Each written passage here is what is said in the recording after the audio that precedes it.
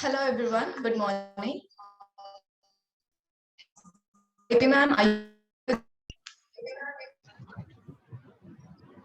Hi, yes, I am here. Hello ma'am. Hello, good morning to one and all present, and welcome to the day of the city. Welcome to the day 2 of the City Through My Lens, Volume 2. I am Tejumi Naik. I am a student of Symbiosis School of Architecture, Urban Development and Planning. I will be your host for today's session. I would like to welcome the session chair of this session, Architecture. Architecture with Agarwal is a practicing architect who sees design as a medium to translate an idea into existence. The approach to design focuses on innovation while practically and functionally are the keys to work. Earlier, she has also worked as an academic associate in the Faculty of Design at CEPT University. She has penned for prestigious magazines like Inside, Design Detail, and Surfaces Reporter. Her research interests span across Indian culture, theme-based spaces, and the role of craft in temporary design. She has also received the Best Paper Award at an international conference on research in architecture across. I would request you to address our audience. Hello, everyone. First of all, thank you for providing me this opportunity to be part of SSPU. And I will start with sharing my screen. Will that be possible? Yes, ma'am, you can share your screen. All right. Give me a moment.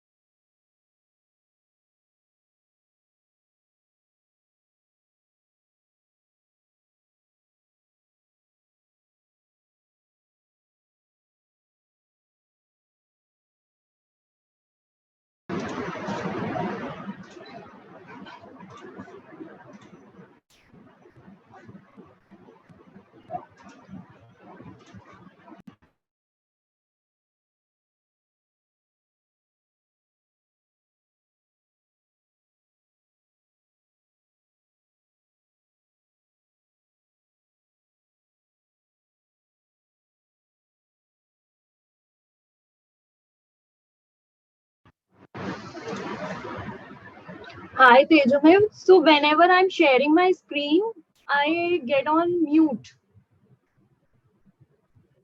Okay, ma'am, let me check, please.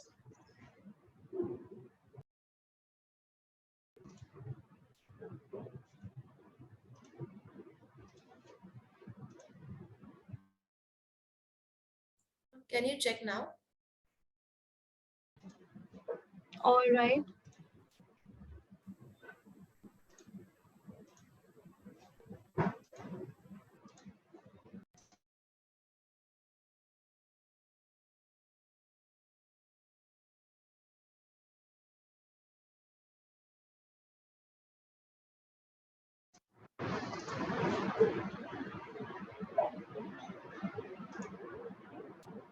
It's happening over and again, Teju. Ma'am, can you check now? I've changed the settings.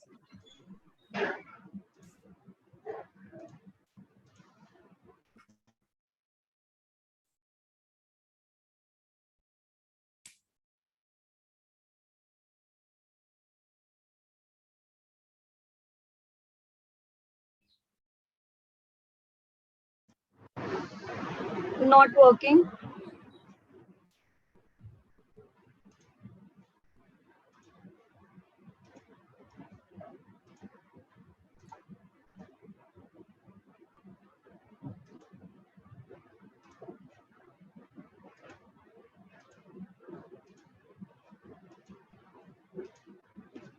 Is it visible and audible? Yeah, ma'am, it is visible and audible. All right. So first of all, it's a very marvelous topic to share your experiential journey in a city. All of the participants who got this opportunity, a big congratulations to all of them. So I will start with what makes a story worthwhile. So there are ingredients to it. There is energy, the soul, the flair, the emotion, the lifestyle, the decoration, the connect to it. So first you identify what is the topic. In this case, you already had a topic. Now you have to identify the means to express your storytelling. Now, how do you put all these ingredients together so that all the people, those who are hearing you or seeing you, are anchored throughout this process? Now, how you can do it? First, you set the mood. Now, how do you set the mood? Because there are two ways of presenting. One, when you are there verbally, you are doing it live, you are narrating the story.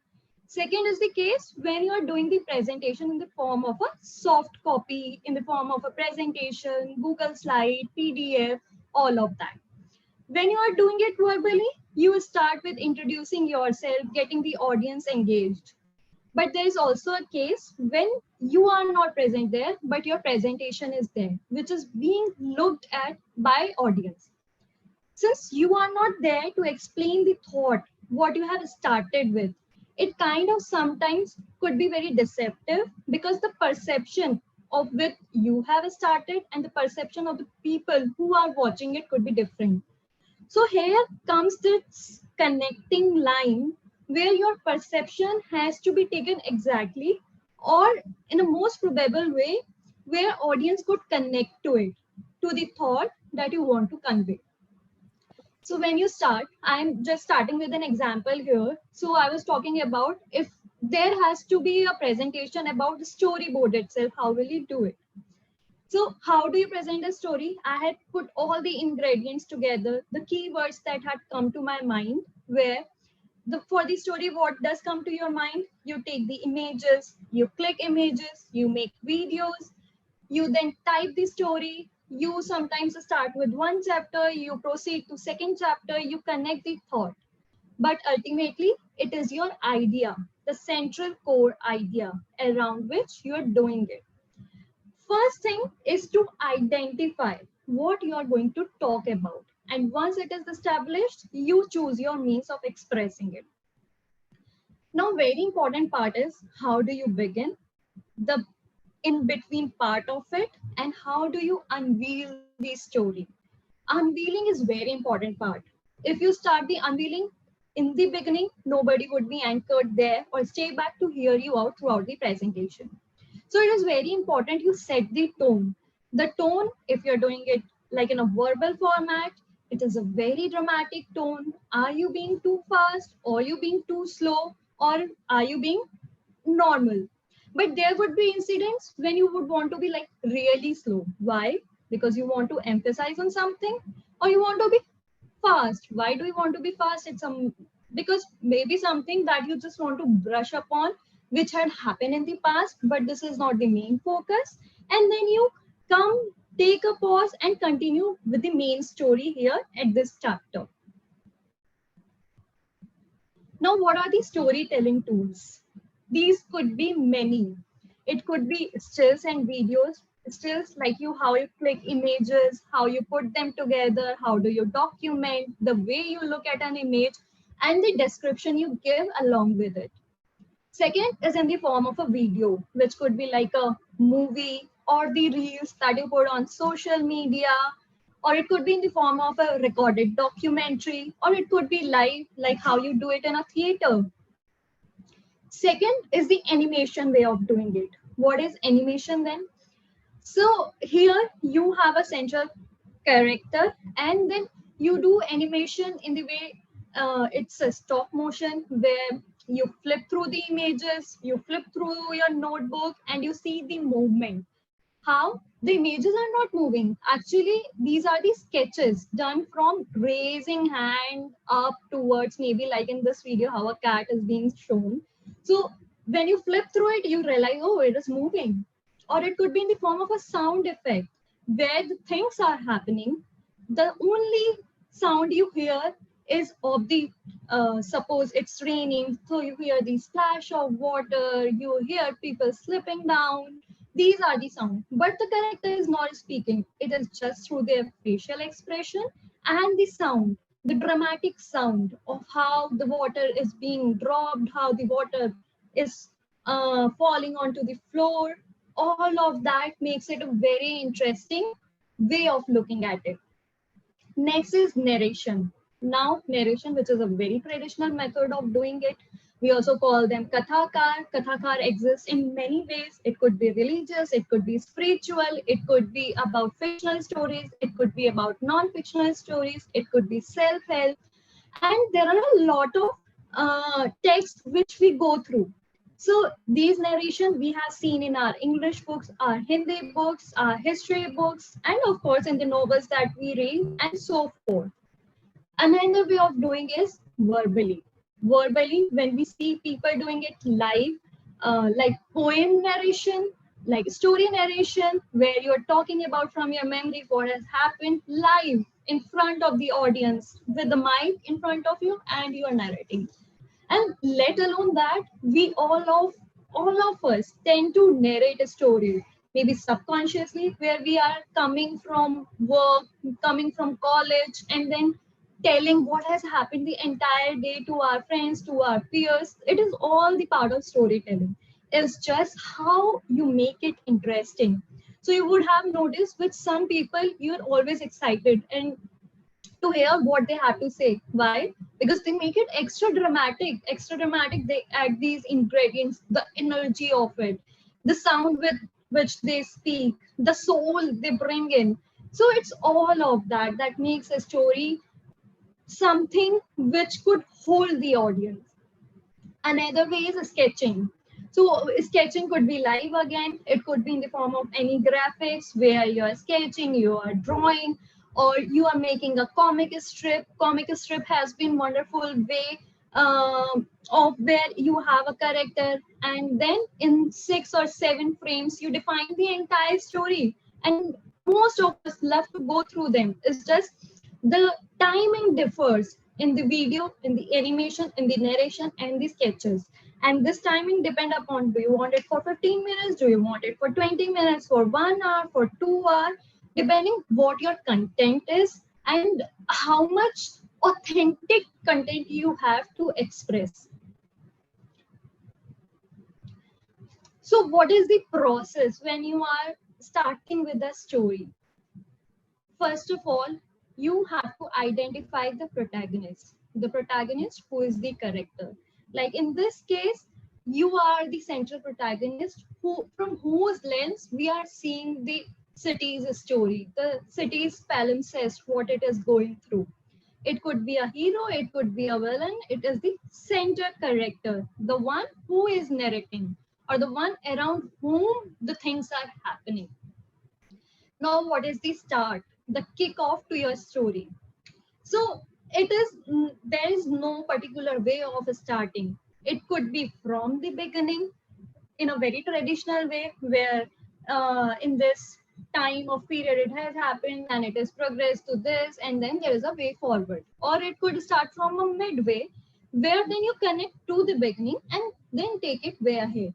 And the other way is where you have the flashback, you bring it first and then you connect the story and take it further ahead. Next is escalation. It is the part where the audience is most engaged. Here, either you create the tension or the excitement where you want to know what is going to happen next. What if it is a suspense, you want to know, oh, who was the assassinator here? Or you want to know what is going to happen next, how this hero is going to help the entire city. And the most important part is how you unveil this entire story, the climax, the resolution. So there are again multiple ways of unveiling the story where in a case you can directly tell, oh, you the story all around have been focusing on one person who could have been assassinated. But when you finally see it, it turned out to be someone else altogether whom you would not have even imagined. Or it could be about something where the story ends as an open note and you are free to use your creative juices and find or give your mind an open thought what could it be. Like if you will go through Haruki Murakami books, you will find there is a beginning, there is a escalation, there is a protagonist who is narrating this entire story, and when it comes to an end, while you are able to connect all the dots, still there is always a way forward, and it is up to the reader, up to the audience, how do they want it to be looked at, what could be the climax of it, what could be the resolution of it.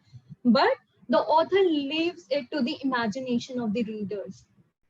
So this is there are certain things which are very much particular to that person, how you narrate a story. Even for movies, you can identify with the director, oh, this person has this way of telling the story, oh, this person has this way of telling the story, oh, I like the way he tells the story, so let me figure out what all movies this director has directed, and you'll go through it.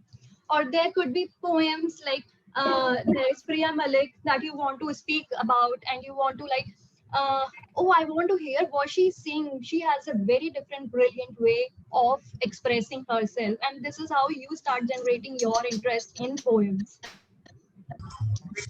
All right, that is from my end, guys. I'm hoping to see the connection in all these stories from the beginning to the end, and let's go through it. Thank you so much. And if there is any question, I would be happy to take it up after the conference or as the time permits.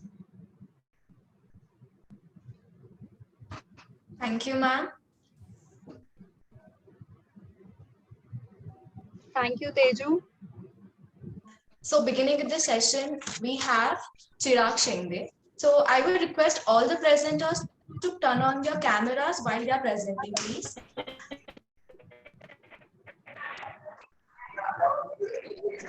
So today's theme, we have streetscape.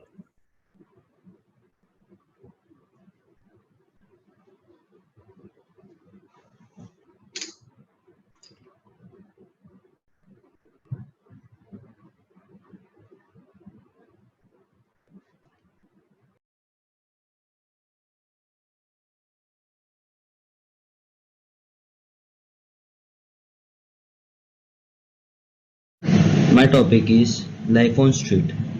Hardworking woman handling her children as well as her work for daily wages. This picture clarified depicts woman empowerment. While clicking the picture, I got to know that these women are sole earner of their family. They handle their household work along with their work for their daily wages. While this woman was arranging plastic bottles, her son was playing near her. As soon as they looked at me clicking their picture, this moment got captured. I speaks volume. This picture is a perfect example for this line. Happiness is a choice. This picture surely describes this line. No matter you are rich or poor, you can find your happiness anytime, anywhere. A child can be happy with his luxury bicycle, and a child can be happy with playing a ball tied with a roll all by himself. His smile says everything. That girl sitting comfortably between these two women will definitely catch your eyes. She is just a simple little girl, but her smile is something which is surreal.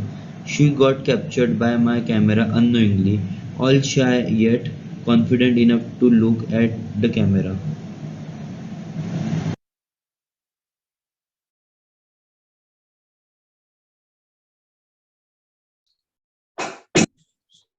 Thank you. I will request the panelists to ask the questions to the presenter.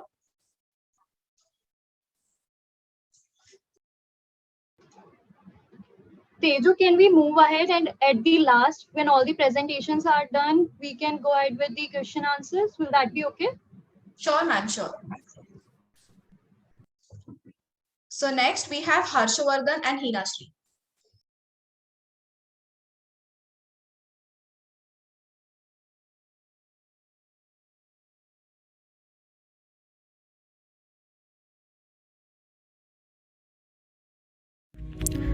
This is a presentation by Harshvardhan Shinde and me, Hinashri Pathak.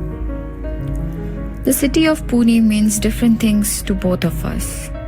While it has been a forever home for Harsh, I'm still trying to find my second home here. However, there is a shared love for this city, which is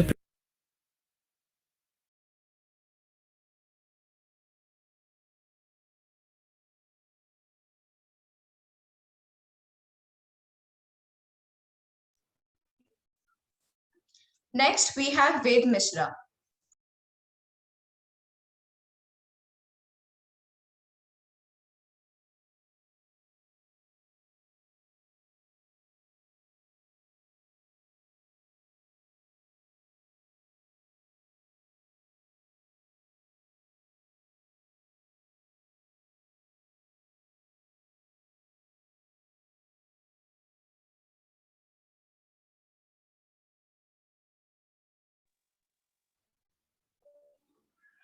Ved, you can unmute yourself and please you can start your presentation.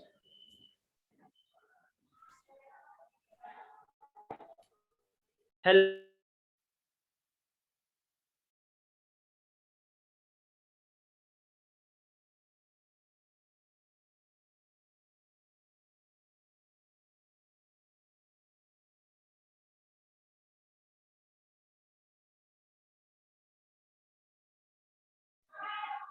Hello, my name is Ved Mishra. I do photography. I love photography, and I have also got featured on many Insta pages. So this picture I took this picture in Dombivli. The location is Satpur. In this picture, uh, I used grid lines for guidance, and then I copied and placed object on the intersection points of the lines. Uh, this photo also comes under vanishing point or perspective photography. Leading lines also can be seen here. Next.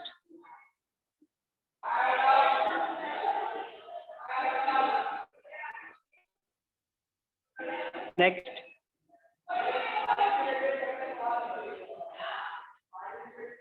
Okay, so this picture is my most favorite picture. Can you please again show second slide?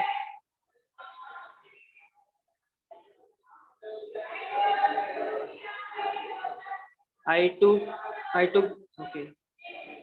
So this picture is my most favorite picture because it was really fun while clicking this picture.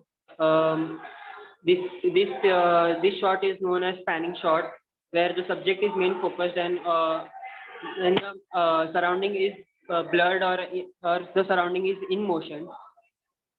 Next.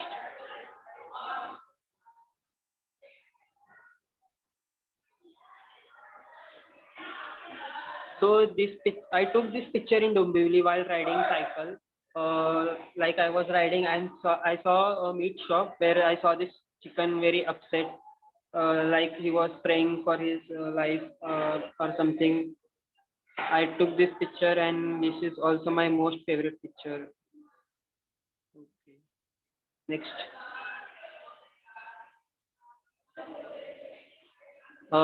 This picture is also I took this picture also in Dombivli.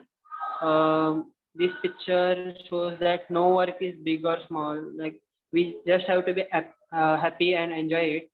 We should not be ashamed of our work, and we should be kind. And yes. Next.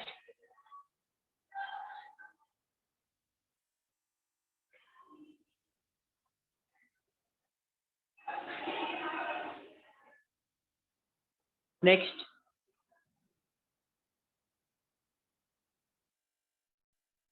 Okay, so when I was going for my Nata classes, I saw this moment and I really found it very wholesome. So I immediately opened my camera and take this picture. This is like a man's true best friend is like dog. Like he's very caring and emotional. and we are very attached to our pets. So this picture is like very wholesome, and this has some story, like um, what we can say, a relation between a dog and a man. Yeah. Thank you. Hi, babe. First of all, I'll begin with most of your images have a very good emphasis on what you want to focus on. There was context to each image, and the emphasis talking about what your subject is, which was really good. However, the pictures are being put together, and each picture has a story of its own, may it be of the chicken, may of the lady, may of the person who is feeding that dog. I was looking at if there could have been any commonality between all these pictures, had there been a connection. So when I'm moving from one picture to another picture, there is a connect, there is a flow of it. At the moment, I felt there were a lot of thoughts so which have been put together. Maybe where you would like to find a connection, or did you already have in your mind some connection which you might not been able to show in the presentation?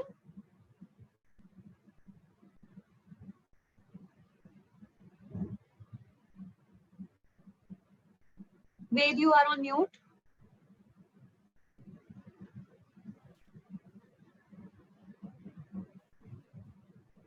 Can you hear Ved? Ved, are you here?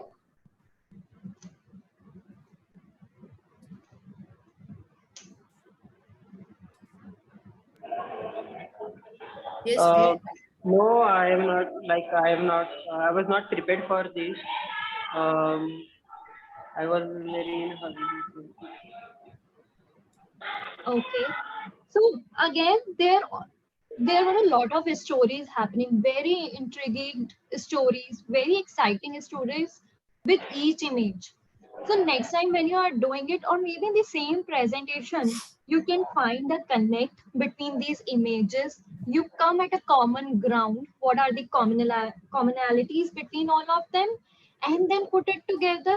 So in between, if I remove one image from second, third, fourth, if I'm removing third image, so it should not be like there is no change. I should know, oh, there is one image which has been removed from it.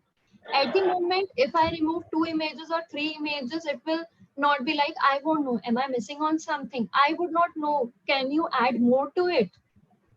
So this is one thing.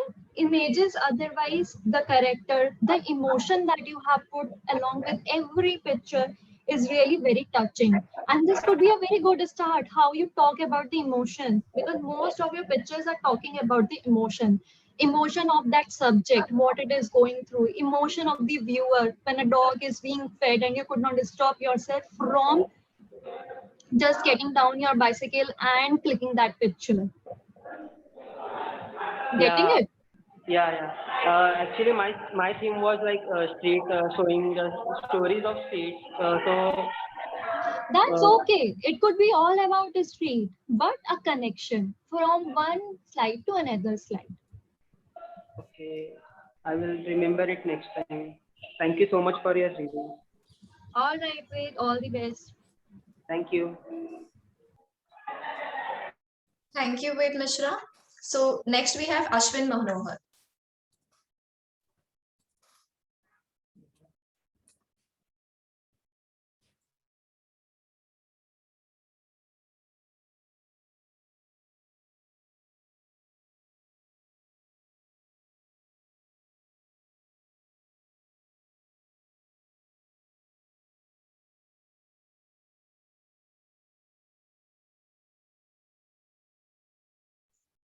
Ashwin Manohar, are you there?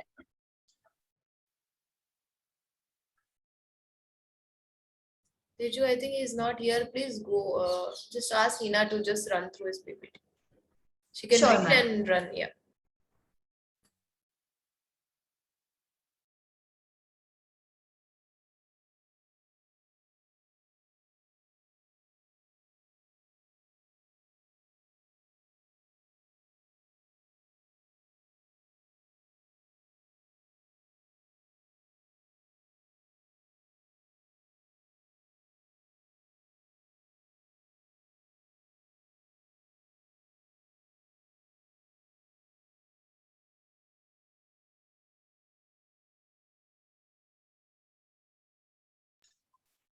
Next, we have Harshini Tirumala Setti.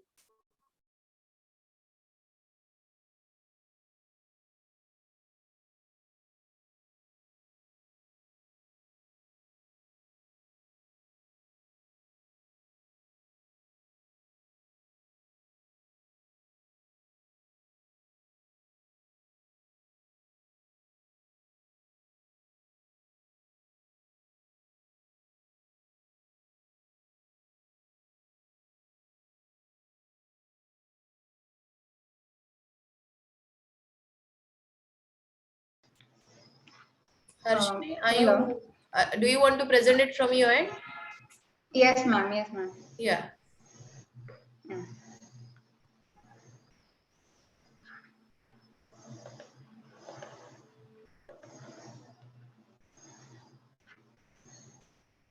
Good morning, ma'am. So I'm Harshini Tirumala from fourth year of B.Arch.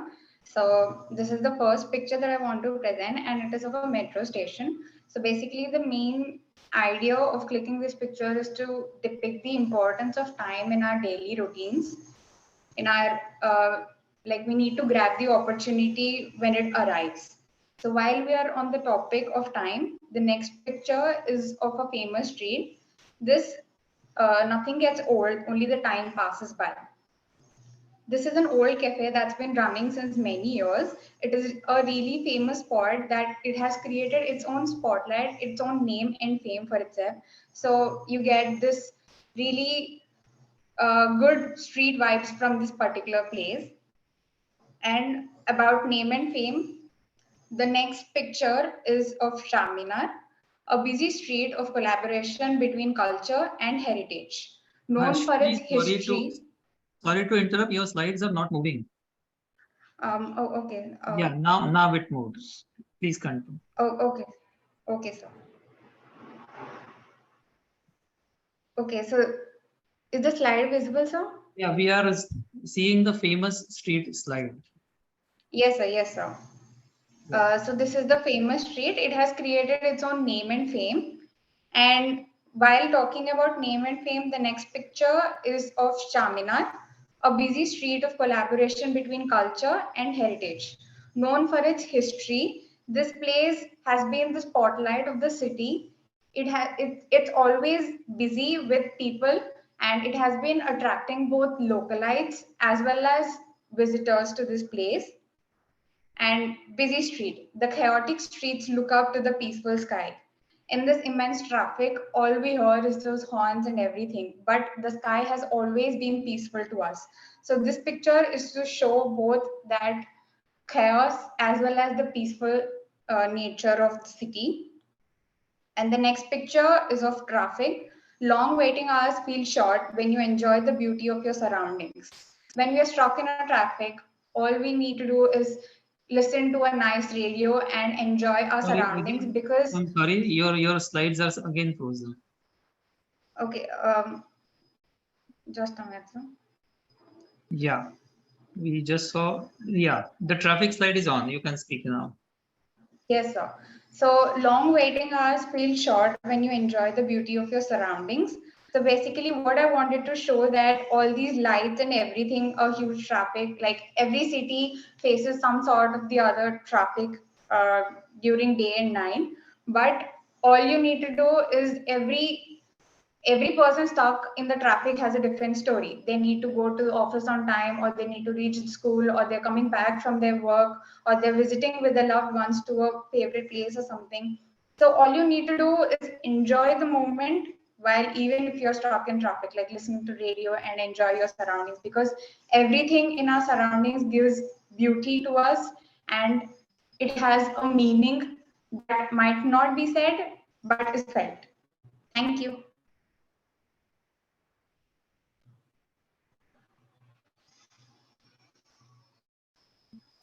Thank you, Harshini.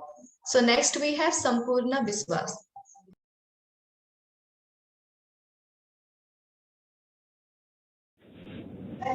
Streets of Kolkata are where the city dwells. Because I was born and raised in North Kolkata, every time I stroll down the same lanes, a fresh narrative is waiting to be discovered around every turn. While taking a morning walk through North Kolkata's narrow streets, one may hear the commotion of passing cars and the tones of Rabindra Sangeet. More adda has been consumed at the tiny tea stalls by the road than at any upscale coffee shop. One can gain a clear understanding of Kolkata's atmosphere by studying the political street art that lines the city's streets.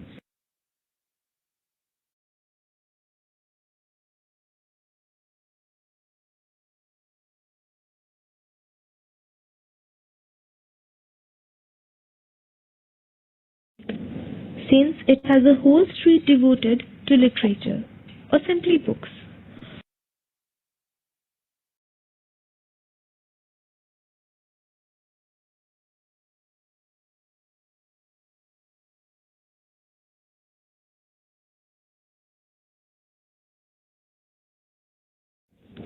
It's charming to stroll down the Mother Teresa Shoruri, known as Park Street. When you go by the street, you can smell the bakeries, see beautiful mansions, and hear the piano music from the restaurants, some of which are centuries old, that transports you to a new world. The best walking street in Kolkata, Park Street, is a 24-hour destination. It is lined with places like Flurries, Kolkata Rolls, Mogambo, Trinkas, and whatnot. In short, the street is active, energetic, and brilliantly alive, and is the heartline of the city of joy. Since yellow is the color of joy and happiness, Kolkata's nickname as the City of Joy is appropriate, given that yellow carries a nostalgic reminder of the city's streets. Yellow is also one of the most noticeable colors one can observe in the city. Whatever mood one is in, whenever walking along the street, transforms into delight.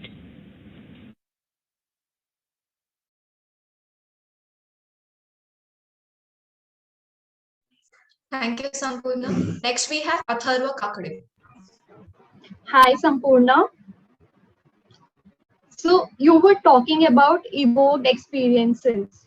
The underlying concept in most of your images was of nostalgia. But there was a like how you need to focus on one thing when there is a story, one concept you start with, the concept you have started with clicking these images, or maybe you would have clicked them independently and you have been putting them together. So what is, again, I would say, what was the connect between these images? Like in one of the taxi image you were talking about yellow color. So why yellow color was so prevalent? What kind of experience does it evoke? You there, Sampurna? I think it's not there in the meet. All right. Sampurna is not there in the meet. Okay. Thank you, ma'am. So next we have Atharva Kakade.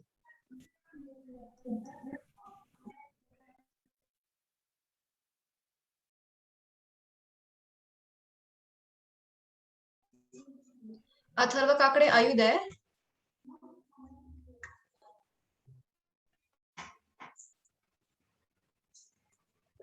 It seems he is not here as well. Atharva, are you here? You can just run through the presentation.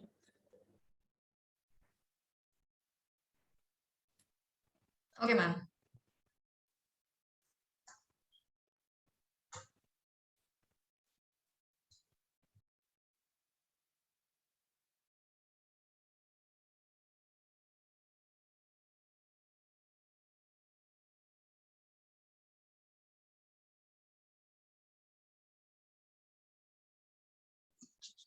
So next we have Janvi Prasad.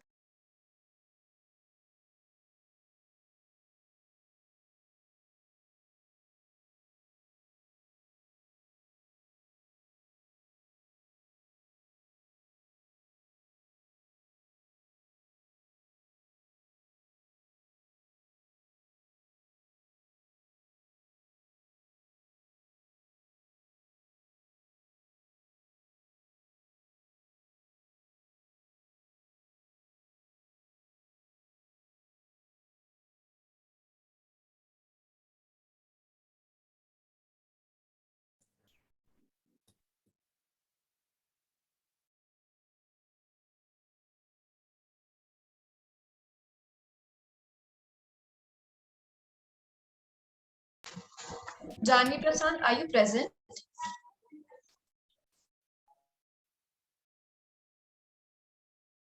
Janvi, are you here? Janvi from first year.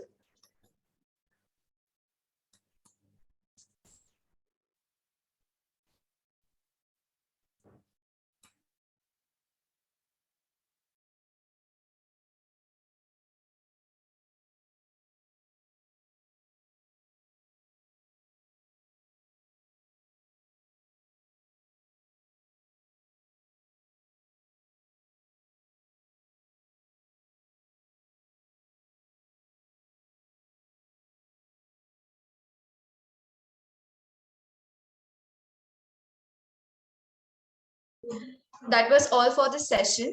So I would request the panelists to ask the questions to the presenters. Is Janvi there? I guess, ma'am, she's not there in the meet. Atharva? Even he is not there, ma'am. Okay. Ashwin?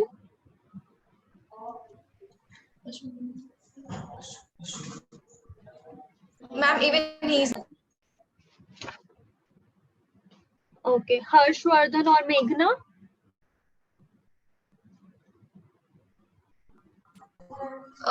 Ma'am, actually it's Harshvardhan and Hinashri. Okay. Any of them? Yes, ma'am, Hinashri is here. Okay, Hinashri, I could not see the presentation. Is there a way you can put it because it just started and got ended? Ma'am, actually, there was a glitch with the presentation we submitted. The presentation is supposed to be different. We had the poem planned. Do you have it? Can you present it right now? Yes, ma'am, I'll try presenting it right now. All right.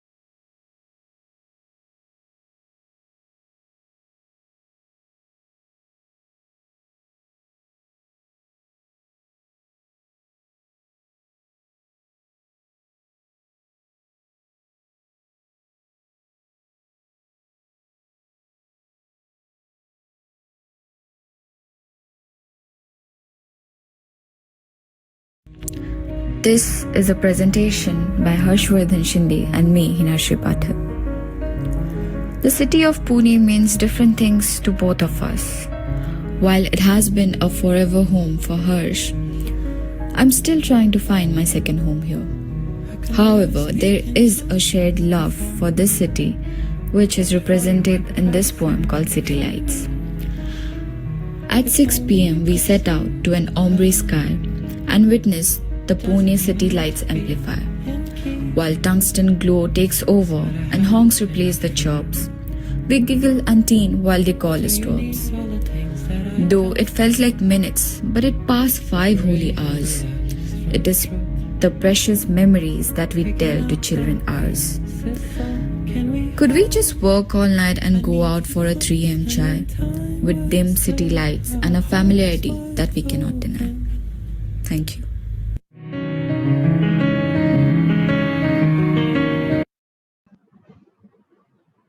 Yes, ma'am, that was. All right. So, Hinashri, one thing when I started with also was setting the pitch, setting the mood. In your case, the voice was very clear. It hooked onto the audience. but there was some background music you guys had added to it, which was kind of distracting. When you were speaking there, then you listen that background music and the mind gets digressed from it. Second, since you were telling it such a nice way, in such an articulated way, the images that were put together, some of them were very dark, were not going with the pitch that you were speaking with. You were speaking in a very calm voice. It has some kind of serenity to it, contrasts to the images what you have put into picture. Maybe other than picture, you could have used another way of a storytelling. It could have been just in the form of a just an audio format where you want your audience to just imagine what you are speaking and not looking at the pictures, or some other way what you might be comfortable with. So this is, yeah, from my end. If there is anything you want to further share about how did you get the idea of putting it together, was it your voiceover or somebody else had given the voiceover? Mom, it was my voiceover. Sorry? It was my voiceover. The pictures Okay. me and her shared, and the poem was written by Harsh. All right. Okay. So the script was nice. What was written was nice. It was a good collaborative work. It's just with the images that I felt could have been better, should have gone hand in hand with the tone you guys had set up in the script and the voiceover with the images. Yes, ma'am. I'll keep that in mind next time. Thank you. All right. Okay. So for all of the people who are not here, there are some common observation. Few of the images were very busy. So you don't know what the subject is. The context is all over, spilled over through the image. So that is one thing you might need to look at, not make a picture too busy. There are too many things happening. If that's the case and still you want to put the picture, maybe you just want to highlight one portion of it and blur or black and white the rest of the thing. So your story emerge out strongly. Second, there was a miss of connection in uh, some of the presentation. But you can take an example of Janvi Prasad, where she had taken serenity as an example, and the same theme has been there in all the slides. However, even in her case, the if the pictures have been like visually engaging with the color palette also, that would have been an added advantage to it. For like one image was in blue, the second comes in a striking orange hue. So there could have been a color palette which was defined, and then progressively one image moves to another in reference to that color palette. So it kind of become more visually engaging and creates a more impactful impression on the mind. A lot of your images were talking about not the Sampurnas, but all of you were trying to talk about evoked experiences. So this has become a very little part of your presentation. Maybe you want to tell what your experience was with it, how as a protagonist you wanted to tell about your authentic experience. One of the presentation,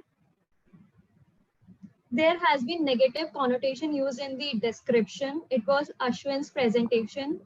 Try to avoid using cuss word. Try to avoid giving any negative connotation when it is not required. It is not directly meant to be. Although most of the images, there was energy, there was soul of the city when he was talking about Benares. It had a good beginning to it when he starts how he had heard the story about Benares from his parents, and then he got this opportunity and moved there. But it had gone, I would have been even more interested to know if he would have talked about uh, uh, life in Ashwin's day in Benares, and then he described in the morning what was the scene, then afternoon, evening, and then dusk, dawn to dusk maybe. So that connection was also missing in his presentation. Harshini's presentation, so she was speaking. Maybe she had written something on the paper, and you kind of forgot to change the images. So there was a disconnect between what we were hearing and what we were seeing. So we kind of missed on the Charminar image and a lot of other images. So you have to very much take attention of what you're speaking and what you are presenting. They should go together. Although even in your case, the description was good, but again, when you are seeing something else and you are listening something else, there is a disconnect. Overall, it was a good try by all of you. Payal, what year most of them were in, like first and second year? First, second, third, fourth year, ma'am. Okay, All so of it's them, a yeah. good start, I would say. Definitely a good start, and a lot of you have tried to put yourself in the center, and then through yourself, as also the topic says, you have tried to explain it. Just you need to be little more focused, more engaged towards what you feel and what your audience you want to be felt about. That is it from my end. Kudos to all the participants. Thank you so much. Thank you, Thank you, ma'am, It for was being here with wonderful. us. Yeah, You're Tej, welcome. just give me a minute. Sure, ma'am. Yeah, thank you, Lipi ma'am, for accepting our invitation, first of all, and thank you for one-to-one comments onto each and every participant. It was really wonderful. Thank you so much, ma'am. Teju, you can continue. Sure, ma'am. Thank you, ma'am, for being here with us. Thank you to all the presenters and everyone present here. We will have a 10-minute short break. I request everyone to not to leave the meet. Thank you.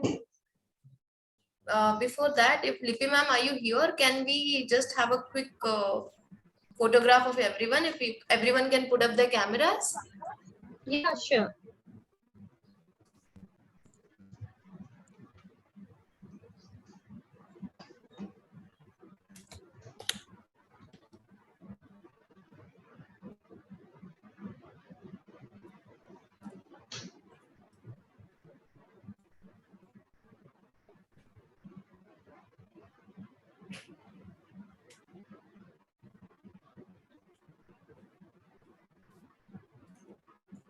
Can we have everyone's camera on, please?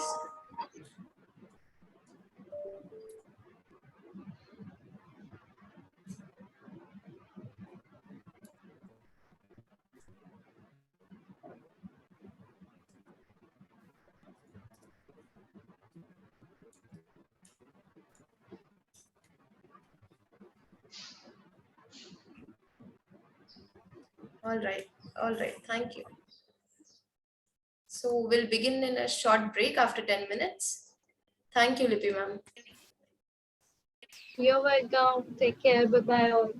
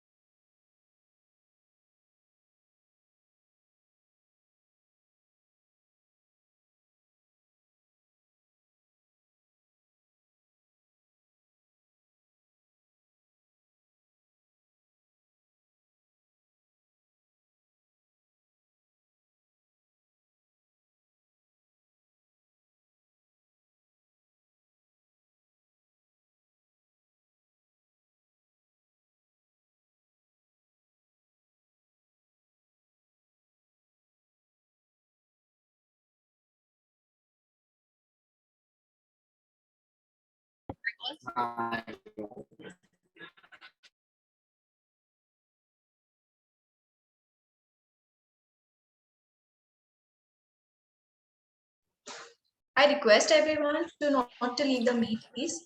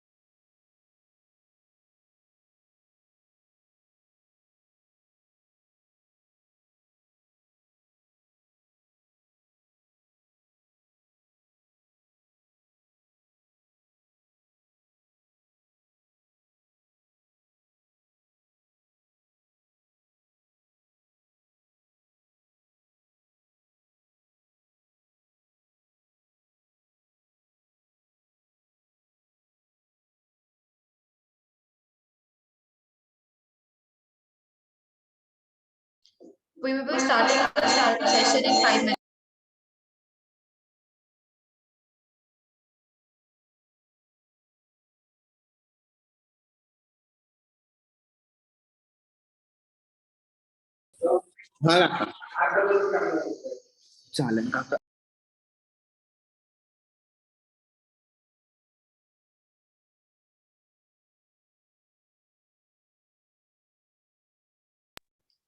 We will be starting the session in 5 minutes.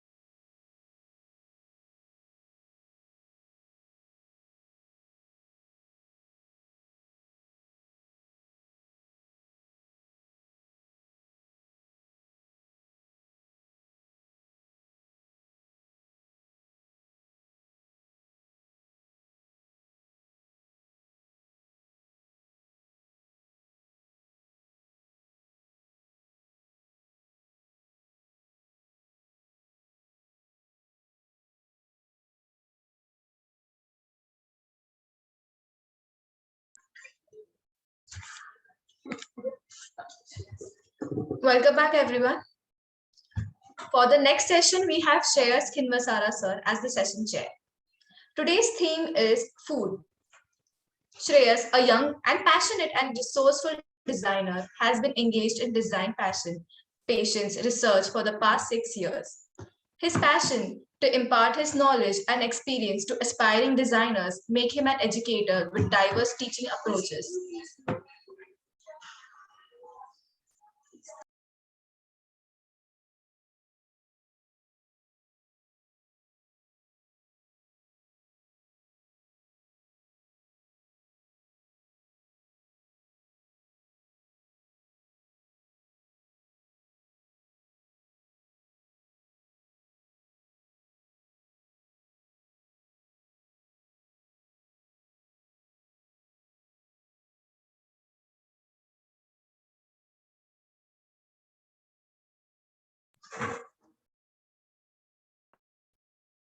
Teju, you can start from the beginning. Yeah. For the next session, we have Shreyas Kinvasara sir as the session chair. Shreyas sir, a young, passionate and resourceful designer, has been engaged in design practice and research for the past 6 years. His passion to impart his knowledge and experience to aspiring designers makes him an educator with diverse teaching approaches. He is also an alumni of Kala Prabodhini's Institute of Design and School of Interior Design, STEP University, Ahmedabad. He has a terrific academic background from being a merit holder to a design scholarship.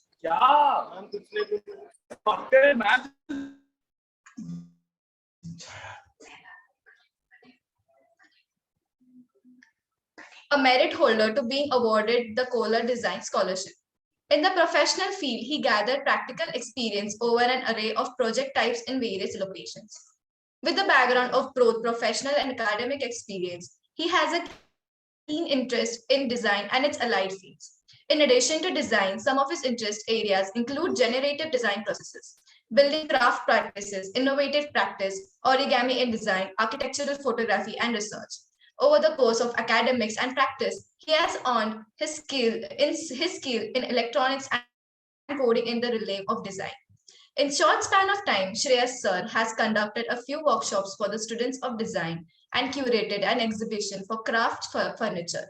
His ideology for self-growth resonates with development and growth.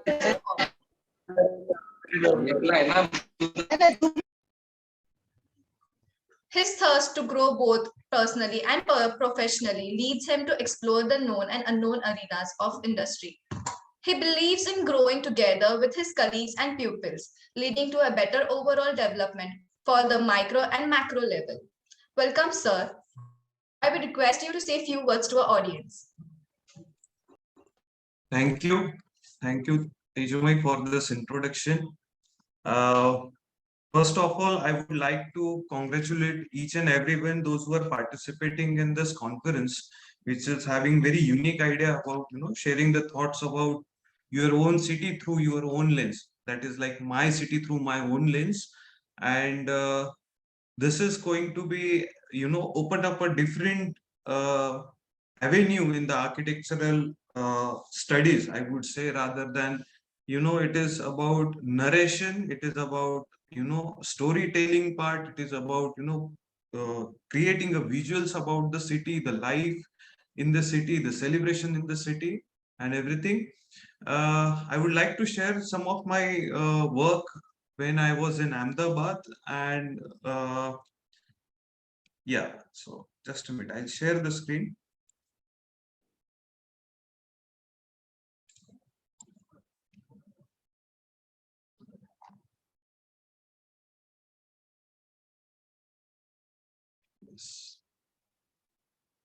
So good morning, all of you. So my city through my lens, So when I was in Ahmedabad, I really enjoyed the city, and the image I have portrayed here, it's about the plan of the city, So you can see the multiple roads, Sabarmati river is flowing throughout the city, and there is a division in the city, but still it is united as a one because of the culture and everything.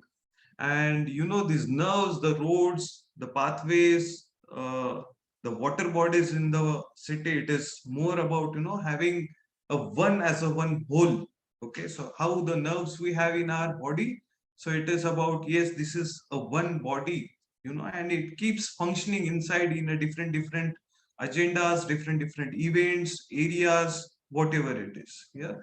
So I'm more into architectural photography, capturing more about the forms and spaces, the color combinations, and of course, a technical post-processing part of it.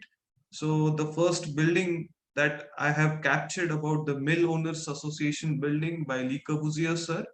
So this is the entrance you see, and there is a ramp going approaching towards this beautiful building, and the building has a good form in terms of it. So I have tried to have this background, this entire building thing, along with the perspective of this pathway. Okay, and you can see a one human scale.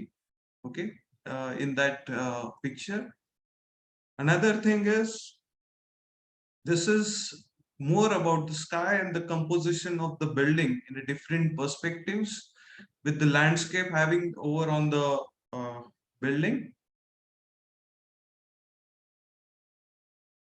Yes, in this I like the composition most. I visited the raw collaborative exhibition there, and the entire concrete walls and are there, so it is like more on the gray color. So I thought to have this photographs most on the gray scale.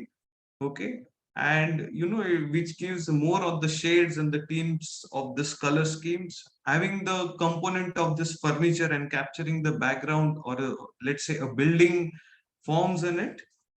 So these are three different photographs having in this.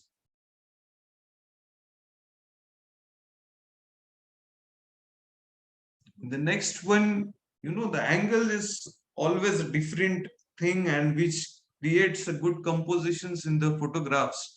Not in terms of the geometrical composition, but the photographic composition, I would say.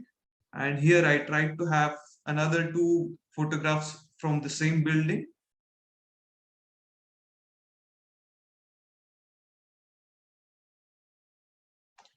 My school, Set University, Ahmedabad. So this is the first photograph of the workshop, which is very recently it has been established, and having multiple setups in this. So this is a big wall in this thing, and this is the letters are engraved in the concrete itself. So this is just outside this. I tried to have this composition very parallel to the frame.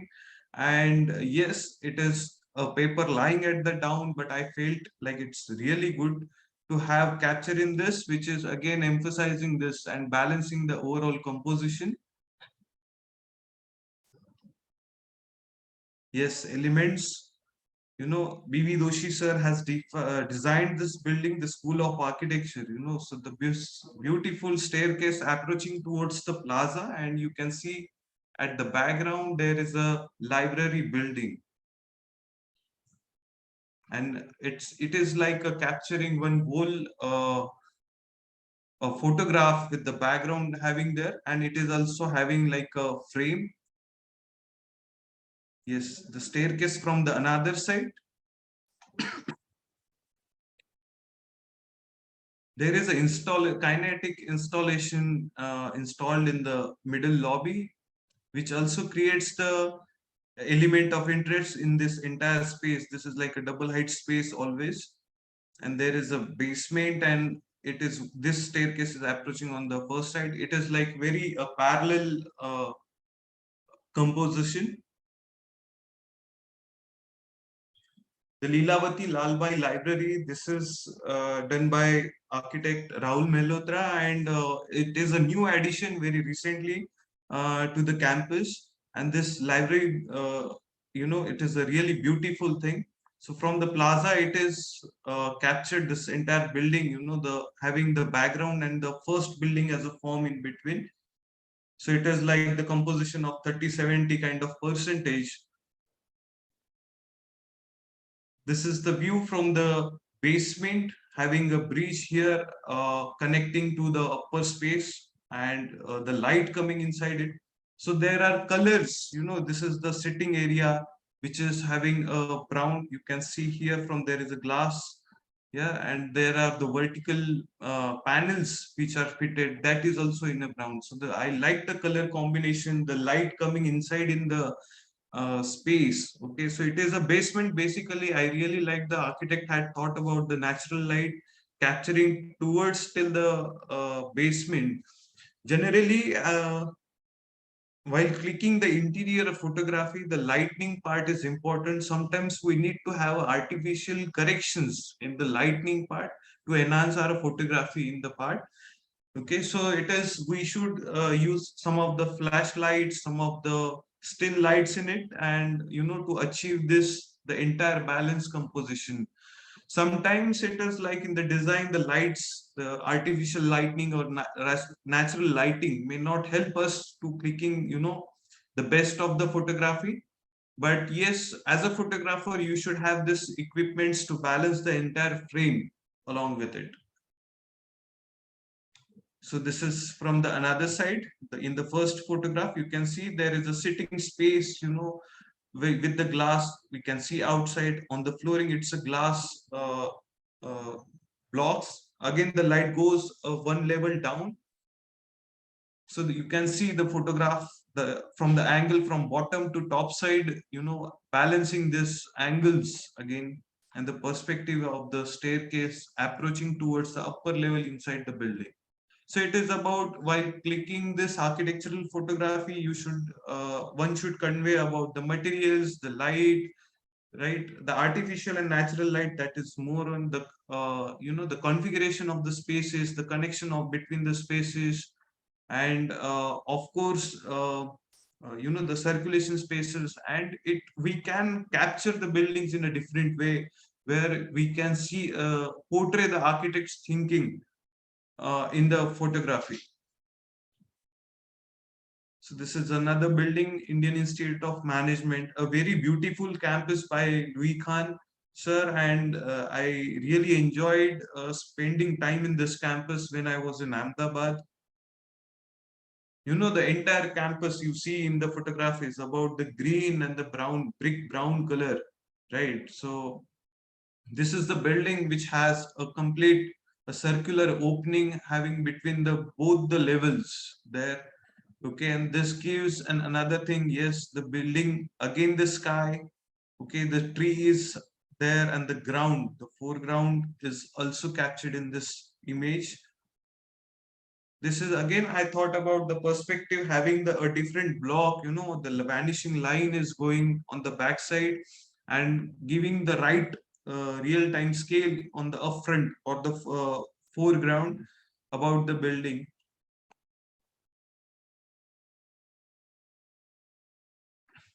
This is the plaza side. Most of the people spend time here. It is a clear cut, a very this thing, and we get the entire gist of all the campus. Okay, so all the buildings can be captured from this view. Yes, there are corrections in the dog is sitting. Yes, but that is a part of life. The one rope is dividing my photograph. This pipe, watering pipe is there. So some of the corrections I couldn't tackle at that time. But yes, I prefer to capture the buildings in the morning light always. So this is again a ramp in the campus approaching towards the buildings. So we can have outdoor common spaces in the photographs along with the buildings. In last photograph also it is like that. This is the staircase inside it.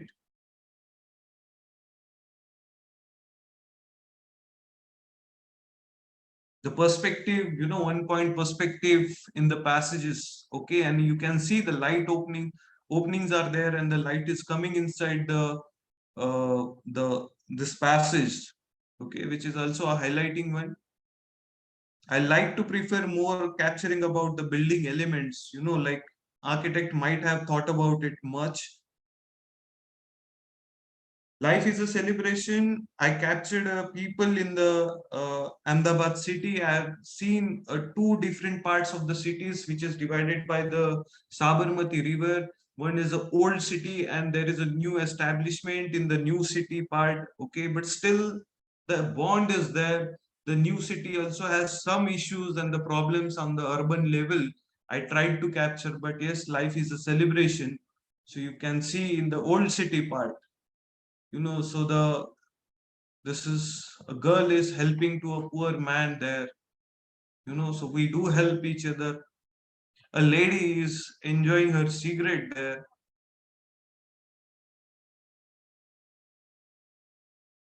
Though there is a tension, on the face,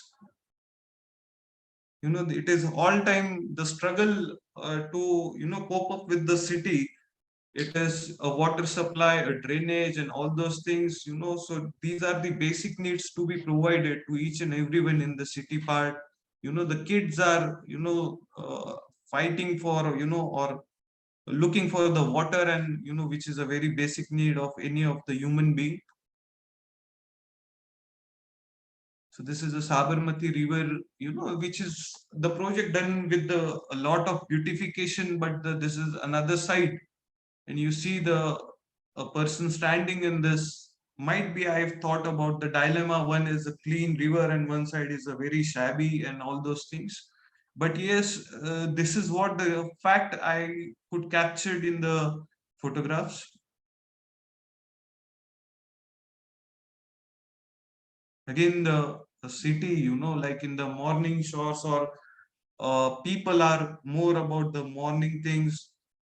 Everybody has their own duties to do, somebody is going on a work and all those things.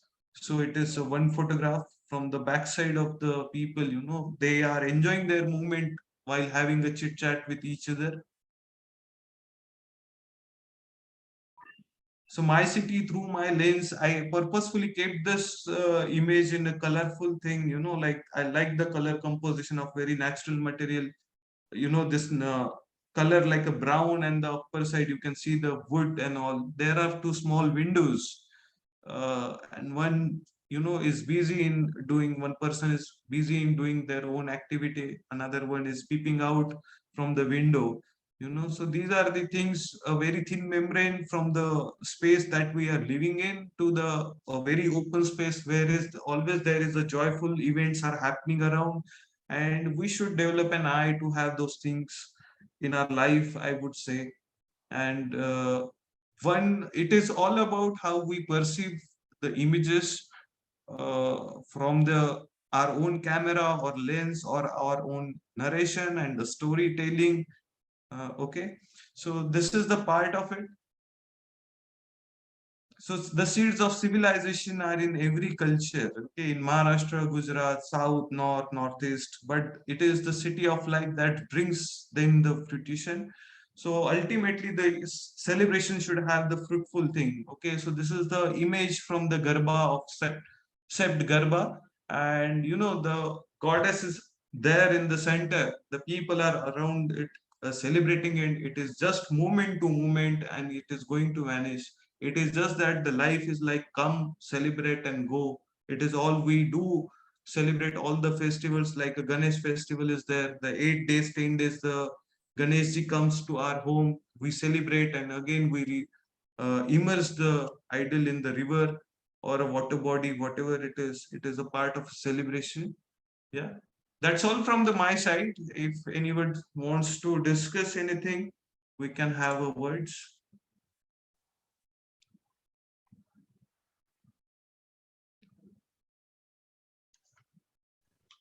Thank you, sir. I So hope now, this presentation, most of us are the architecture students, design students. I hope this helps capturing the building, the documenting the building, right? Thank you, Tejomai. thank you, sir. So now we will begin with our session. Sure. At the beginning, we have Chaitanya and Beljika. Okay.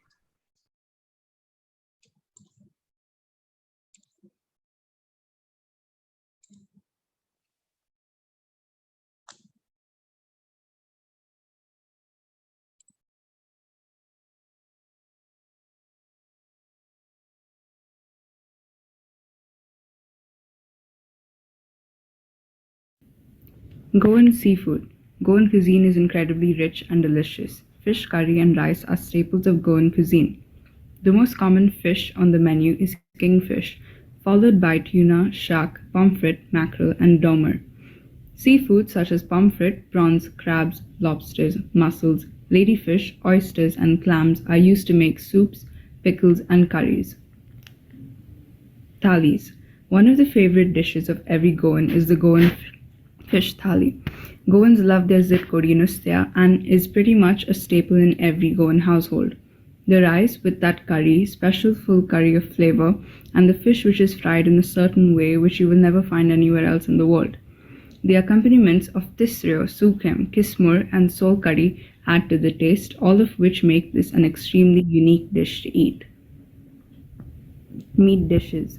The Goans call Goan sausages choris, and it is a bright red fermented and cured sausage made with coarsely chopped pork and pork fat, seasoned with garlic, smoked spice, and is salted and smoked. Shakuti is actually pronounced as shakuti, derived from the Portuguese word shakuti. A wonderful blend of spices and coconut gives this curry a unique blend and taste. The texture too is amazing with ground spices and coconut. Sweet dishes.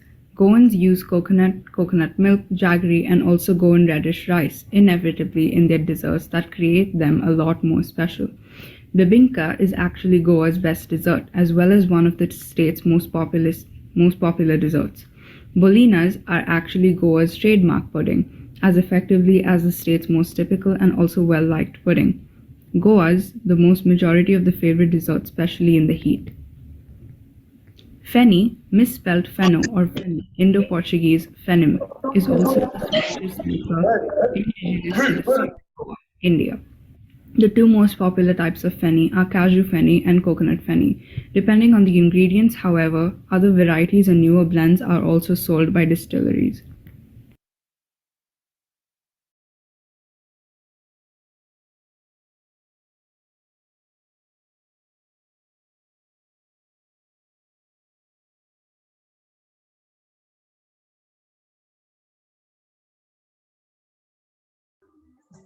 Thank you, Chaitanya and Baljika. So next we have Dia and Kiran Preet.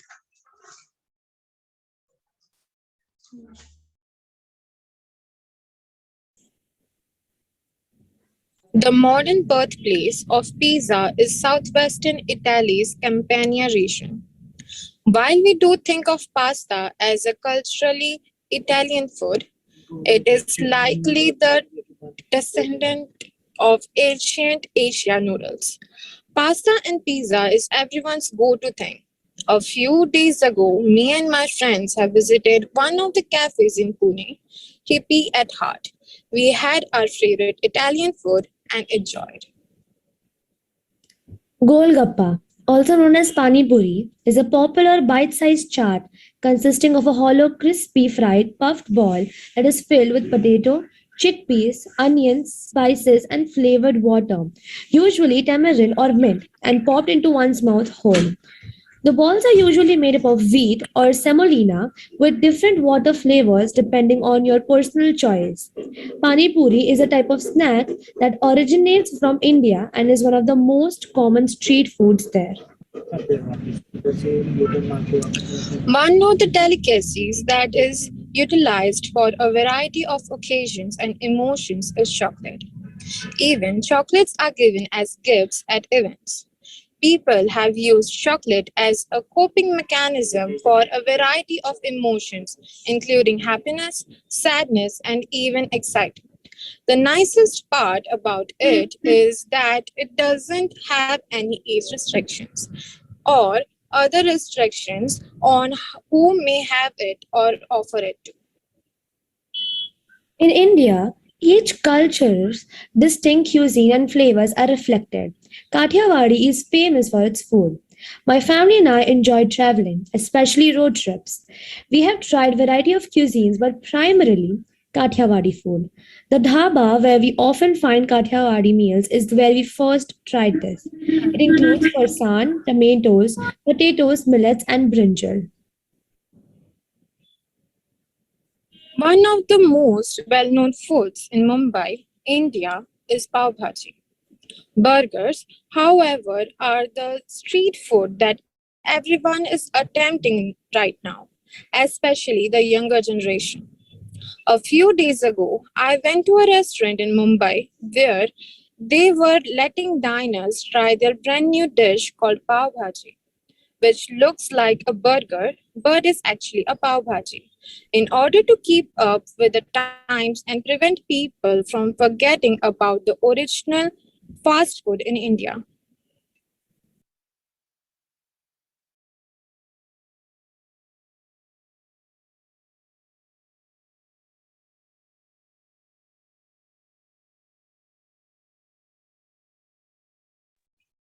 Thank you, Diya and Kiranti. So next we have Urja and Sharvari.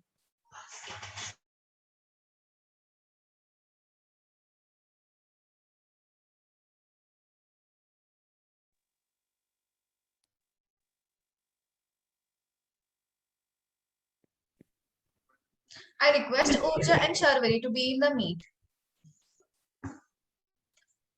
Good morning, Urja and Sharvari here. So we present you the presentation of food. So first pick is here is a in first pick we have a simple cuisine of fish, which is Just a grilled with minute. Can we salted have a full vegetables. screen? Full screen, please. Yes, sorry to interrupt, but yes, thank you. So here is a simple cuisine of fish, which is grilled with salted vegetables and butter lemon sauce. The fish with sauce makes the great combination, and veggies balances the dish very well, and the taste becomes more delicious. Second picture, please. Yeah.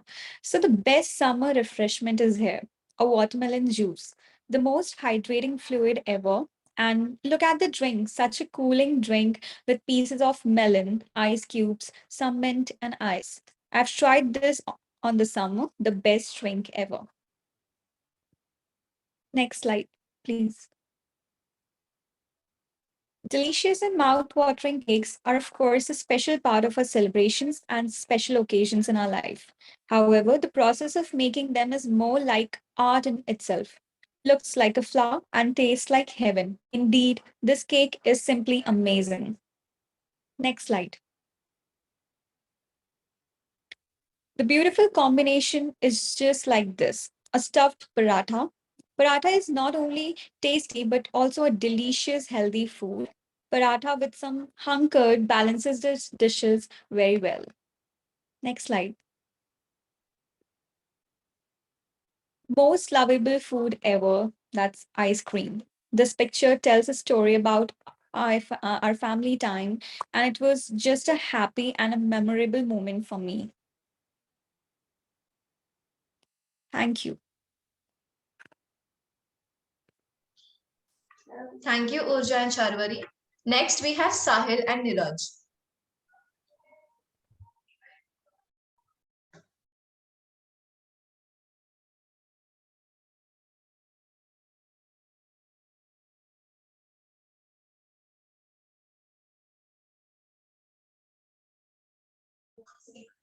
Sahil and Niraj, are you there?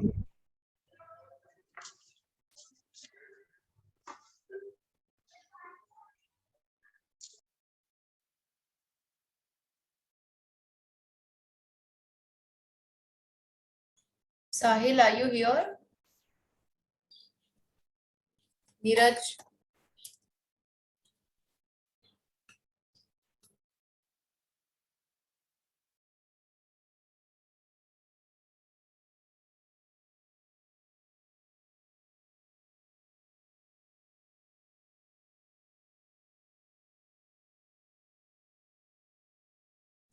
Hina just run through his presentation.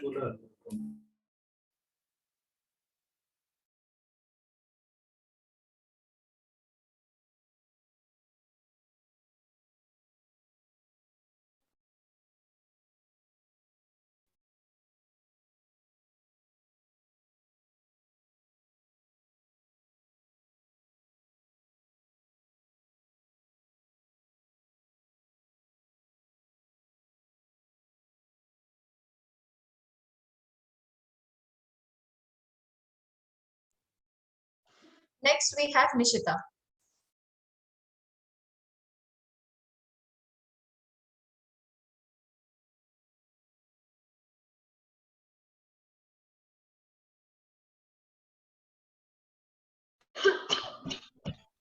Nishita, are you here? Yes. Good morning, respected sir and my dear friends. I'm Nishita Nakure from second year architecture. So I'm going to present. Nishita, can you just wait for a second, please?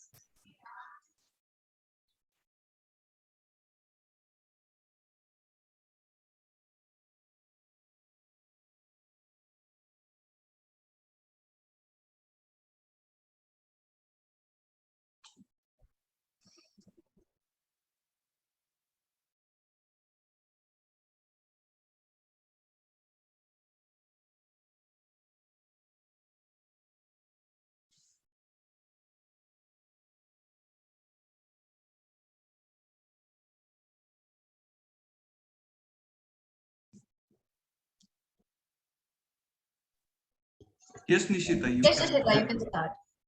Okay, fine.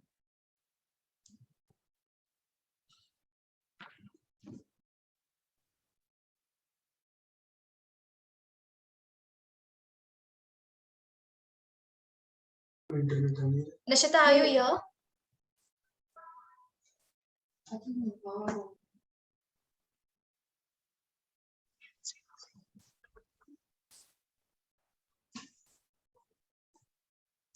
Nishita?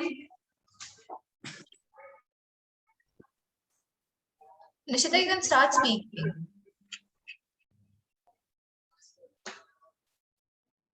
Who the hell is Nishita?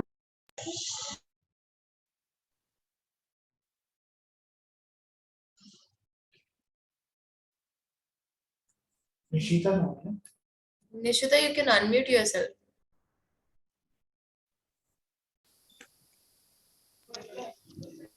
Hello. Yes, Nishita. Am I audible? Yes, absolutely. Yes. So good morning, respected Good sir. morning. And my dear friends, I'm here to present you related for food. So I have chosen Delhi. As we all know, Delhi is the capital of India, and as well as it's very um, it's a famous for food, even as for street food. So here are my some pics that shows that how Delhi is rich for its food and their culture.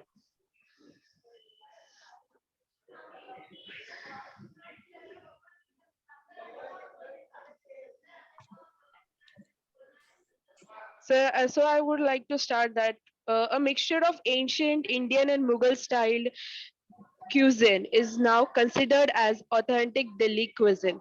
Street foods make a major part of cuisine of the land. Top street food of Delhi like chole bhature, faluda, samosas, butter chicken, kulfi, and other etc. This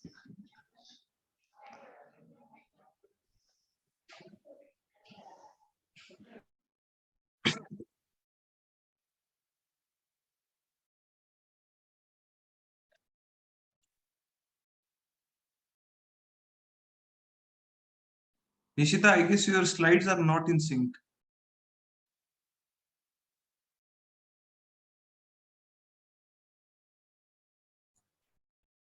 Teju, can you move the slides? Yes, ma'am. Nishita, are you here?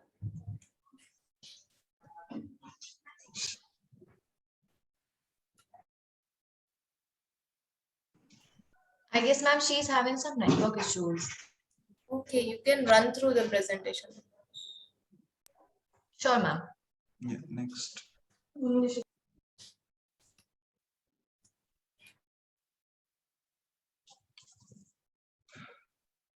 Okay.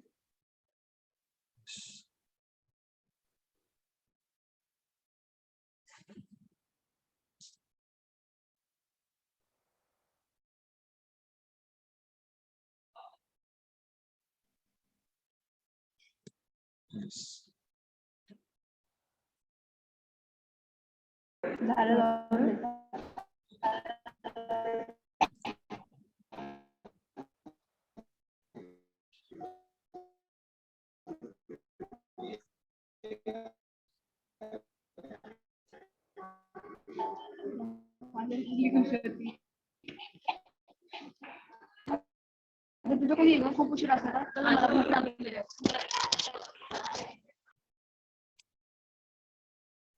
We can move to next presentation, Teju.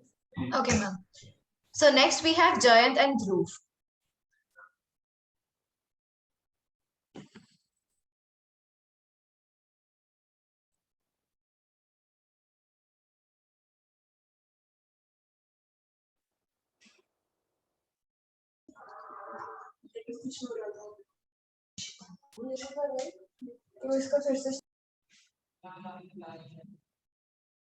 Ma'am, Jayant and Dhruv are facing some network issues.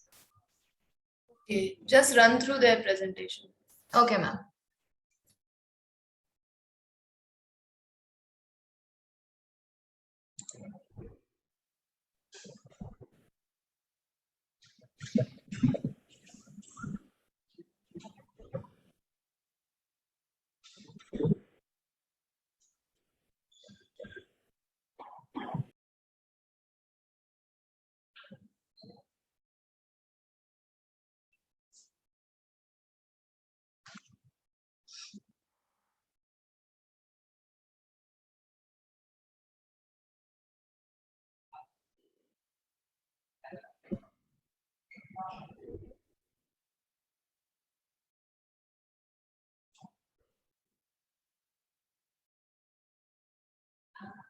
Next we have Jinal Sharma and Purva.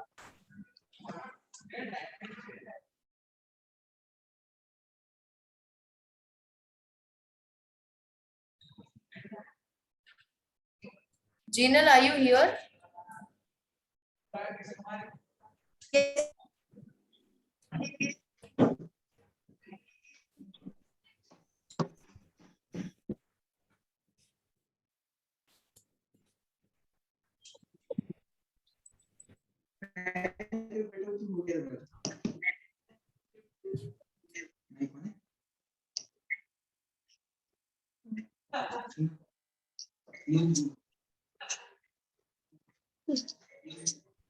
Jinal, we can't hear you properly.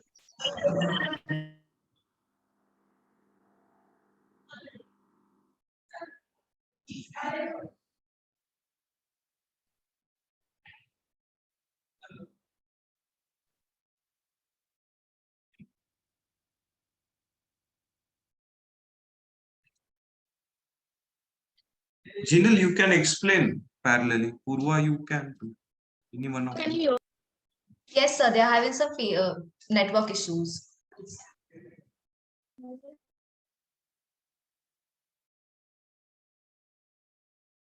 Next.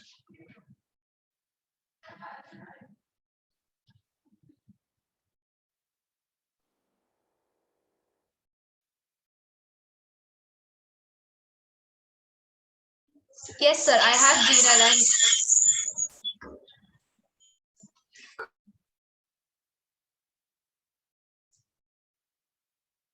yes, sir. I have Jinal. Yes, yes, please go ahead. So the first picture is of Dokla, which is famous in Gujarat. And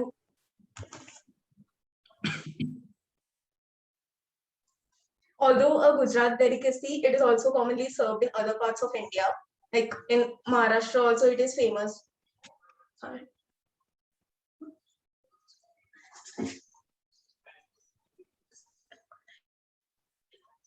It includes chickpeas, pigeon pea, and urad and rice. Dokla can be eaten for breakfast as a main course, or as a side dish, or as a snack. Dokla is also similar to khaman. However, khaman is typically made from chickpeas, gram, and looks yellow in color. The second dish is golgappa, which is famous all over India. It is a hollow, crispy, fried puffed ball that is filled with potato, chickpeas, onions, spices, and flavored water, usually tamarind or mint. Also, and Golgappa is also known as pani puri. Misal pav is a famous dish of Maharashtra itself. Um, it consists of misal, a spicy curry usually made from mothballs, and pav. The final dish is topped with farsan or save, onions, lemon, and coriander. It is usually served hot with bread or rolls toasted with butter. Uh, Vada pav is a vegetarian fast food dish native to the state of Maharashtra. The dish consists of a deep fried potato dumpling placed inside a bread bun, and it is generally accompanied with one or more chutneys and a green chili pepper.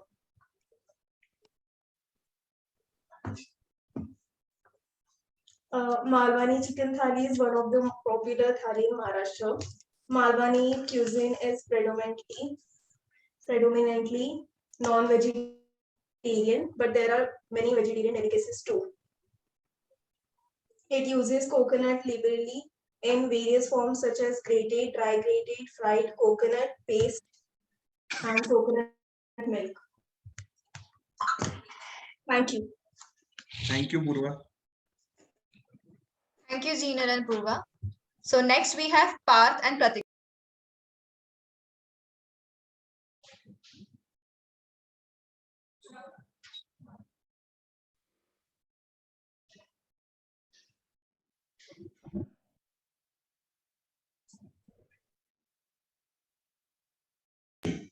Parth and Pratiksha, are you guys here?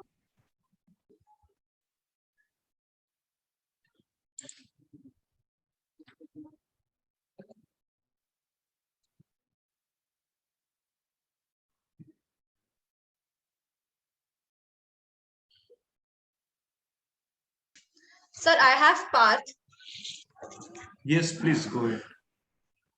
So this is the snacks wala part. So this is bun maska.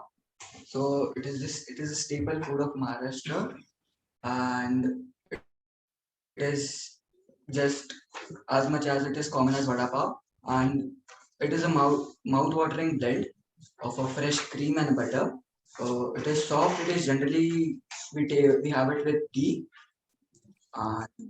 It's a large bread bun that is sliced in half, and it has maska stuffed inside it. Maska is the bread.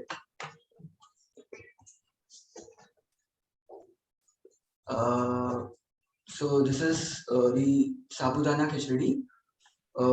It is generally we have it during the fasting period, and it's another one of the most common food that is popular in Maharashtra. It is also known as sago, and that's it. So this is bakar badi. It's another popular dish. It's most common in Gujarat and Maharashtra. It is a spicy blend of, it's little spicy. It's a deep fried dish, and it's a popular snack in western states of Gujarat and Maharashtra. It is popular in. It was popular before 1960, and it is a blend of both cultures of it is a blend of culture of both states, Maharashtra and Gujarat. Next is misal pav.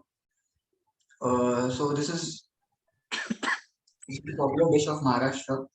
Uh, it is more common in Pune. It has been originated from Pune. It is served with buttermilk and papad or dahi. It is a breakfast dish generally, and as a snack, and also can be had as a full meal. And the components which are used to made are below mentioned. Vada pav. It is a vegetarian fast food.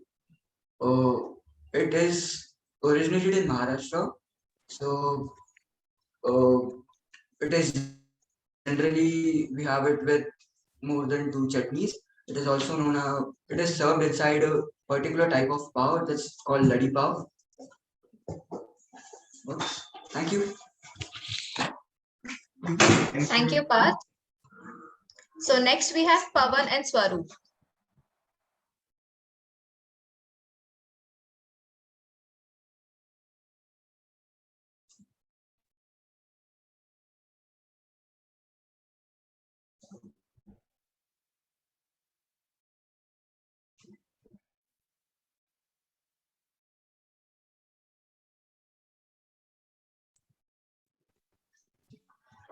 So the first picture is named Color Pop. As you can see, there are a lot of pop of colors. That's why I really love this picture. It is taken from Double Tree Hotel. It shows multiple deserts and all. It looks very delicious. So, and the second picture is named Galaxy. It is actually a brownie which I have edited uh, to black and white and use some filters. It looks like a galaxy to me. That's why. Next picture is Brown Love because of the brown color scheme and the different pastries and delicacies. It is very sweet. Next picture is tradition consisting of traditional sweets such as modak and some other sweets. Next picture is of blue fever. Next picture is named Blue Fever. Yeah, so the color scheme is blue and it gives a nice composition to it. And the next picture is uniform because of uniform symmetrical geometrical pattern of modak, which is kept in a repeated pattern. So that's why.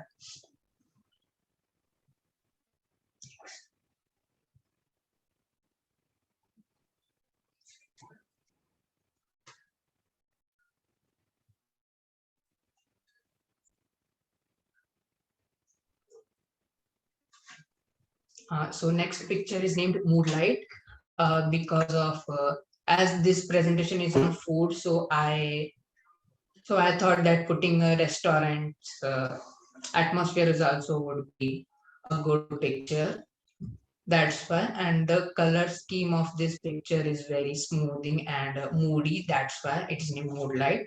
Next picture is eye candy. It is a candy for the eyes since so many sweet delicacies are there.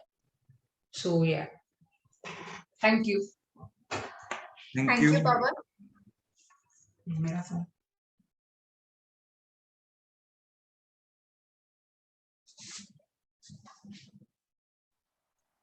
Next we have Vanchika.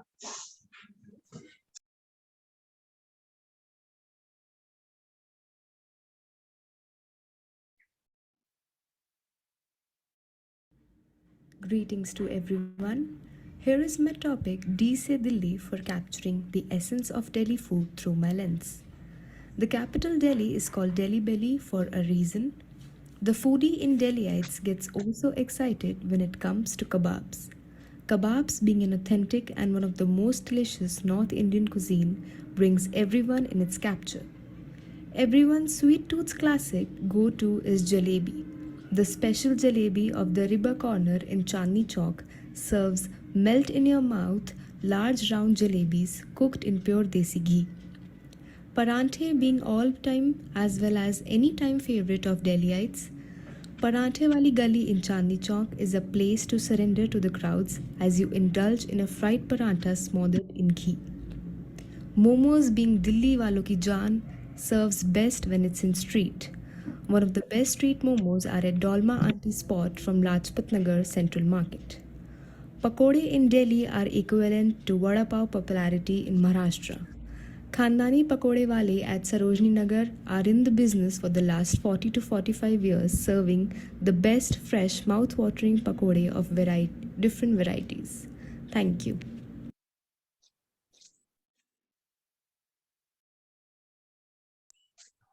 you, Vanshika. That was all for today's session. Thank you. I request the panelists to ask questions to the presenters. Yes, can I have everyone's camera on first? A few of the things are very common in each of the presentations, all the delegates in the conference for the session. I request all the presenters to turn on their cameras.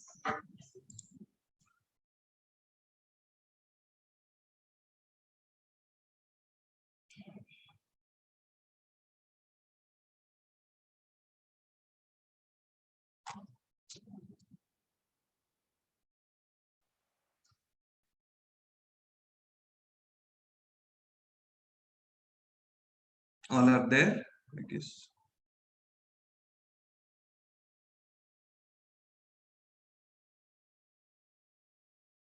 Vanshika, Pavan, Swaroop, Parth, Pratiksha, Jinal, Purva, Nishita, Jayant, Sahil.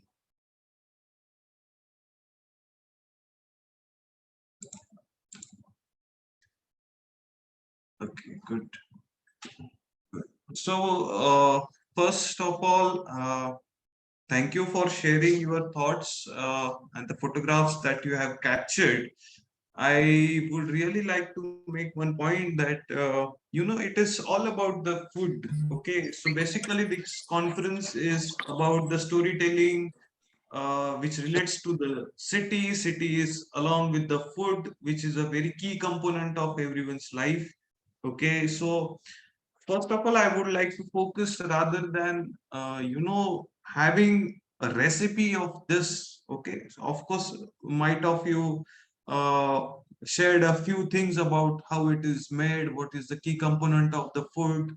Okay, so moreover, I would like to focus on the composition. Okay, so once a chef is making any of the dish, okay, so it is always with the presentation, right? So if even if you are having a bale or something like that on a street food, so always there is a small, a shave and over on with the coriander leaves or something like that on the toppings, so it is like attracting to the a crowd about the food, and always it is a presentation in terms of the dish presentation, and that's how you have to capture it in terms of a composition of a frame. Okay, so I liked one more about the Vanshika, which she relates her items towards the uh, the city and having some resemblance from the history and all those things. Again, while clicking any of the food photographs, have the complete dish first. Okay, I know you might have, I am also striving right now because seeing a variety of food from the misal to vada pav, the pizza and all. It is a lunch time moreover. But yes, of course, have a complete dish while clicking the photograph of the food items. Like if we have half eaten first and then clicking the photograph, many of the times it happens. Yes, we do forget to click like that. That's okay. But in terms of the presentation, two presentations were the photos were, I guess, copied from the internet, which are not self-clicked. That I want to make a point here, and the narration part are also good, that I like the most, that you started narrating about the photograph, the city, the food items, what is the specialty of that food in particular region. That was also nice enough. And yes, if you are clicking some of the images, make sure that it should be a post processed in the softwares. Okay, sometimes the image might be the raw one, but you always have a corrections in bit in terms of the technical language, the brightness, the contrast, the color corrections and all those things.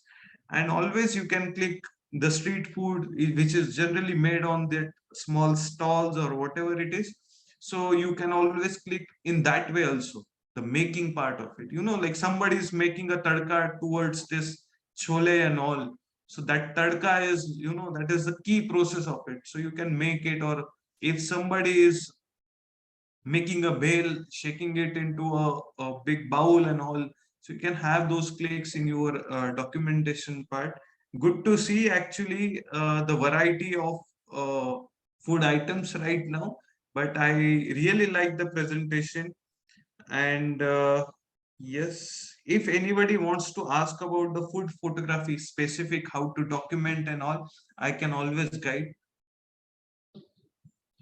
You can ask questions. Let's have some interaction also.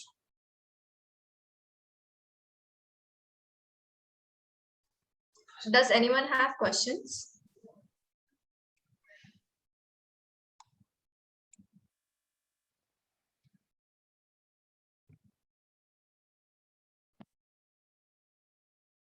Yes, Payal ma'am, that's all.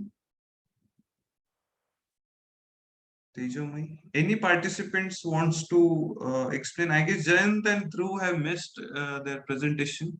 If they are, so like we have some time, so we can go through it again if they want to explain.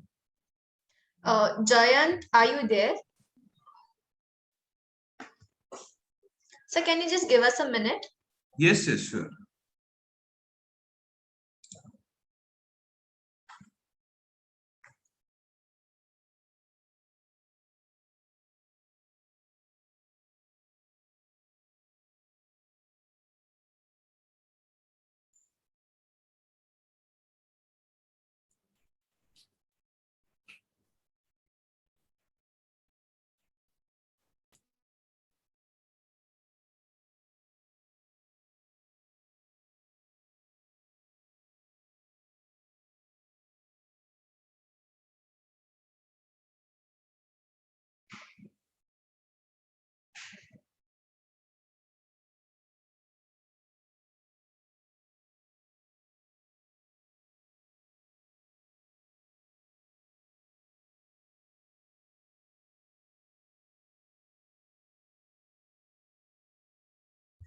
Sorry, sir, we cannot connect them. So can we just proceed? Yes, yes, yes, please. Okay. Thank you, sir, for being here with us. And thank you to all the presenters and everyone present here. Thank you. Now we will have a lunch break before beginning the next session. It is my request to everyone, please get back by 1 for the second session. Thank you. Thank you, Tejomai. Thank you so Thank, much. Thank you, all of you. thank you, Shreya sir, for the wonderful Thank you, Payal presentation ma'am. and Thank comments. Thank you. Yes, thank you so much.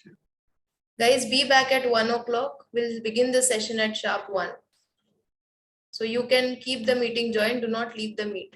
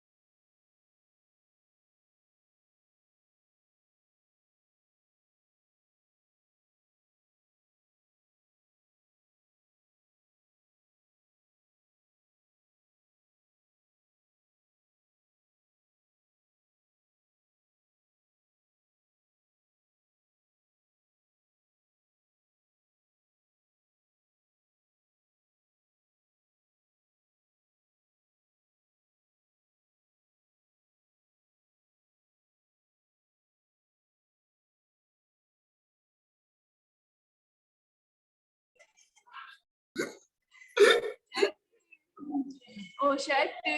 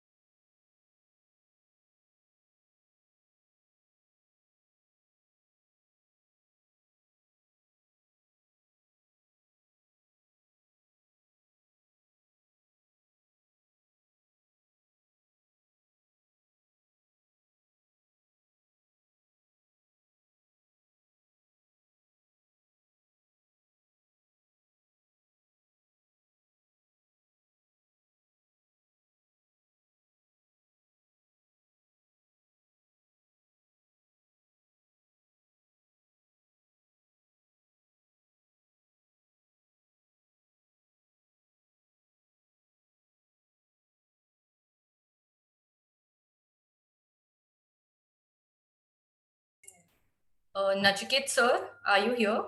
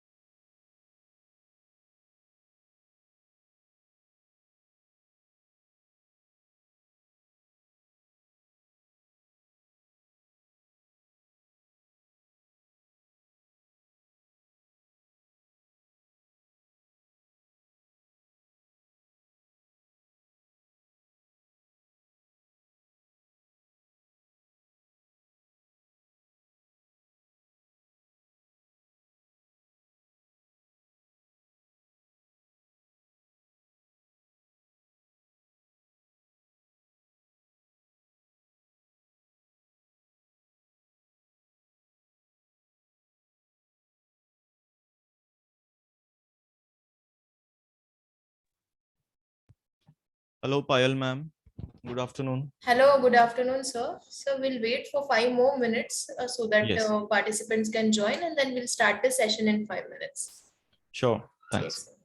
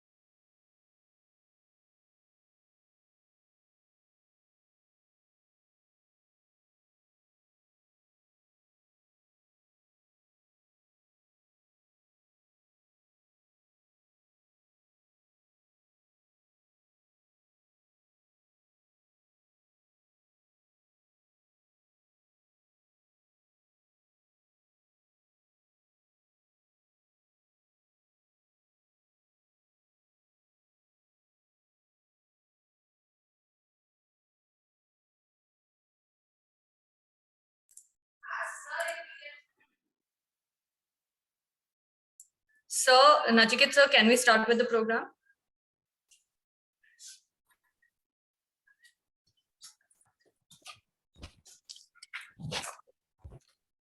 Sanviti? Yes, sir. Okay, great. I am audible. Yes, sir. You can. Hello, welcome back to one and all present. I'm Sanviti Shetty from Symbiosis Skills and Professional University, School of Architecture, Urban Development and Planning, and I'll be your host for session 5 of the conference, My City Through My Lens, Volume 2. Beginning the session, I'm delighted to introduce architect Nachiket Guzar, the session chair. Architect Nachiket Guzar is an architect based in Pune with more than a decade of experience in teaching and industry. He's currently serving as the academic course coordinator for the Master of Design program at the Savitribai Phule University, Pune, for the past 3 years. He has conducted various workshops in different colleges that include furniture design, graphic designing, digital and alternative photography, photogrammetry, short filmmaking, and more. His work profile includes a 2-year brief stint as a UI UX designer at Infosys Private Limited and also as a photographer at Network 18 Publishing Private Mumbai Limited. For 1 year, he has been practicing as a freelance photographer and feature writer for architectural magazines for a decade now. As quoted by him, I'm an architect by qualification only, but a photographer by heart and an artist by mind. Welcome, sir. It's a pleasure to have you among us. Thank you, Sanviti. Before we proceed, I would like you to say a few words and motivate the participants. Yes, thanks. So till now, we were having a kind of a pattern where the chair was presenting in the first half and the second half was students' presentation. Can we do it the other way? Can the students present in the first half? Yes, sir, we can do that. Okay. Yeah. Hina, can we start with the presentation first? Yes, ma'am. We are doing that.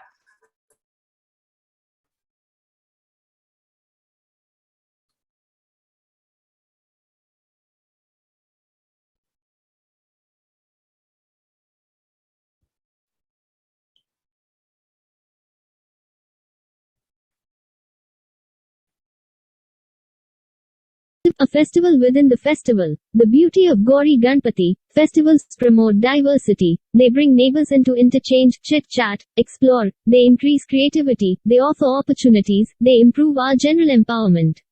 In short, they make cities better places to live. The beauty of Gauri Puja is that it adds more beauty, happiness, glitter to the excitement of the ongoing Ganesha festival.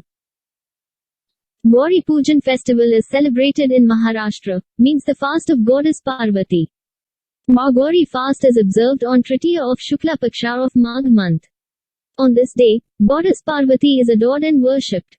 On the second day, goddess Parvati is worshipped in a special way, and on the third day, the goddesses bid farewell. Gauri Puja is fast for happiness and prosperity. Gauri worship is usually done for happiness and prosperity. Pleasing the goddess brings happiness in the house and increases health, wealth, serenity. During Ganesh Chaturthi, Gauri also arrives.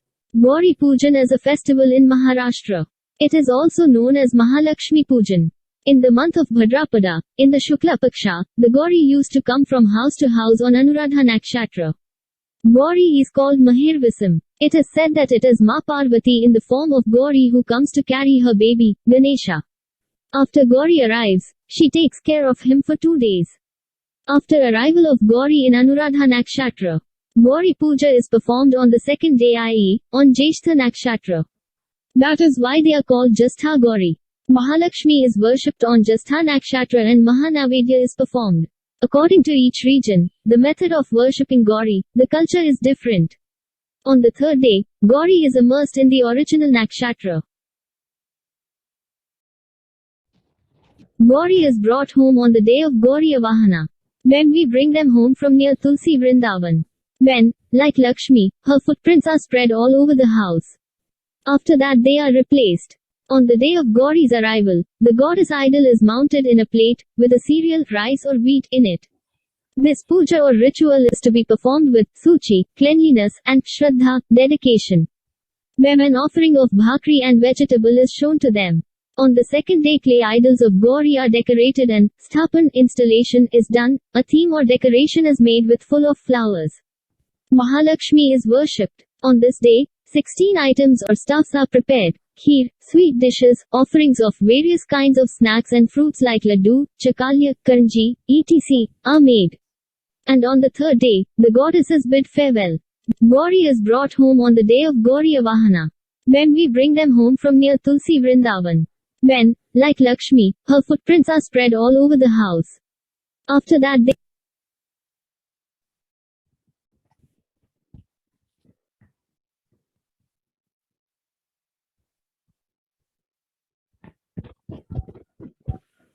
Is this a glitch?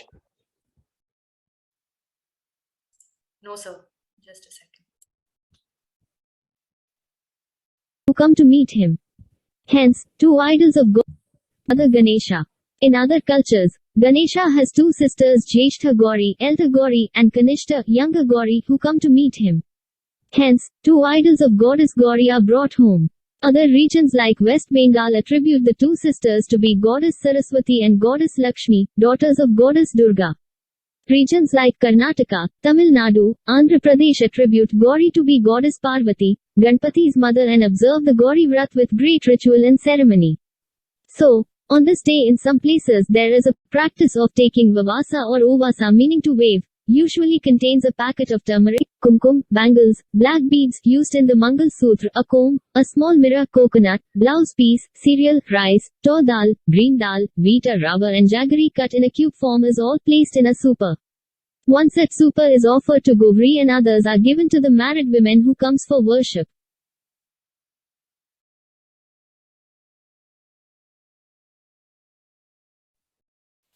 Hold on. So Samriddhi and Sakshi, are you there?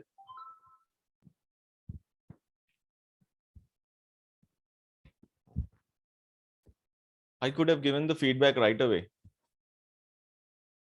because this is just fresh in my mind. Sir, Sakshi Sawant is in the meeting. Just a second. Yes, sir. Hi, Sakshi. Could you switch on your camera or just introduce yourself? Yes, sir.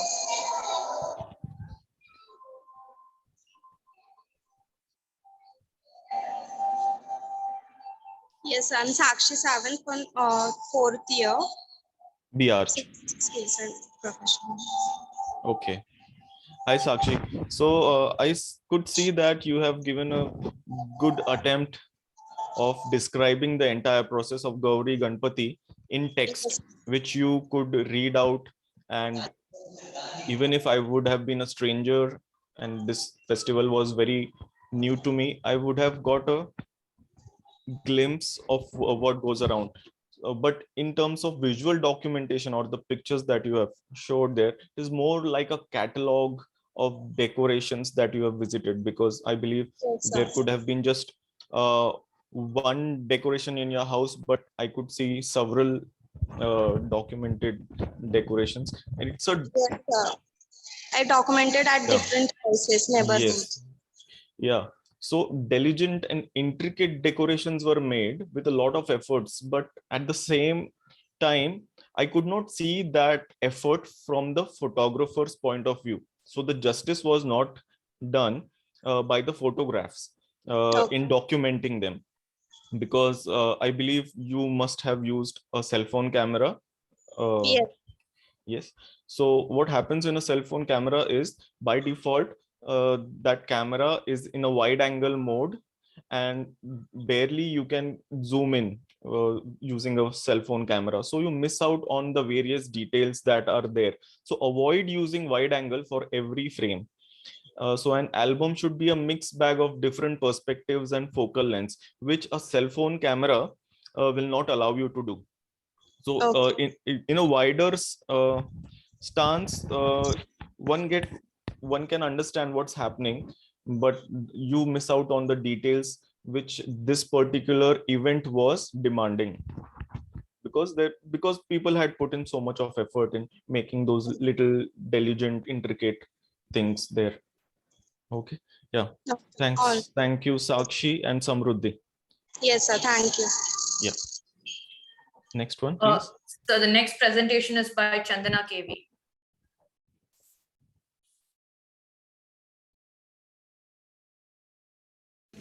Hi all, my name is Chandana. I am coming from Kannur, Kerala. Let me introduce an interesting topic for you all. The city of Theyyam. Don't be confused, the word Theyyam. It is a ritual form of dance worship Kerala, Kannur, Kasaragod districts. And it consists of 1,000-year-old traditions. The district consider Theyyam itself as a channel to a god, and they thus seek blessing from Theyyam. So, the first PPT.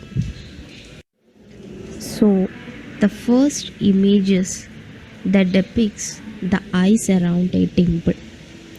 These three pictures are temple during festival season. When these days comes, all villagers get together and make it big festival. So, the Theyyam.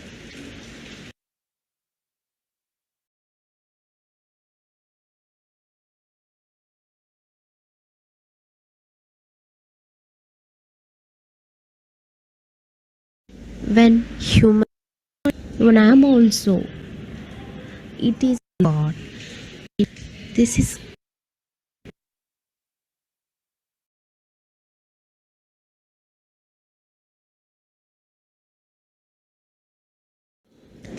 is called Karja.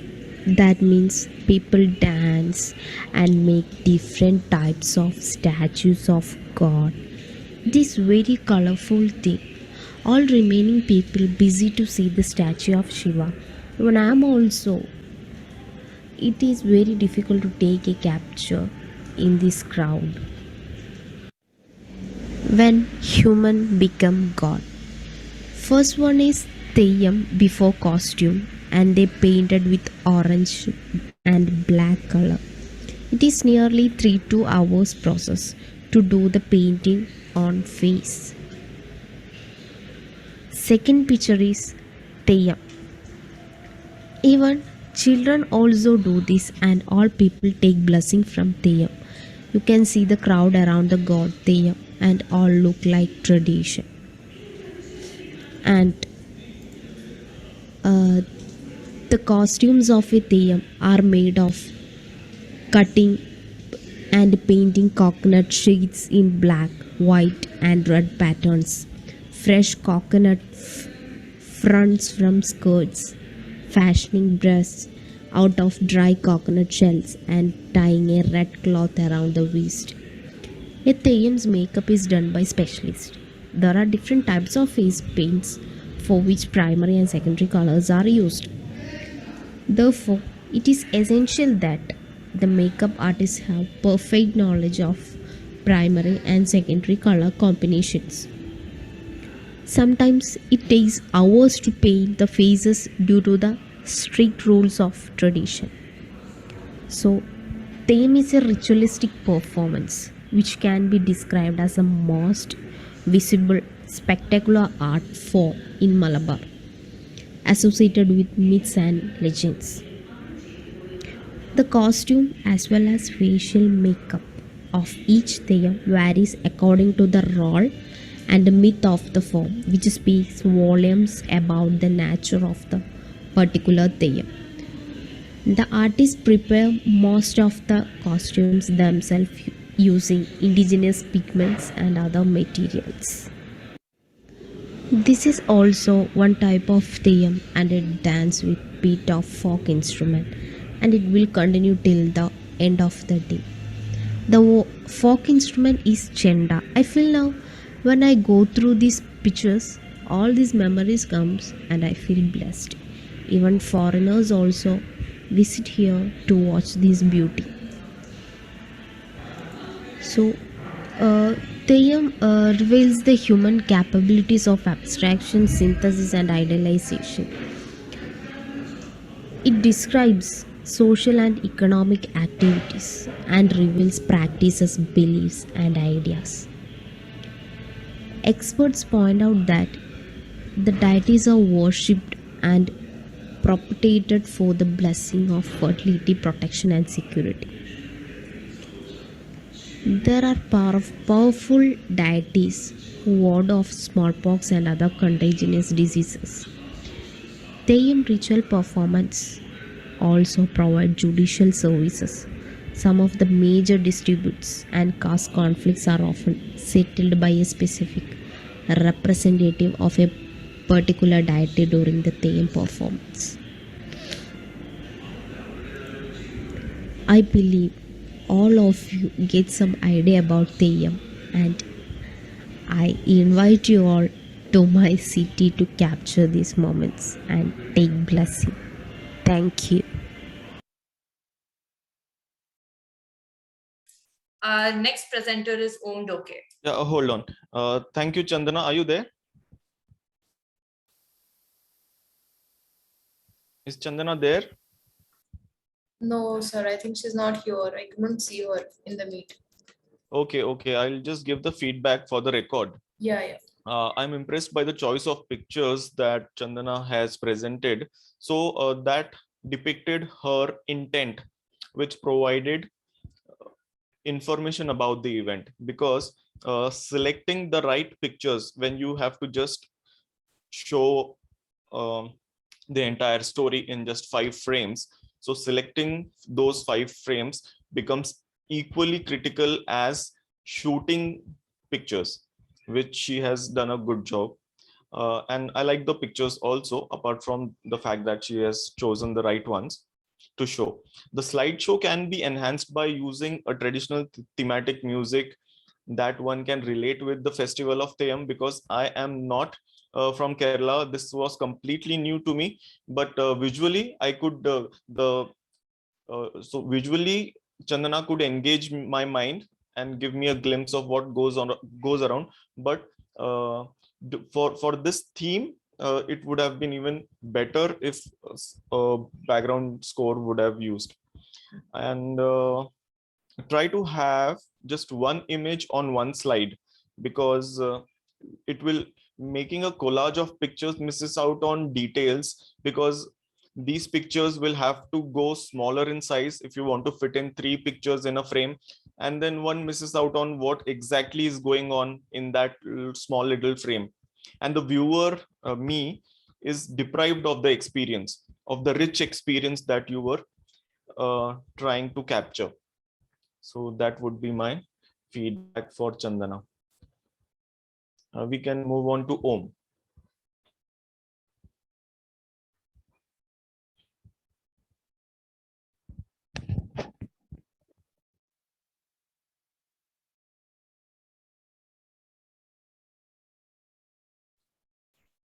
Om, are you there? Sir, Om is not in the meeting. Okay, so there are 2 slides, and to be frank, both these pictures are from the same standpoint.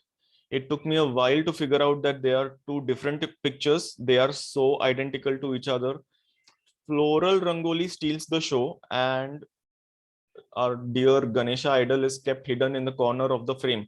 But the title says Moria, so I suppose floral Rangoli was not the thing to be emphasized upon, and having just 2 pictures. So this is typically what goes wrong when you use a cell phone camera to show what you see. It cannot match, a cell phone's perspective cannot match with your eyesight. So you need to use zoom in lens or a telephoto per se to show the exact details, or to emphasize upon a particular thing that you wanted to show, or wanted to have the focus upon. So that is my feedback for Om. Yes, sir. So moving ahead, we have Anushka Kamble and Akshaya Prasad.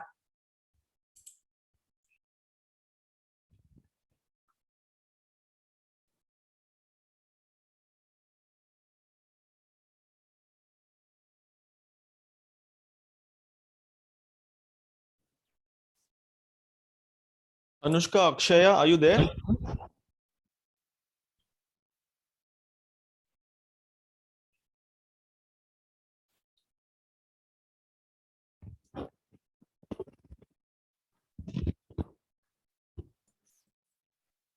Anushka, are you here? Yeah, we are here. Oh, all right. Good afternoon to everyone present over here. Could you please switch on your camera so automatically your frames comes in the forefront and I get to see who you are. Just a minute, sir. Yeah. Yeah. So good afternoon to one and all present here. Our topic is festivals, and in festivals we have chosen Ganesh Chaturthi. You are Anushka or Akshaya? I'm Akshaya and she is Anushka. Hello, both of you. Which year are you studying in? First year. First year B.Arch. Yes, sir. Okay, fantastic. You need not read all the text, but you can take me through the slideshow. Yeah, so the first slide is the Dagdushet Ganpati. So it's a very famous Ganesh idol in Pune especially, and growing up we have always visited the temple and the idol during the Ganesh festival. So it's been a ritual for us to go every year. So this is a story like we would like to share about this particular temple. Great. So, which equipment are you using for this particular frame? Sir, it's a normal mobile phone camera. Okay. Okay. We have edited the picture a little. Okay. And we have used a normal phone, iPhone. iPhone camera. Okay. Great. Yeah. Next. Can we move to the next slide? Yes. Yeah. Yes, sir. So basically, we don't know when the Ganesh Chaturthi actually started or it was first observed. So it was actually during the Peshwas in the 18th century that the Ganesha started as a public Ganesh festival. So since then, people have been worshipping Lord Ganesha very devotedly, and everyone waits eagerly for this festival the whole year. So as kids and till now, we become adults, but we still love this festival, and we go to visit all different temples just to take Lord Ganesha's darshans. Okay. So this is which Ganpati Pandal was that? The second one? This one? Sir, it's Tulshi Bagh. Tulshi Bagh. Yeah. Okay. I guessed it. So this is a wide angle, and the previous the Dagdushet picture was it pinched and zoomed in? Yes. Yes, sir. Okay. Okay. Great. Move on to the next slide. So in Maharashtra, during Ganesh Chaturthi, it's usually 10 to 11 days festival. So the family, we decorate with small rangolis, floral rangolis and various prasads. During this festival, in Pune, we see a lot of crowd and happenings in excitement and dhol and everything. So we could not get a picture of that. So we have it in the next slide, which is of Visarjan. So this How was this picture shot? Were you standing, sitting, or standing? Standing. So Yes. the eye level. So did you put your hand a little low so that the eye level of the camera could match with the eye level of the Ganpati? Yeah. We Was were there a standing. conscious thought to that? Yeah. We were standing, and to get like a angle and according to the lighting and crowd, we had to take it like that. Was this place crowded and you? Yeah. Then how did you isolate this Ganpati idol away from the crowd? We actually took it while we were in front of it, like next to it, and cropped the photo. Acha, and cropped also. Okay. Yeah. Got it. Yeah. Next slide.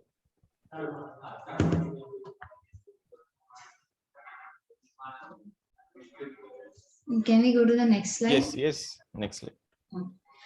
So, sir, this is actually from the Ganesh Agman, which is celebrated in my society every year. Okay. So, as we know, Ganesha is always welcomed with great like procedures, like we have dhol tasha, we have aarti and all. Yeah. So just like that, I've clicked this picture in my society, and this was like we had dhol tasha to welcome Lord Ganesha, and after that we had an aarti, and like that we have a 7 days like programs and everything in our society. Excellent. So Yeah, got it. Were there any more pictures of this particular event? Because here the composition wise, I'm not, this picture doesn't work for me. It is not as great as the rest of the 3 pictures that you have shown till now. okay. But it So gives a actually, I had different, videos about yeah, it, so I couldn't put the video. yeah. Okay, yeah, move on. Yeah, the last slide is about the last day of this festival, that is the Visarjan. So on this particular day, the day varies according to our this like 3 days, 5 days, 7 days or 10 10 days. days. So on this day, we take the Ganesh idol to a water body near our place, or nowadays the eco-friendly Ganpati has been going on. Like we just do the Visarjan in our own society in a tank and use that clay for the gardening. Okay, got it. That's it.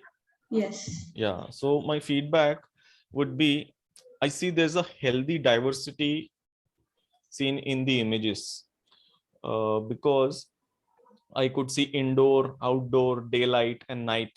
So, but at the same, so although there is a diversity in the subjects and the timings, but there is something that wove, there is an invisible string that is interweaving all these images together. Like I can understand that it is part of a single album. There's a visual vocabulary, it like it is being done by one person, or some thought has been given. So that is what I liked about it. It is by far most rewarding to experience the vibe of the space. I could feel every detail and texture with my eyes, thanks to the iPhone that you were using. And also thanks to the iPhone, each and every exposure was also spot on. Neither of the picture was underexposed or overexposed, or although you did not take the credit for that, but all the exposures are spot on. Distortions too have been managed smartly. Sometimes if it's a wide angle, you are playing with the distortions, as in case of that Tulsi Bagh Ganpati, the backdrop or the columns, they look like they are vanishing at the top. They are so the perspective is exaggerated when you tilt up the phone, and and that is not been deployed in every case. Sometimes wherever the frame was flat, in case of Dagdu Shet and even the other smaller Ganpati, so it was the phone was kept very flat, so where the perspective was not playing any role.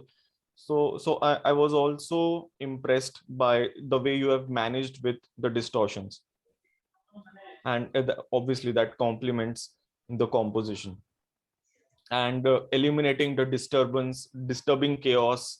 So that is also another credit goes to you. Thank you, So, sir. yeah, good work, both of you, Akshay and Anushka. All the best. Thank you, sir.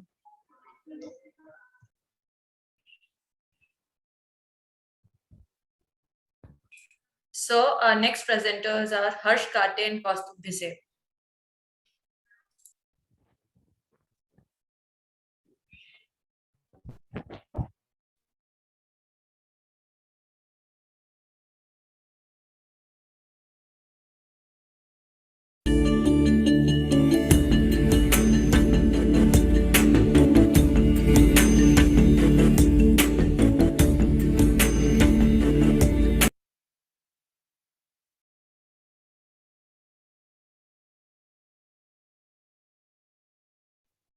Harsh, are you present?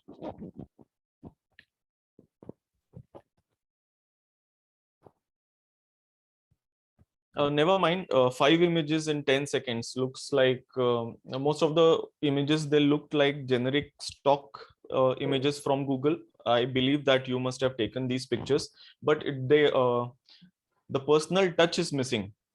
But that's also style which people deliberately do it because it has a purpose of stock photography. So Google will need pictures which are stock like, which will lack a personal touch to it, and they could be used for other purposes.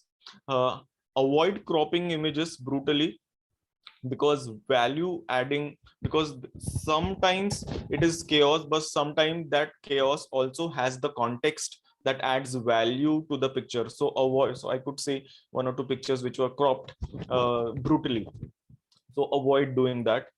I understand 5 images is too less, but 10 seconds in a slideshow is also too less to judge 5 images. Okay, so moving on. So moving on, we have Purva Pandey.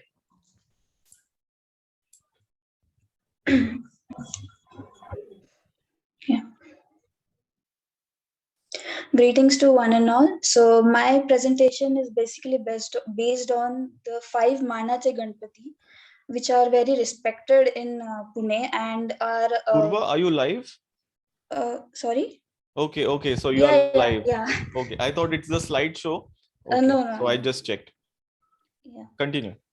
Yeah, so first Manacha Ganpati, that is Manacha Pahila Ganpati is Kasba Ganpati, and the Sarvajanik Ganesh Mahotsav was started in 1630s,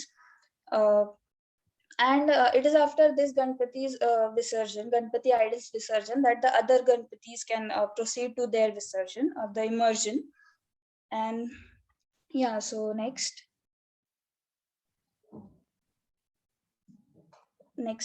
slide, please.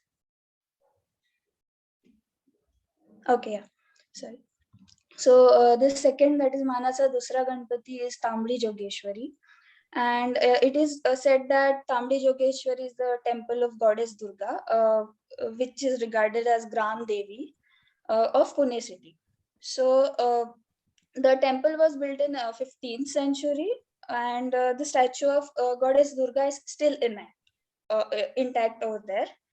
So till 2000, the idol itself was being established in the temple, but since 2000, a separate pendle is being created for Ganpati Murti specifically. Yeah, next.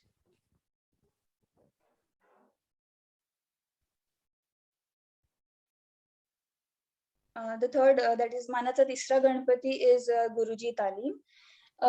It is okay, just a minute.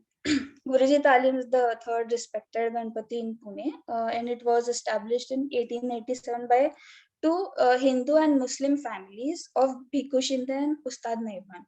So it shows unity between Hindu and Muslims. So it is very important among, it is very important among all the Ganpatis as well.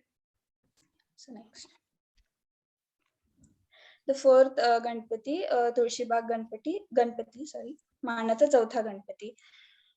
It is a huge, it has a almost 13 feet height, and it is considered one of the most heighted Ganpati in the Pach Manache Ganpati. And an artist named D.S. Katokar has been decorating it since years. So yeah, it is very important. Next. And the last, that is Manacha Pachwa Ganpati, it is Kesriwada Ganpati. Initially, it used to be placed in Tilak's ancestral home, but later on it was shifted to Gaikwad Wada, which is now known as Kesriwada.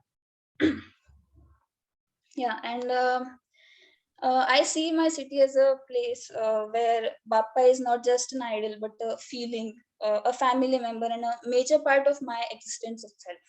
So whenever Bappa arrives, every child rejoices, and whenever it's the time for Visarjan, all of them do bow down a namaskar and say words like sorry. And at the time of Visarjan, everyone says a heartfelt goodbye with a welcoming feeling for the next year, saying Ganpati Bappa Moria Pudcha Varshi Lakkarya. Yeah, thank you. Okay, Purva, could you switch on your camera, please? So the interaction would be beneficial. So I could relate with whom I am speaking with. Yeah. Is it visible, sir? Yes, yes. Yeah. So do you stay in the pet areas of Pune? No, I'm not exactly staying there, but I have visited there. Yeah. Because it is very difficult job to visit all the 5 Manache Ganpati, that too during the peak of the festival. Actually, I went with my friends, so yeah. Yeah. So kudos to that. You have done a very commendable job. Just so not speaking about the pictures yet, but the kind of effort that you have put in, because I belong to Pune and I could not visit all the 5 Manache Ganpati. Yeah, it is actually Yeah, very difficult. in a It was single quite difficult season. to focus in particular angle as well. Yeah. You know, forget taking pictures, even visiting these pandals, those Manache Ganpati is a big deal, which you have done it. Ani, thank you for enlightening us about these 5 Manache Ganpati and showing us all these pictures that you could take. Yeah. Now coming to the feedback about your thing, I think that so there is a way in which one tries to establish that I was here. So these are those kind of visual proofs that okay, I was there, I visited, but the pictures are not so great. They are like an evidence that yes, so this is a picture and a proof. But aesthetically speaking, they are not so great, because I understand that all the effort has gone in just being there. So barely any justice could have been done in taking the pictures. It's an effort, I understand, and there is a lot of scope for improvement in terms of documentation, because sometimes you are isolating the small idol by cropping it or going too close, taking it out of the context, and sometimes if the idol is big enough, then I could see some other non-complementing things included in the frame at the same time. So and also the orientation of pictures. So why have you chosen vertical orientation for the pictures for all your Ganpati pictures, while landscape would have been the natural way of seeing, but you chose vertical orientation for all these pictures? So why was that? Or was it the cell phone, the way you hold it, was that the reason, or anything else, or No, was I there just any held it vertically. I didn't think of conscious like thought it was given? just spontaneous. I was just Okay. focused on clicking because Yeah, I was you did not actually think about the orientation. That's too much to think about in that exactly. And fraction of a I second. mean, at the time of Ganpati, it is actually Yes. too crowded. Yeah, So we humans being binocular, we have two eyes laterally, so our natural way of seeing is in landscape. yeah. Yeah, and it would have just by rotating that cell phone in the landscape mode, it would have included more information than what it could have. In this case, of course, it is case specific.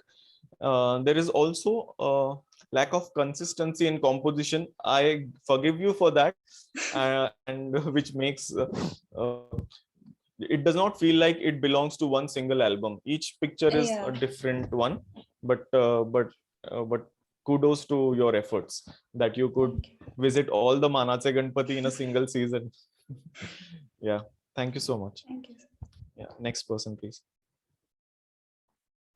The next presenters are Harsh Kate and Pranav Pradhan and Gaurav Bhole.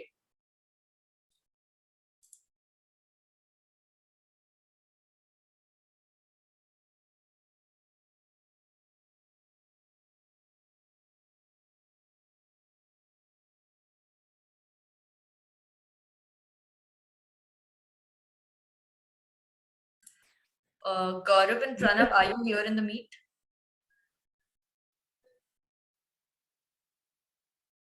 Okay.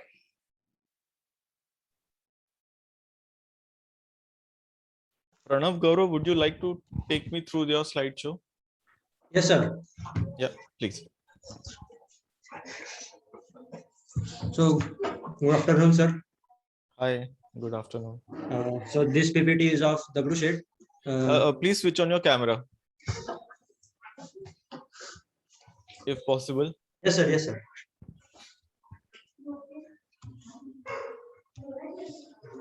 Hi, yes, sir. Hello, hi. Hello, sir. Hello, sir. Hi. So, can I start? Yes, please. So this PPT is these are Ganpatis of Pune. So first slide is Sriman Dagdushet Halwai. This is the famous Ganpati of Pune. So this Ganpati is named after Dagdushet Halwai sweets. In 1800, he lost the two sons, Ram and Lakshman, while plague epidemic. Okay, hold on, no problem. You need not read the text. I am more concerned about the image. So why is this picture cropped? How did you capture this image? Was it done with a cell phone or a camera? Cell phone. Cell phone. While the Ganesh Utsav was going on, me and my friends went to Darshan. Yes. So and why did you crop this image? Is the question. So it was a big image, and the Ganpati was not visible that time, so we cropped it. Yes. Okay. Okay. Yeah. Cropping human figures is a skill. You should not crop it from at the joints. So joints as in elbows or knees or forehead or wrists. So you should avoid those joints while cropping. Yes, sir. Okay, next slide.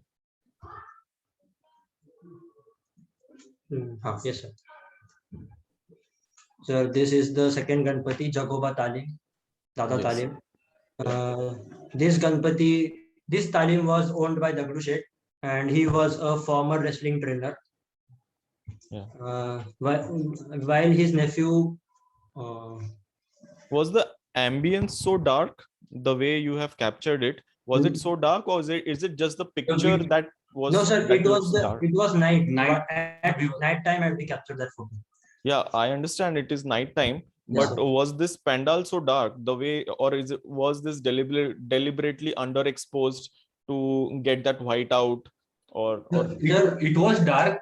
We focused at the point. We focused the Ganpati on it, and the background was actually dark. Okay, so if you would have overexposed a little bit, then you would have lost details in white. And what is currently happening is you are losing a lot of details in blacks. So this is a typical example of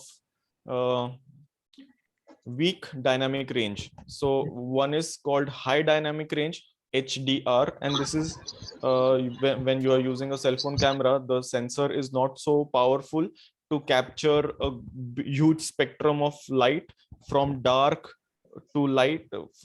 So from blacks to whites, all the different gray shades, those are there present in a situation. So this is what goes wrong when you use a smaller sensor which is present in a cell phone. If the same picture would have taken using a bigger camera, then this picture would not have looked so dark, because it would have shown details in the blacks also. So next time, so this is the primary difference between using a cell phone camera and using a DSLR or a bigger sensor camera. Yes, sir. Next slide. This is the Tamdi Jogeshwari temple. Yeah, this picture is underexposed because most of the background was white. This picture demanded overexposure because your emphasis should be on the idol, and those details are more important than the backdrop. Here I could see all the details in the white backdrop, but unfortunately the idol has gone dark. Yes, sir. Yes, sir. Okay, sir. And then next slide. Okay. This is the Sarasbag temple Ganpati. Another example for underexposed picture. And brutal cropping, avoid that, because here the sky was not contributing anything into the image. So sky could have been cropped, and more of the lower portion of the decoration should have been included in the frame. Yes, sir. Yes, sir. And the rest of the comments would be same as that I gave to Purva. Okay. Okay, sir. Yes. Is this the last slide? Sir, it's one more. Yeah. Thank you so much, Gaurav and Pranav. Thank you, sir. Thank you, sir. Thank you.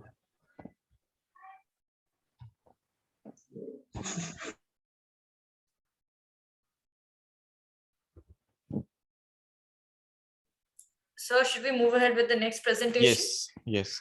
Our next presenter is Rajat.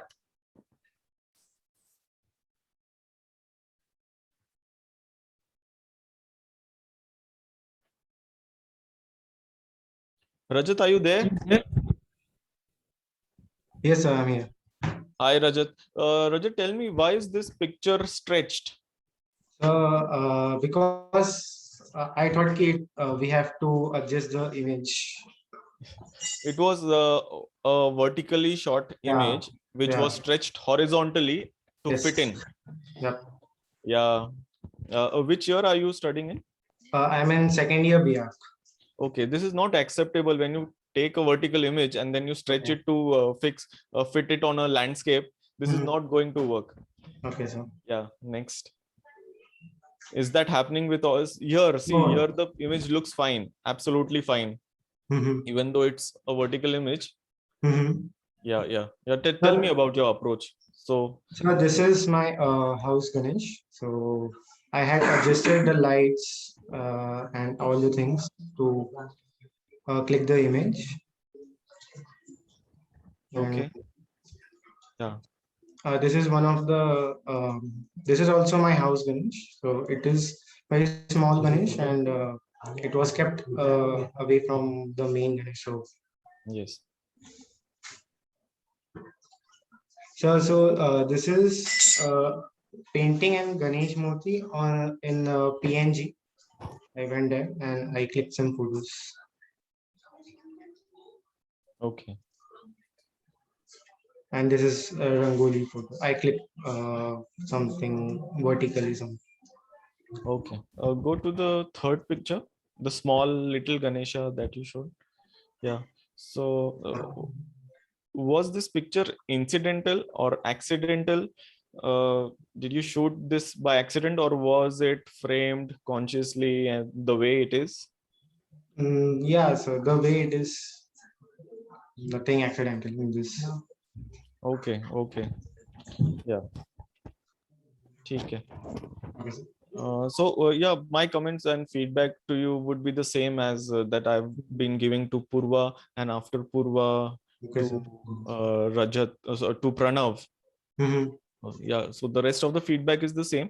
I would have liked if you would have put in more efforts in put more efforts in the thoughts that why are you trying to create an image of. Yeah, so once you are clear with your thoughts, that will be depicted in your picture automatically. Okay, sir. Naturally. Okay. Thank you. Yeah, thank you. So moving ahead, we have Survi and Vaishnavi. रजत नंतर तुझा होता ना.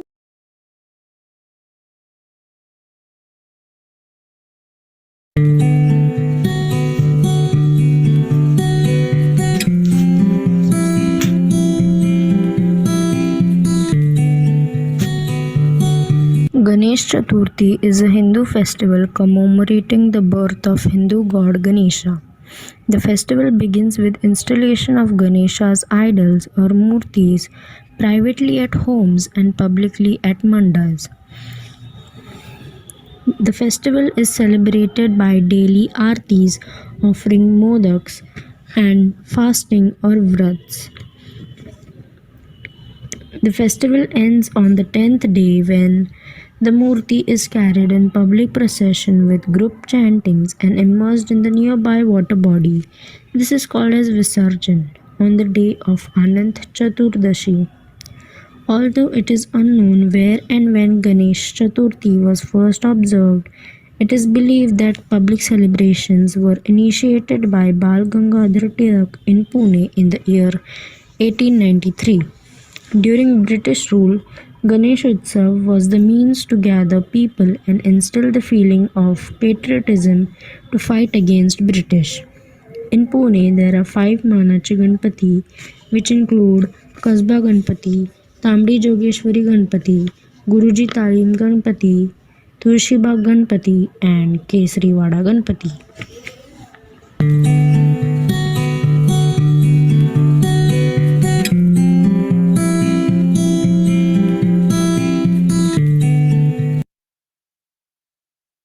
Surbhi and Vaishnavi, are you there?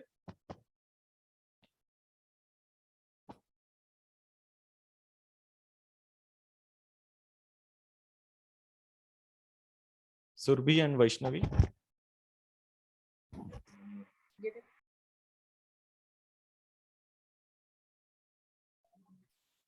Hello. Yes.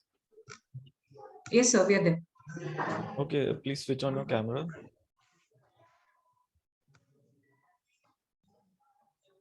Hello, sir. hi. So which year are you studying in? First year B.Arch, sir. First year B.Arch, great. So I could see that a few pictures were distorted because they were stretched horizontally and shot vertically. Such digital glitches must be avoided by all means when presenting at a public platform. And I'm not judging the decoration. The decoration could be average or extraordinary. I am just here to comment on the pictures, but the pictures, they were ordinary. They were not exceptional. So they can be improved by using, external light. You have, managed using 2 or 3 cell phone flashlights to enhance or to emphasize upon the focal point that you wanted to be, so which was naturally the idol. Or you could have added a human scale to it, because most of the decorations lack this scale factor. I could not understand that. Was it big enough or was it small? Because there was no living organism in that. So the scale thing was missing. And also the composition could have been even enhanced by using shallow depth of field. Yes. Which is now possible in cell phones also. Yeah. If do you understand depth of field? So there are pictures where if there are 3 or 4 people uh, in a row, Yes. only the front person is sharp is in focus, and the rest of the people in the background is thrown out of focus. So they look blur, and just that one in the forefront, he looks sharp. So that is called depth of field. So using that a way of uh, so that could have enhanced the composition also in your pictures, which now are average. Yes. And thank you so much for the attempt, and Yes, all sir. the best. Yes, sir. Thank you.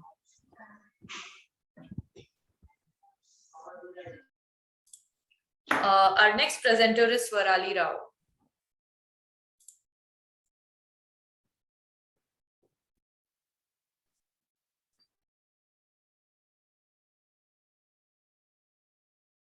Swarali, are you here?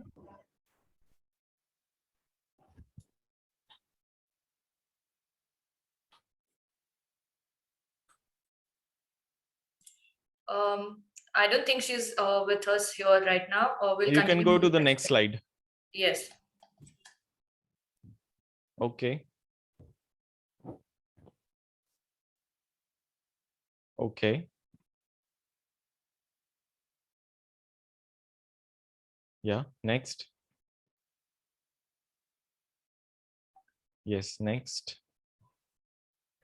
Cool. So Swarali also deserve the same kind of comments that I've been giving to Surbhi, Vaishnavi, Purva, Pranav, and Rajat so far. So there's a lot of scope for improvement, and their learning curve will improve a lot if they try to incorporate my feedback into the pictures next time. Yeah. Next presentation. Next, we have Sara Bande. I'll be just presenting it.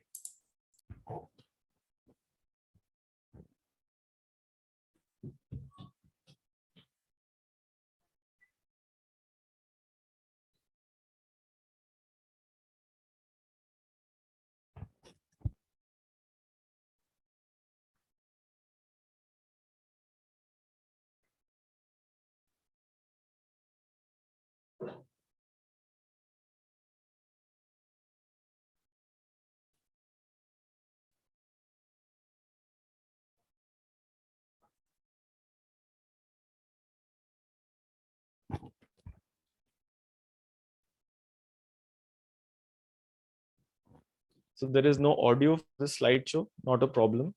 I could go through the text. Thanks to Payal ma'am that she had shared these presentations with me earlier. Continue playing.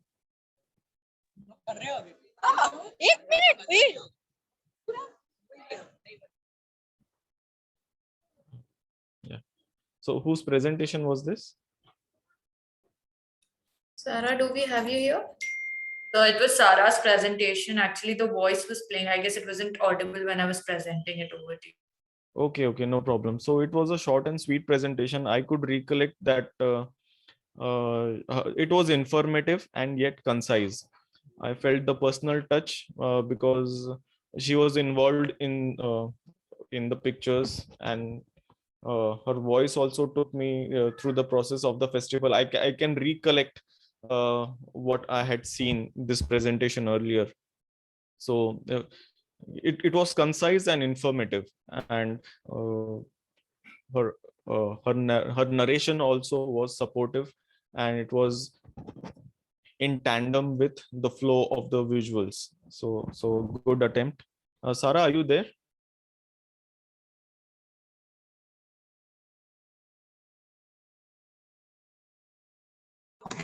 Unmute. Sarah, you've been unmuted. You can speak. Yes, sir. Sarah, switch on your camera, please.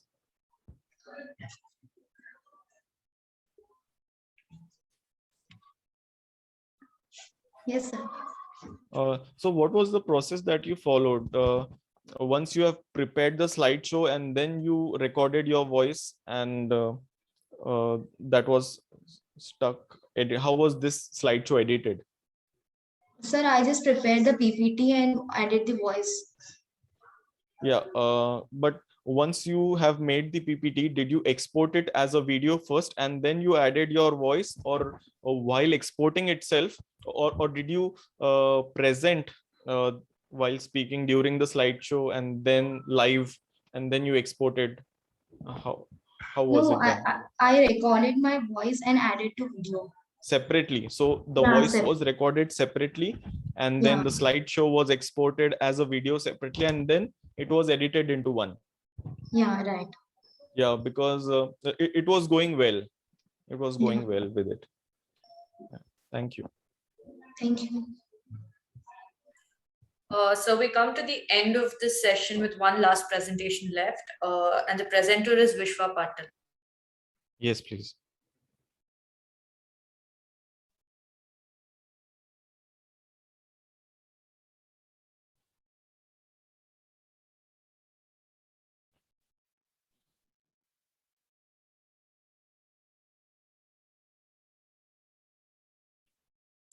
Vishwa, do we have you in the meeting?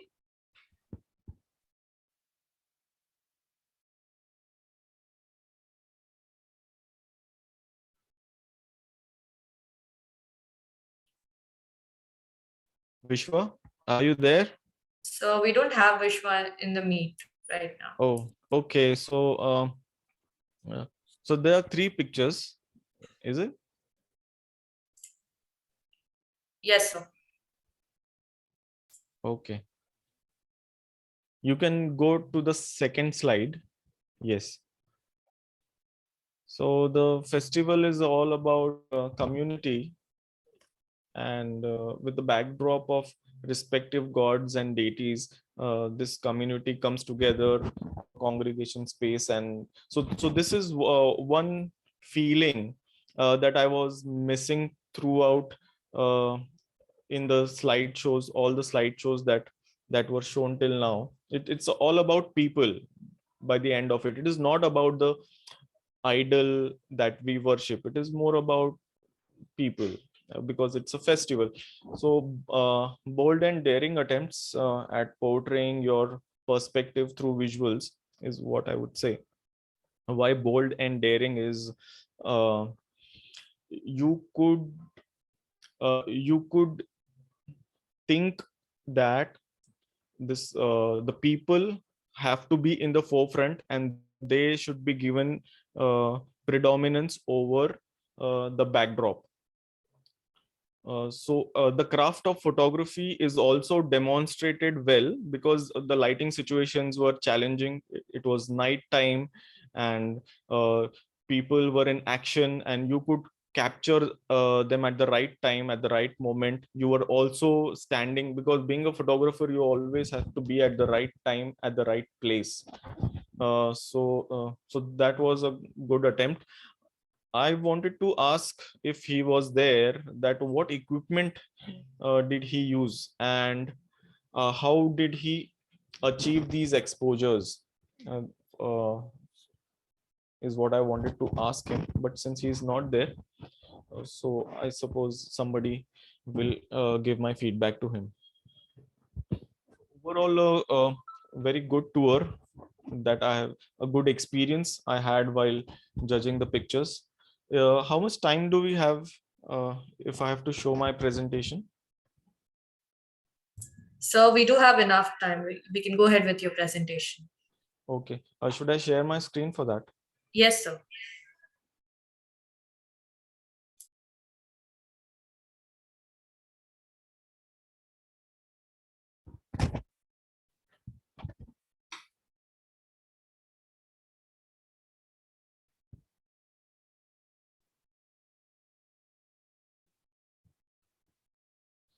Is it visible?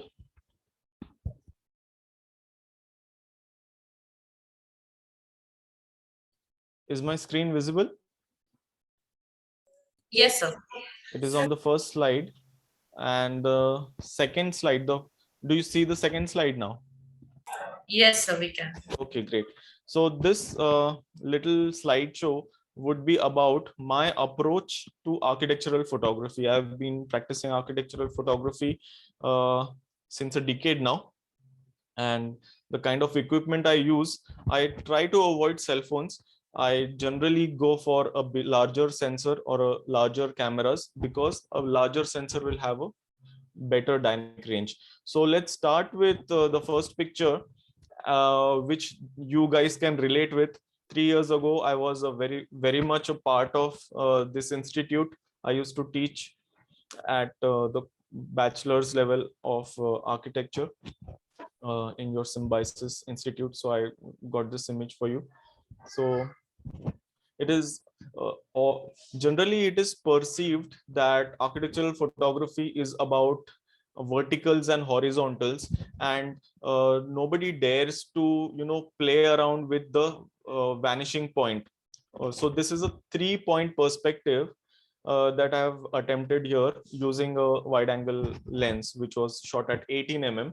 Anything that is any focal length which is lesser than 50 mm is wide angle. Any focal length which is more than 50 mm, so 70 mm, 80 or 100, 300, everything above 50 is telephoto.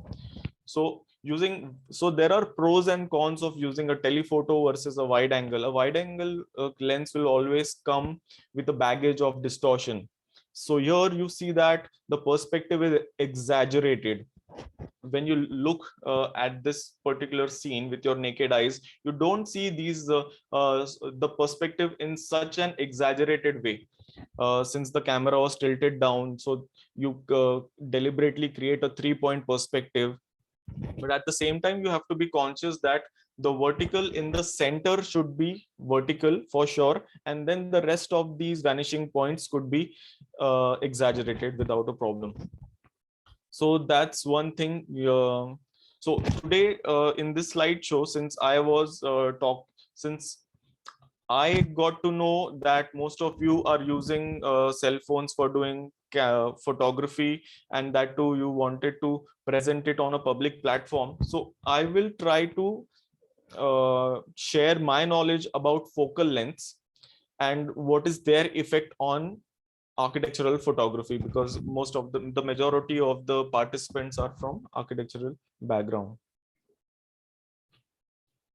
So this is another example where again it was shot at a very wide angle, 18 mm, but here the perspective was controlled enough, so the camera was put very parallel to avoid the parallax. so to avoid that distortion and having, so this is a 1-point perspective that I'm trying to achieve using the wide angle, whereas this was a 3-point perspective, the exaggerated one. Here the exaggeration of perspective is the same, but since I'm putting the camera very parallel to the subject, it has become like a 1-point perspective. So the same frame, I'm standing at the same point, I'm just changing the focal length from 18 mm to 50 mm. So 50 mm is called the normal focal length, not wide angle, not telephoto. So this is how it looks with a 50 mm, and this is how it looks with a wide angle. Now, depending upon what is the purpose of the image, for why are you creating a particular image, you have to make a choice whether you want to exaggerate the perspective or you would like to so what I mean by exaggeration of perspective is, if you try to understand, if you try to gauge the distance between this particular cart and the building, here you will see like it is between 40 to 50 feet, because the perspective looks exaggerated. And here you will see that the perspective is diminished. It looks like the distance between this particular toy and the building is barely 20 feet. So that is difference in it makes while you choose a particular focal length. And there is nothing right or wrong. You can exaggerate or you can, have this kind of a feel. If the same picture would have taken at 100 mm, the same frame, if I would have gone even back, the perspective would have been even diminished. So being an architect myself and doing architectural photography, one will always try to find a depth. Like this was shot bang on, like right in the front. So this does not give you the depth, or what was the depth of this building. So once you get space, and so this is it all depends upon if there is space and it allows you to stand at a particular point where you can create an axonometric kind of a view for your structure. So this is consciously done. So I had to take permission from the neighboring houses so that I could climb onto their balcony to take a shot. So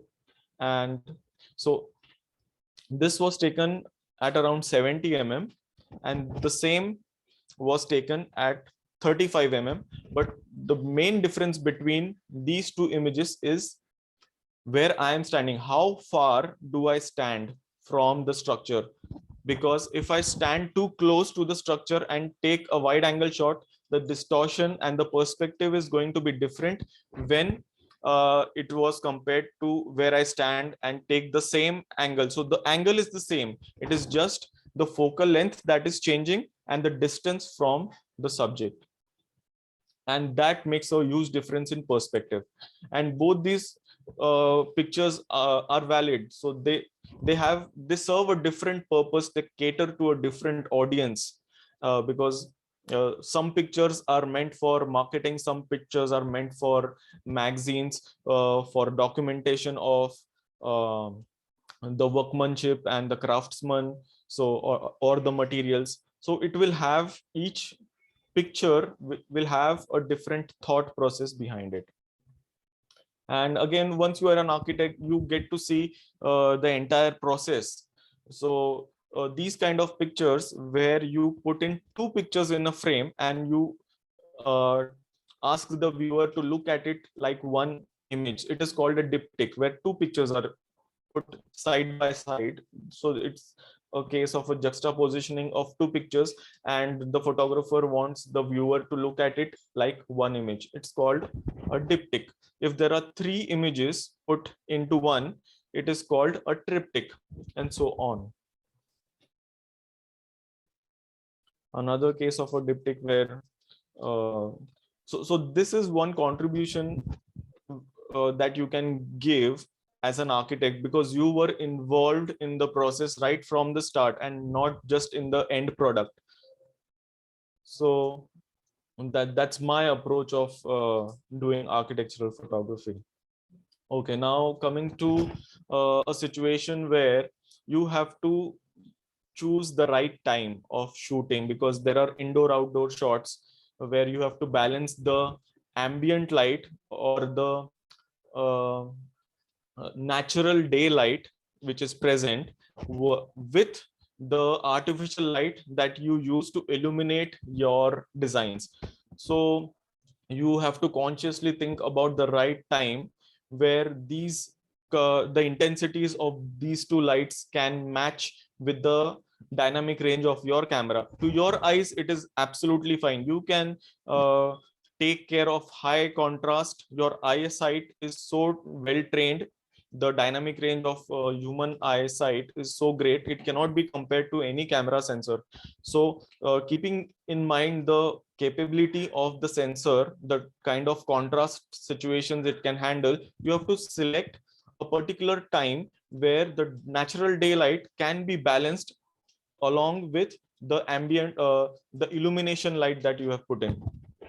And all that also involves the color of the light that you would be deploying in such situations. Having a human scale. So once again, this is a twilight image. Twilight is that particular time where the sun is already set or the sun is about to rise, and these illuminations, the artificial light, kind of or tends to match up with the amount of intensity that is there in the ambience.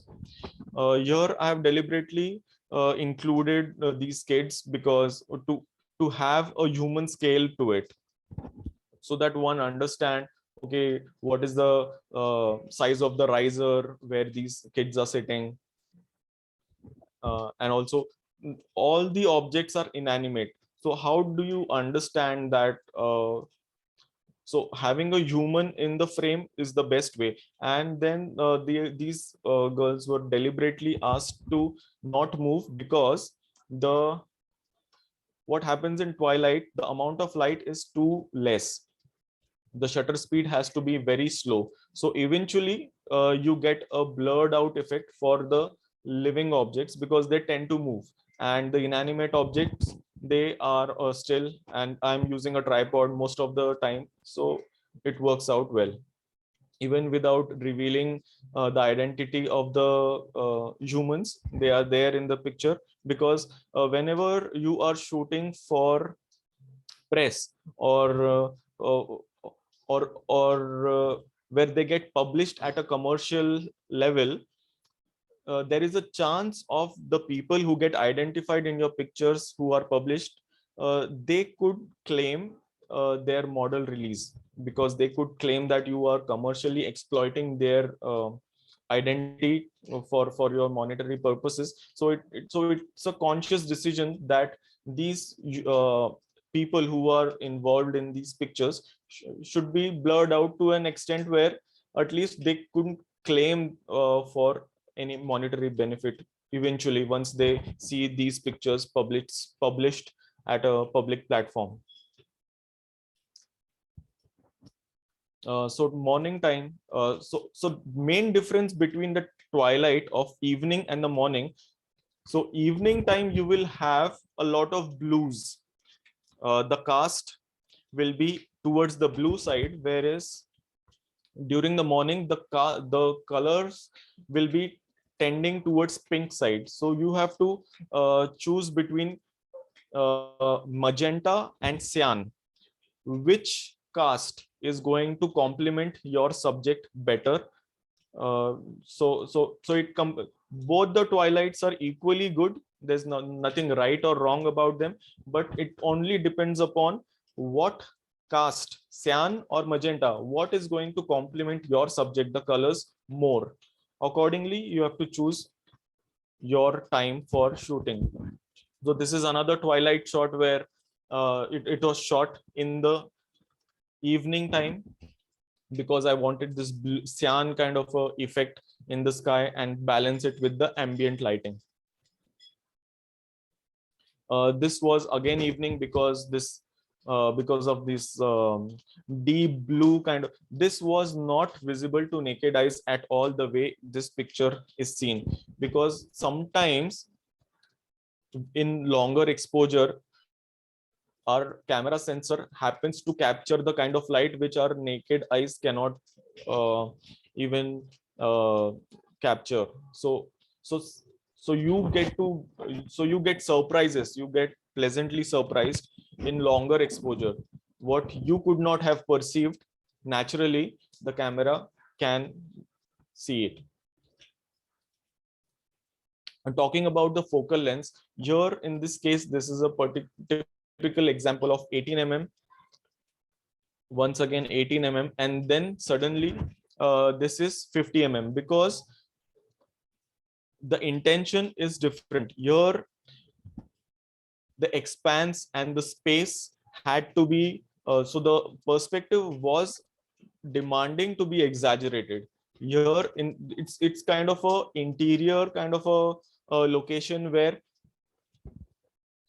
I wanted to diminish the perspective so that one can relate with the space in terms of how the interior would feel.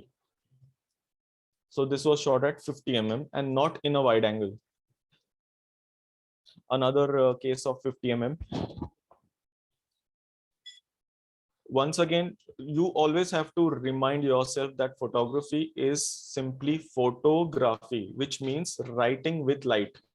Graphy is writing and photo is light. So light is the guiding source for your compositions, for your or the motivation in the first place of capturing the subject. Without light, so what I am always trying to do is have a directional light.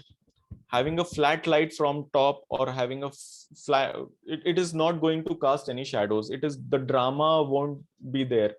So this is the only time when you can have this directional long shadows is during the early hours of the day or during the late hours of the day, just before sunset, just after the sunrise. Perfect timing for doing outdoor shots. Interior, it's a different story. This is another example for twilight shot. It was shot after 7 p.m. It must have been what? The exposure time must have been around 30 seconds. So eventually the effect on the picture was serene. There were waves in water, but they were all washed out. To our naked eyes, there was a lot of movement in water, but since this exposure was shot at a slow shutter speed, long exposure, it has given a different kind of a effect to that water, and you see it's very complementing and to how this, and this is the shot. This, I think the focal length here was around 18 mm. It's a wide angle shot, so the perspective was controlled, or else because these wide angle lenses, they are very dangerous. There's a lot of distortion happening. Even if with a flick of one angle, the subject looks way too distorted than what it should have looked in 50 mm. So you have to take it with a pinch of salt. Always keep in mind that if you are using a wide angle, you have to be very conscious of not distorting the subject beyond proportions. 50 mm, no distortion, all flat. No exaggeration of perspective, neither diminishing the perspective. Because here conservation is the purpose, so 50 mm is ideal for it. Okay, now we are slowly moving towards some religious places. So it is not necessary that the temple has to be really ornamental. It all depends upon the direction of light, the way you want to portray the subject. If you want to celebrate a rock, you can make it look like Taj Mahal, and if at the same time, if you are not artistically inclined, you can also make a Taj Mahal look like a rock beside any road. So this picture is slightly towards HDR, because unlike the rest of the pictures, this was shot on top light where the contrast was at the maximum. But sometimes it works. It just works for some of the cases, because there are contours involved in this particular case. There are contours on the dome, there are contours on those drum like cylinders. It works.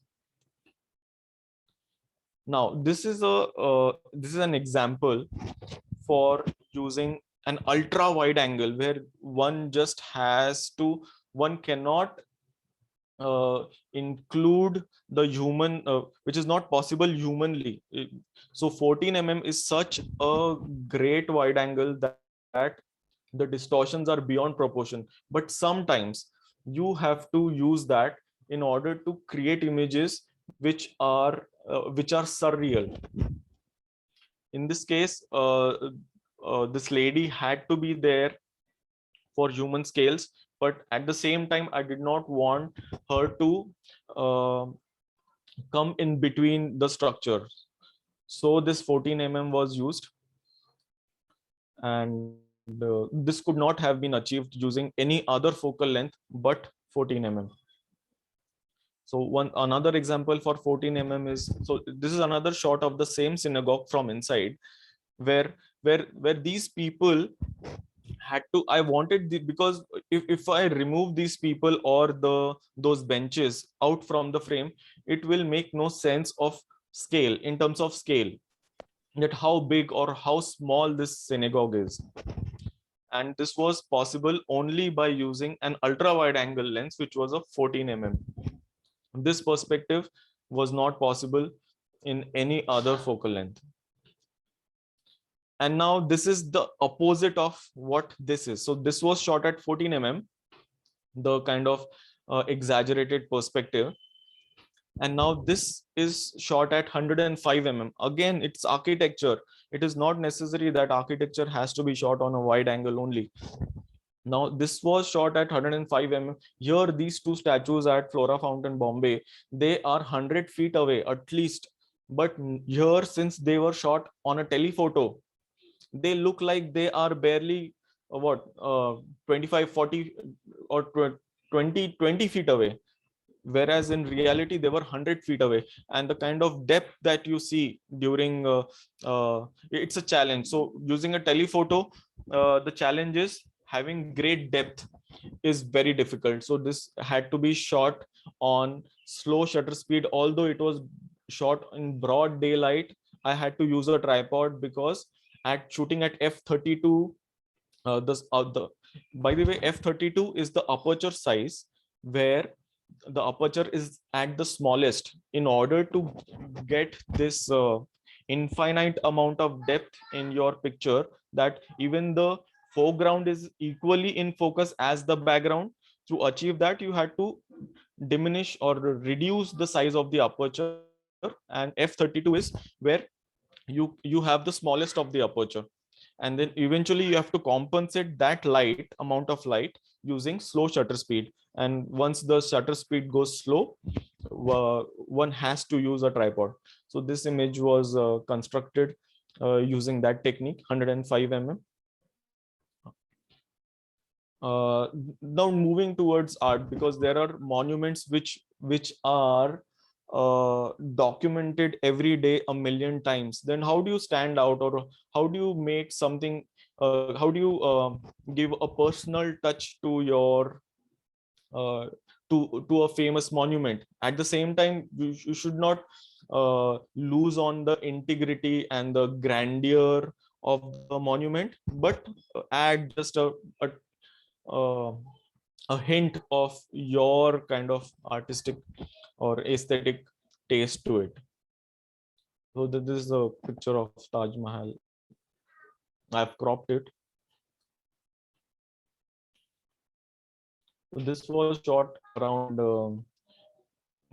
By the way, this was shot in film, so I used both film and digital.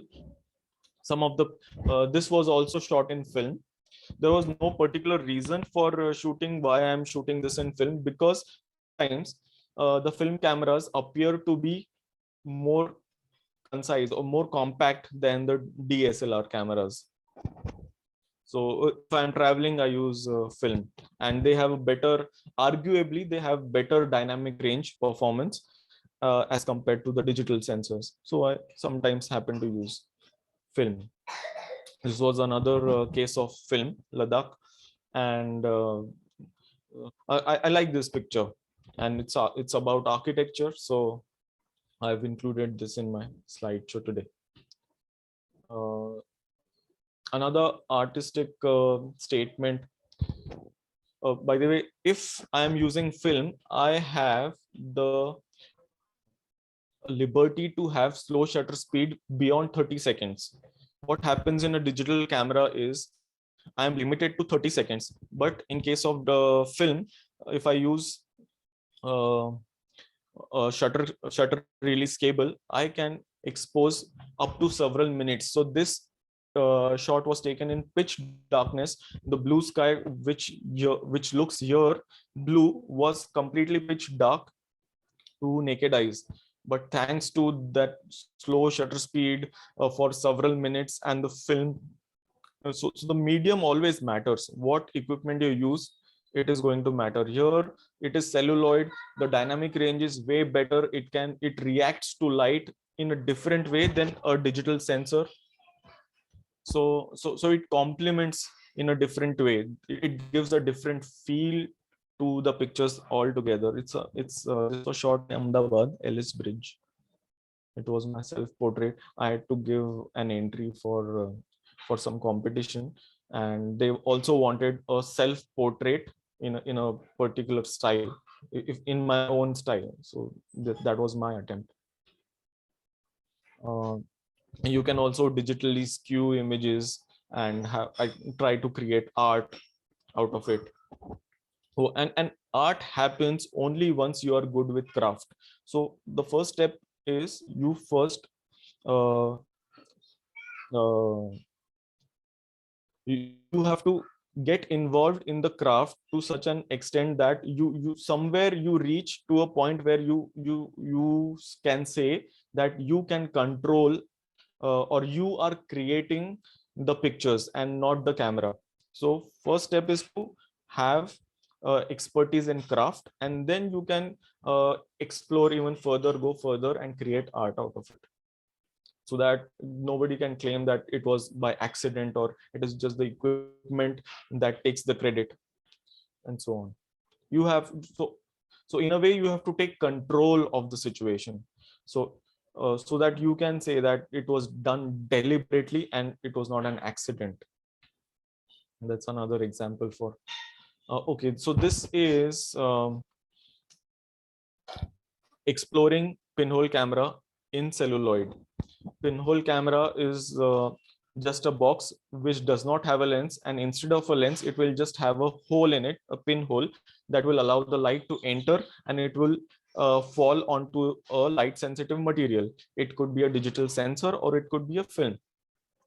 And then I was doing a art project in Ahmedabad for a gallery. So this is one just one picture from that work,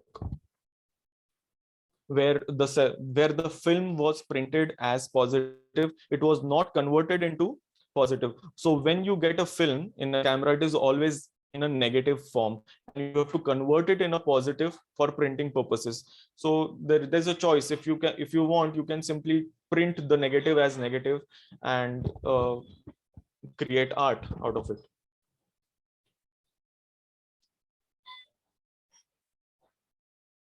Yeah, skewing. So instead of simply creating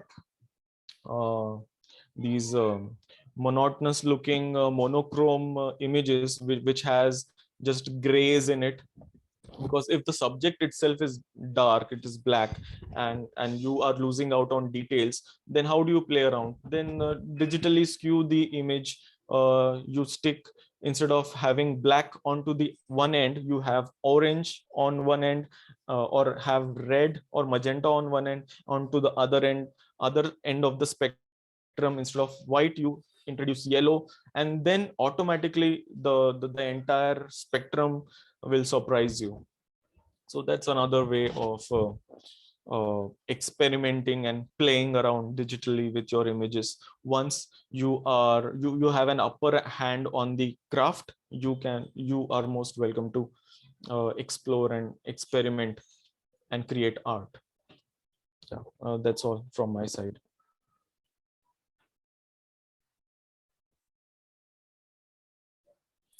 I would be happy to take any questions or comments from the students or the faculty members.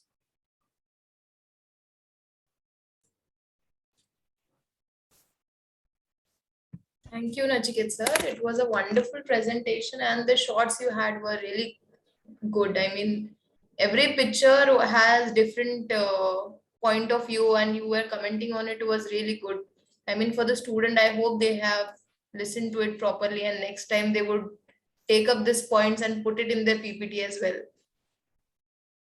It was. I'm glad. Yeah. Thank you so much, sir. Thank you so much. Sanviti, you can continue. Yes, ma'am. Thank you so much, Nachiket sir. Now we move ahead to the session 6 of My City Through My Lens. I would like to welcome the session chair for this session 6, Architect Dinesh Hipparkar sir, by giving a brief introduction about him. Architect Dinesh Hipparkar is an architect based in Pune with 27 years of experience in architectural designing and conceptualizing projects of varied scales. He has a bachelor degree in architecture from Marathawada Mitra Mandal College of Architecture. He obtained his master's degree from Sir J.J. College of Architecture for research project and a double master's degree from DYP School of Architecture, securing first position in environmental architecture. Currently, he is pursuing PhD from Amity University, Rajasthan. After graduation, he moved on to designing, detailing, and executing high-end luxury villas, houses, and corporate buildings as Studio DHA, Dinesh Hipparkar Architects, with consultancy at large-scale township projects such as Ambi Valley in Lonavala and Lavasa in Pune, and was invited to be the vertical head of the residential design team for Lavasa Township. Responsible for designing from macro to micro, from being involved with town planning to individual units, managed to secure rich and varied experiences in projects of residential, commercial, healthcare, hospitality, educational, cultural, and institutional, as well as infrastructure of a town on a hilly terrain along a lakefront. He has also been exposed to budgeting and cost controlling, which helps to integrate as a bridge between designs for the particular project with the business domain. With an inherent passion towards academics, during these years of working as consultant, was also associated with various architectural institutions as an expert visiting faculty and a jury member. Involved in active role play for bridging the gap between profession and academics, is currently practicing as Dinesh Hipparkar Architects and working as a professor at Symbiosis School of Architecture, Urban Development and Planning. Welcome, sir.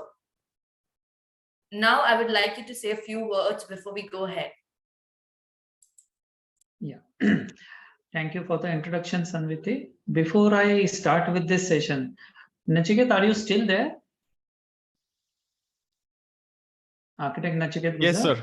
Yes. Nachiket, I take this opportunity and extend my very fabulous thanks to you, because it was a mind-boggling photography session for me. And in our kind of association, I never realized, in fact, we never exchanged this kind of photographic caliber that you have. It was really wonderful to see all those particular photographs. And I am now going to strongly suggest to our team that we should have a specific and a long session just for you to portray only your architectural photography. From the photographs, I could judge the kind of pains that you might have taken to capture those images and freeze those moments of architectural wonders. Regular looking buildings, but look so beautiful in your photographs. Sir, thank you for your kind words. Yeah, coming that from an eminent architect like you. I feel Nahin, blessed. absolutely, Nachiket. These are really wonderful photographs. I really wish you, I would strongly recommend that please continue with your photography. Don't ever lose out on it. It is going to be a very wonderful thing for you. Thank you, sir. Thank you. Thank you for joining us here also. Yeah. Yeah. Actually, I am supposed to give a small presentation and a small talk before I see what other entries have been about. I should start my presentation. Sanviti, may I present my screen, please? Yes, sir, you can. Okay. Just give me a minute.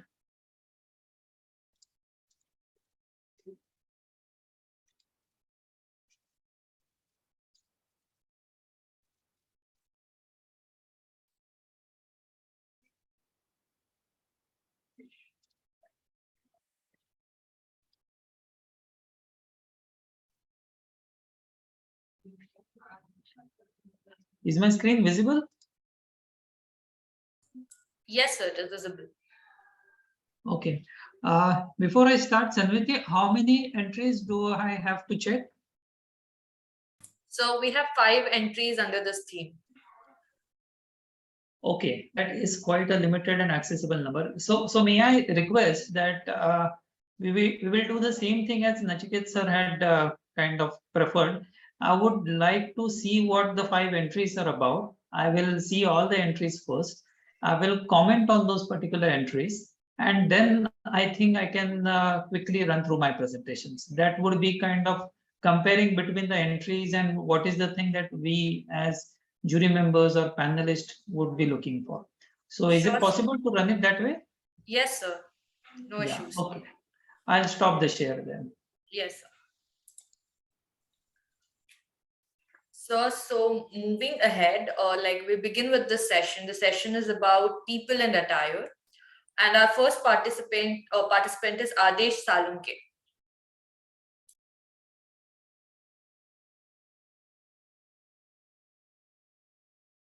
My name is Adesh Salunke. Here I'm presenting my PPT. Aram Haram hai. Beautiful woman is looking through her coconuts. Man selling beetle. This man was just removing the dirty potatoes from the back. Last but not the least, there is no age difference between any kind of business. Thanks a lot.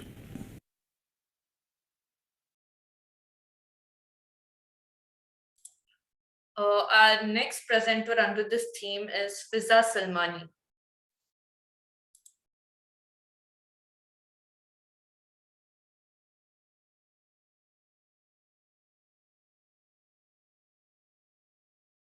Hello everyone, myself Fiza Salmani. I'm from Dear Patel International University, Pune, BAJMC second year. My topic for today's conference is Down the Lane Life Journey. Under this topic, I'm going to share my traveling experience through my photos and texts.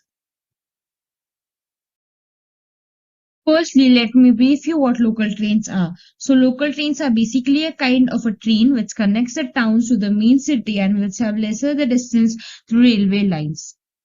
Basically, when we travel from our personal vehicles, the time we take to travel from a town to a city is actually approximately like 3 to 4 hours. It may be take because of traffic and many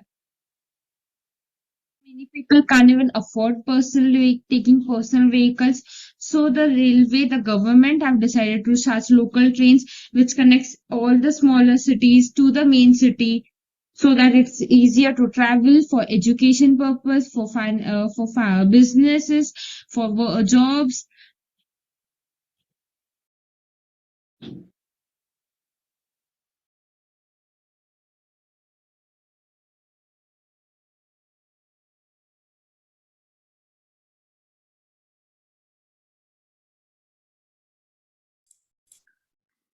The next presentation under this theme is of Rishi Joshi.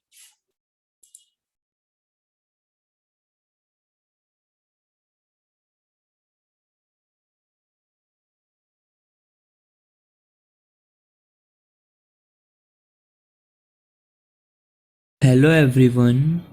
First of all, I would like to thank you for giving me this opportunity. And it's my pleasure to introduce myself. Myself Rishi Joshi from Surat, Gujarat.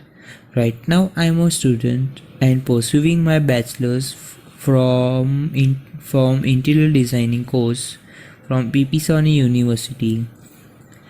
And my hobbies are singing, dancing, and storytelling.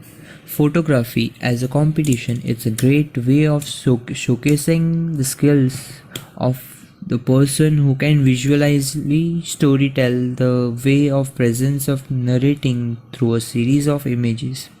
A great photo able to narrate emotions and understand without using their words, and photos delivers stories using a series of photographs and brings viewers along with the narrative journey.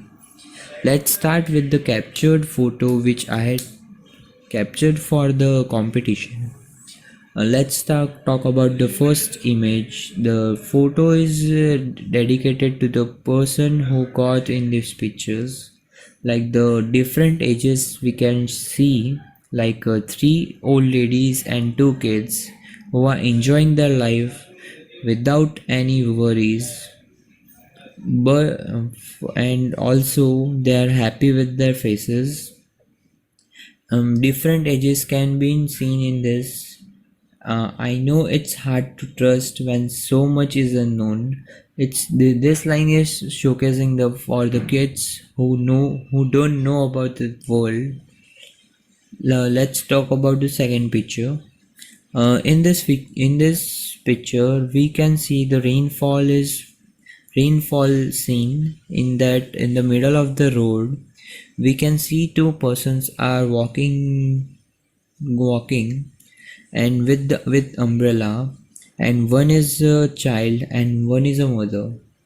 This showcasing the love relationship between a mother and a child. Third photo of four person means four children are playing with the bicycles, in which everyone seems to be do normal things, but the one person who tried something new in the bicycle and fitted in this picture. In this picture, we can see the cycle is in the position where no other can see doing this. Other are surprised, and the person who had done is very happy. Fourth photo. This is the market where the Muslims are very much located in this place. The persons many persons are can be seen in this picture, and the group of ladies with the black clothes are buying the fruits from the vendor from market, and lightings and this can be seen in this picture. This picture can showcasing the traffic police in the middle of the road and seeing traffic with his eyes, and seeing his life where he's standing about the end. I taken a deep breath, but no amount of feels the empty hole inside. I wonder if it would be away with the death. That theory I unsuccessfully tried. All the days seems to be blurred together. I can't remember a single one. I didn't want to be here. But whatever, eventually this will be all over and done. This lines can be dedicated to the traffic police who is standing in the middle of a road and guiding the vehicles, and not having worries and these things. And but I don't care about that anyone, because now I am sit here and write this letter resuming on days before. As days went on, the voice got louder.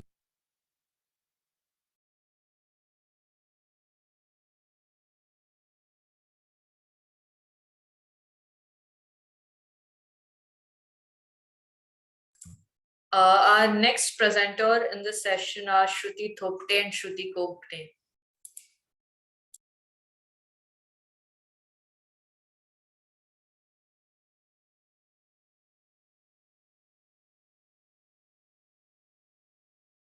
As said by Christopher Morley, all cities are mad, but the madness is gallant. All cities are beautiful, but the beauty is grim, truly makes sense now. It fills my heart with joy unspeakable to talk about the city I grew up in and its enchanting people. Every city is not so different from each other. Just like a flower, for instance, is unique, Pune city is unique. All the places have something special that makes them as beautiful. Do you know what makes Pune so special? Dance, laughter, food, and fun. If you have ever been to Pune, that's how you feel about the city. It has a rich cultural heritage that is rooted in traditional Maharashtrian culture while having a cosmopolitan edge fueled by its thriving IT industry. Called the Queen of the Deccan, Pune is the cultural capital of Maratha people. The city first gained importance as the capital of the Bhosle Maratha in 17th and 18th century. It is said that in Maratha rule, women always helped the men during the war. That's why they introduced the Nawari saris, which resembles the male trouser, and it soon became the traditional outfit of Pune. Now imagine the wildest and the most beautiful rock-cut architecture you have ever seen.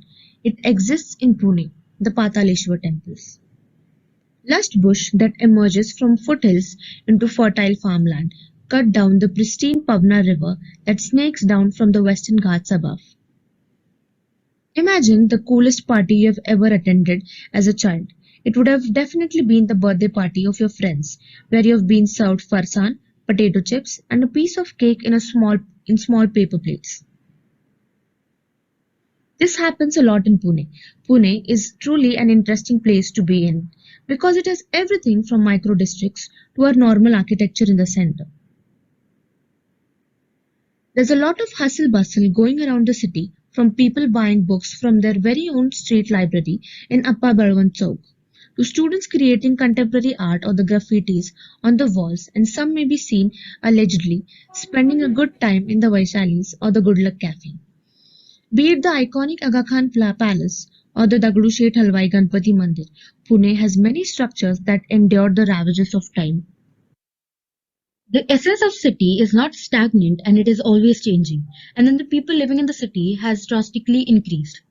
Cities were always like people, showing their varying personalities to the traveler. Depending on the city and on traveler, there might begin a mutual love or dislike, friendship or enmity. Most people in Pune are highly mixed people, yet their likeness appears to be more prominent than their difference. I could proudly say now that my city has woven its member in a string of love and warmth. Pune accepts everyone just as the city Pune belongs to me, because I belong to it. I just love the fact that there is so much to explore in the city. The never-ending bazaars full of beautiful clothes and home decor items, the ancient monuments and beautiful temples, the smell of freshly made vada paos on the roadside cafes, the awe-striking Ganesh Chaturthi celebration in the Pets, it becomes the airborne Gulal in Ganpati festival. Pune is just like a child sitting on its father's shoulder on Lakshmi Road in a drizzling rain to see the Wari. The choice of restaurants, cafes, shopping malls, office spaces, and residential areas are endless in the city. In a nutshell, a city has something to offer to people from all walks of life. PMRD has released intended to guide the development of PMR over the next 20 years with the goal of making it India's most livable habitat and a premium international investment destination.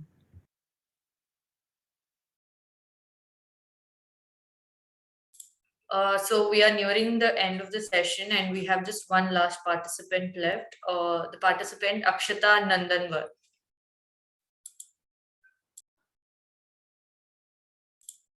Akshata, do we have you in the meet?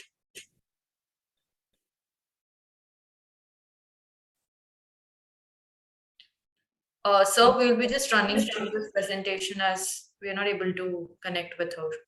Okay, no issues. Yes, sir.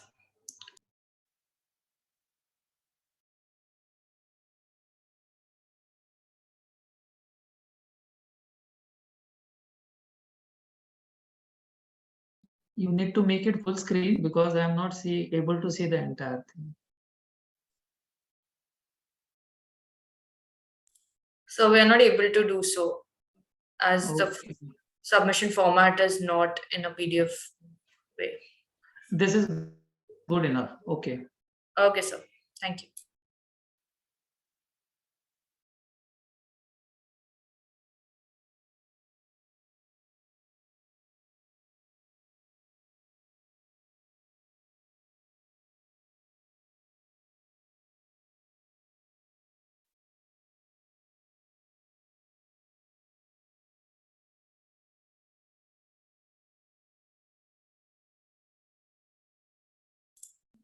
Dinesh sir, we are done with the presentations for this session. We would go ahead with the insights on them. Sure. Okay, great. So, do we have Adesh online? Yes. Adesh is online. Okay, good. Adesh, your photographs are really good, whatever that you have captured. Just one or two questions to you. What is the equipment that you use to capture these photos?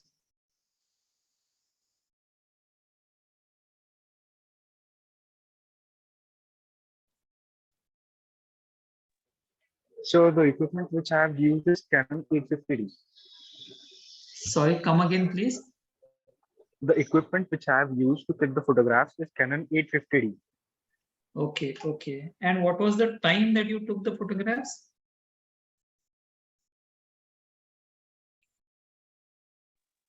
The time was in morning 7 to 9. Okay. Just one question to you. When you captured the photographs of vegetable market, what was your focus on while shooting? The exposure calculation was done on the face of the subject or on the fruits or vegetables? On the face of the subject. And why so? So I was just looking after the emotions and the feelings of their what of the things which they are selling, and I like to capture the emotions, not even the pictures and many more things. Okay, Adesh. Thank you for your feedback on this. Okay. Do we have Fiza online?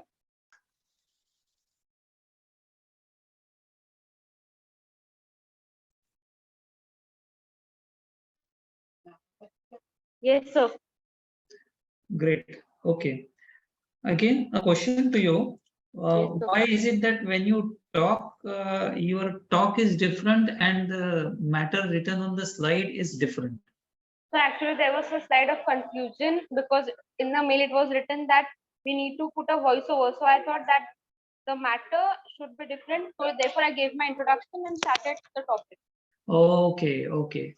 But then I should comment, Fiza, that whatever that you had written alongside the photograph, I found it more interesting than what you were talking about. It was a good matter that you had written. But I was expecting a little more better photographs because the matter that you had written was more powerful than the image. Eventually, this has had to be a little opposite. But nevertheless, your attempt was good. If I would have asked you to select one of the photographs of whatever that you have portrayed here, which one would you select as your best photograph? So the first one where the aunties are actually sitting, that one actually I personally like that photo. Okay. And why did you like it? Because it's that means I have seen them like where it's a time, some days I have seen them laughing, giggling, talking about that day. It's like that stress buster. And sometimes I've also seen them that where one auntie is crying due to some family personal problem, the other ones are consoling her, telling them that no, you're not like this, you should keep faith in God, and you must like you must believe in yourself. So that one thing, so that's like a touch. And in fact the capture means the capture, that is the first photo which I personally loved it even after seeing so many times. Otherwise it happened with me that one photo, if I see like 10 times also, I start hating that photo. But like this photo, even if I see 100 of times, I still love that photo. Okay. Interesting, Fiza. Really interesting. Thank you for your feedback. Do we have Rishi online?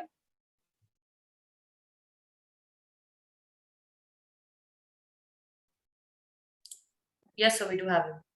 Oh, yes, sir. Okay, Rishi, you are here. Okay. Yes, sir. I would ask you the same question as I asked Fiza. Which is your best photo? If I would have asked you to select one of whatever you have submitted. So every photos are very means epic like that. Means the first photo I had taken is like I had talked with them, with all of them, and then also they had experienced everything that with the child, and they're very happy with them. Okay. But your last photo where the traffic policeman is standing, and you concluded with that particular photo. What would you say about that? Other than the matter that you had written, just talk about the photograph.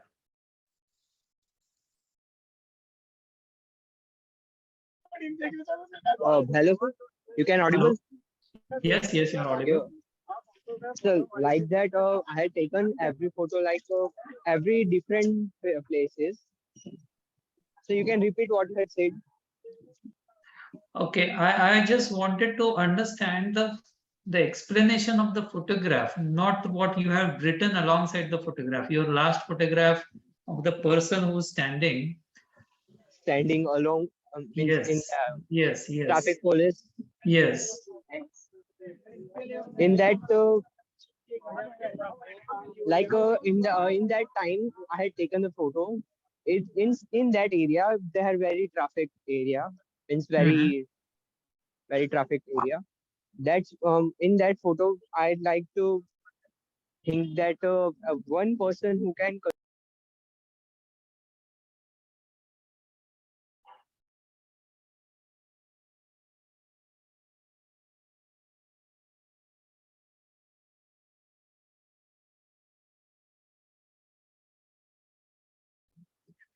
Rishi, you have muted yourself. Oh, hello. Yes, now we can hear you again. Yes. So just a second.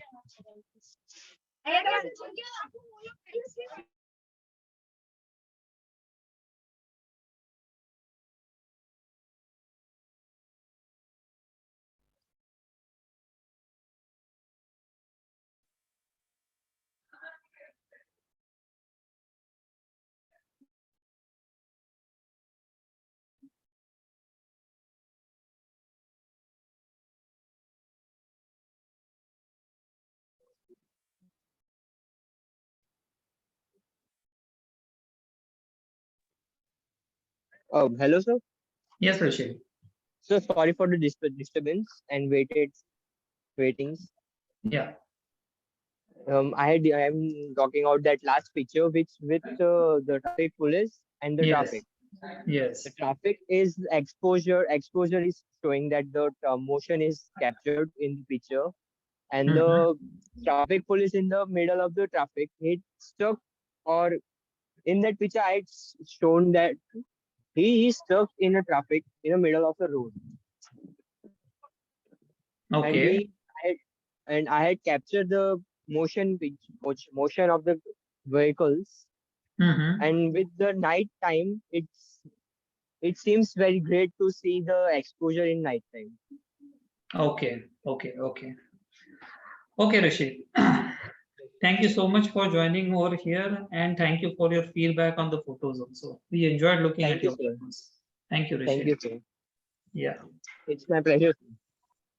Thank you. Do we have Shruti?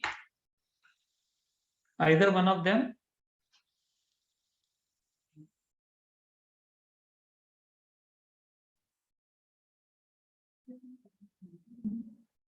Yes, sir, we are there. Okay, okay. Both of us. Yes.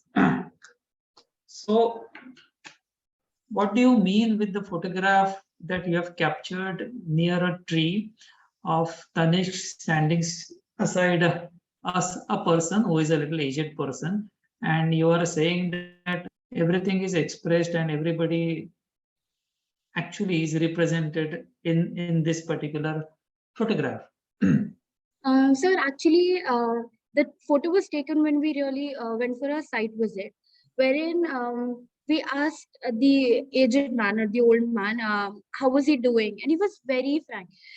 It didn't seem as if he was such a stranger or such an elder personality to us. It seemed very friendly connection. And Tanishq sat near besides him, and they were talking, they were chatting, what's nice, what to eat now. So the vibe was very different. It felt something, even if you're a stranger, even if there's an age gap, you can actually connect with each other. And Tanishq, as you know, is from a very different religion or very different background, whereas the elder man was from a different background. Yet they had a common interest to share with each other. So that seemed a very pleasant emotion to me. Okay, okay. And what is it that you used to capture this particular photograph? What did you use? What equipment?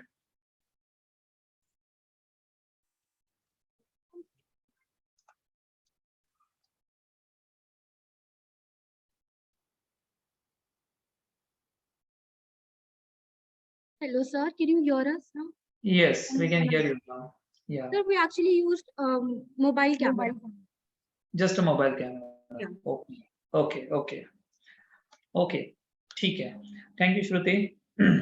And we'd like to mention that the elderly person has got more swag than Tanishq himself. He's wearing shades. He was even that's some kind of contrast you can see in the Yes. generation. Yeah. Okay, okay, okay. Thank you, thank you. That is well taken. Okay. Do we have Akshata? No, sir, we don't have a We connected don't to have the Akshata. Okay, ठीक है. Okay, so before I start presenting my very small stuff that I have to share with you all, I would just like to say to Adesh, Fiza, Rishi, and both the Shrutis that whatever that you are trying to capture, unfortunately, needs a little more mature thinking. Why I say this is that this theme of the conference is my city through my lens. Here, the understanding is that your capture is necessarily through a lens. What I'm seeing now is you're trying to capture things with your mind. Okay, when you capture something with your mind, you go into a status which is more of a social cause, which is more of a person who's trying to connect or connect the dots through their mental setup. Now that comes later. What comes before is you should also have a very specific, specialized, expert kind of capture through the understanding of the lens, or in better words, through the understanding of the photo or photography. Here, photography also plays a major role. Now, this photographical aspect, I find, is given a little secondary or tertiary treatment. If you would have heard about presentations by Shreyas sir, by Nachiket sir, by Lipi ma'am, they were more towards getting into the nitty-gritties of the photograph itself. The photograph is more important for us as experts. Otherwise, if you ask me, I have my notion of Pune, you have your notion of Pune. For example, Fiza has a notion of travel, or Adesh has his notion of understanding things. Everybody has a notion.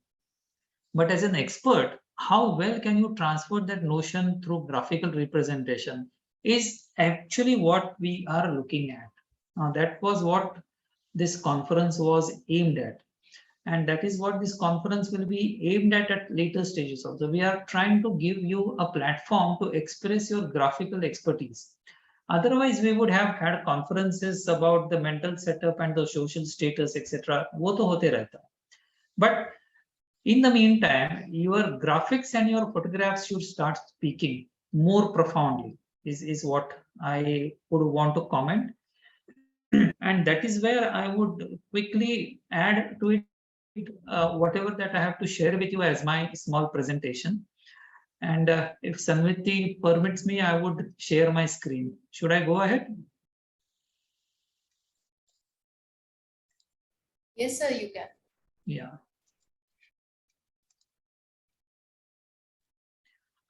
So I would not take more time of this kind of a presentation, because what I'm going to present now is the magic of photography. The magic of photography is a presentation that I have prepared of very few images which are recognized worldwide, globally, as one of the best photographs captured and captured by worldwide acclaimed photographers, by photographers who are considered to be masters in photography. And the photographs that they have captured are also kind of awarded many times for this kind of images that they have captured. What is important now is not to actually look at, just a minute, I'll share it again.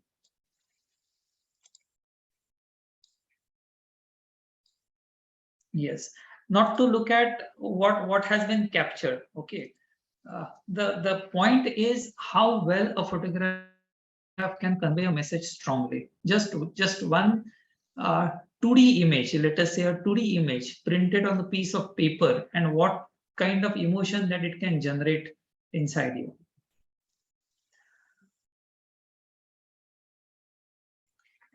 So this is the first photograph.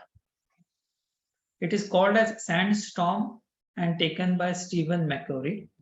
If you are a genuine photographer by heart, if you are a photographer of serious attitude, you will not have missed these 4 or 5 photographs that I am going to show you, because you Google in best photographs, you Google in master photographers, you Google in acclaimed photos or award-winning photos, you will come across this kind of photos, because these have been reviewed by many photographers, and these have been acclaimed, and these have been recognized as masterpieces of photography. Why I intend to show this particular presentation is simply for you to make you understand that when we say that the photograph is worthy of an award or worthy of a recognition, what actually are the aspects that we look at in a photograph to understand the worthiness of that particular photograph. For example, if I just look at this particular image, do I have the capacity at least to understand that this image is such a powerful image? For being able to be a very good photographer, I would strongly recommend that first you should be a very good admirer, in the sense of admiring a photograph through various lenses that you can see that photograph through. If you are not able to judge why this photograph is such an impactful photograph, then you will not be able to click a photo which is an impactful image. So to understand a good photograph, you have to understand why is it a good photograph. Sandstorm is a good photograph because you see an image which is composed in a very intelligent way. It captures sensitivity in a very peculiar way. If you're looking at the photograph, you should have by now judged that the number of women facing towards each other, okay, cuddled up, making a round, closing the round itself, the the violentness of the storm is pretty inherent, although not very much captured in the photograph, but just by the capture of the composition and the way the women are standing. So that is the first message itself. Secondly, very intelligently, there are 6 to 7 women, and if you look carefully at the trees in the background, there are 6 to 7 trees in the background. Now, this is a very intelligent kind of capture, because inherently a tree is standing on its own without any support of any other tree, without any particular cuddling up kind of an environment making for themselves. But when you are in a community, when you are with each other, this is how things start happening at a social level. Thirdly, the vibrancy is pretty evident by the choice of colors that he's actually representing in the photograph. Fourth, he is very able to capture and give the sense of dynamism to this particular photograph. Look at the movement and the volatility of the tree, of the fluttering of the dresses the women are wearing. There are traditionalism in their attire, etc. And finally, a very, very strategic positioning of the pots, the 2 pots, one large pot and one small pot, kept in a very strategic composed location, which gives an impression of 3D involved in the photograph. Now, if you are able to capture all this and try to make sense, you will understand that a photographer in that spur of the moment is thinking of all these things and then giving you a frozen moment. Compare this with the kind of mental setup that you would have had while clicking a photograph. There are so many other things that can be said about this photograph as an appreciation or as a photographic appreciation, but I will move on to the next photo. This again is a very renowned photo. It is called as Migrant Mother, clicked by Dorothea Lange. Now, Dorothea is a photojournalist. She travels around the world, mostly in the underprivileged communities, to capture photographs. She works for press and she has captured beautiful images. Now, looking at the image itself, there are actually no words required to explain this particular photograph. The image itself tells us everything that needs to be told about what is it that she is trying to express. But as a photographer, if you are to click a similar image trying to depict some message, just look at what you need to very, very subtly click. You have to very precisely capture the moment, that moment where the expression in the woman's face or the mother's face is there, the expression in the eyes, the folds that she is having in her forehead, which all of this represents a worry in the near future, an uncertainty of the future. You also need to understand the turned away faces of the little children. You also need to understand the sleeping baby in her lap, how they are composed. You also need to understand the precise way these 4 figures are kind of composed in a very, very intelligent way, in a very sensitive way.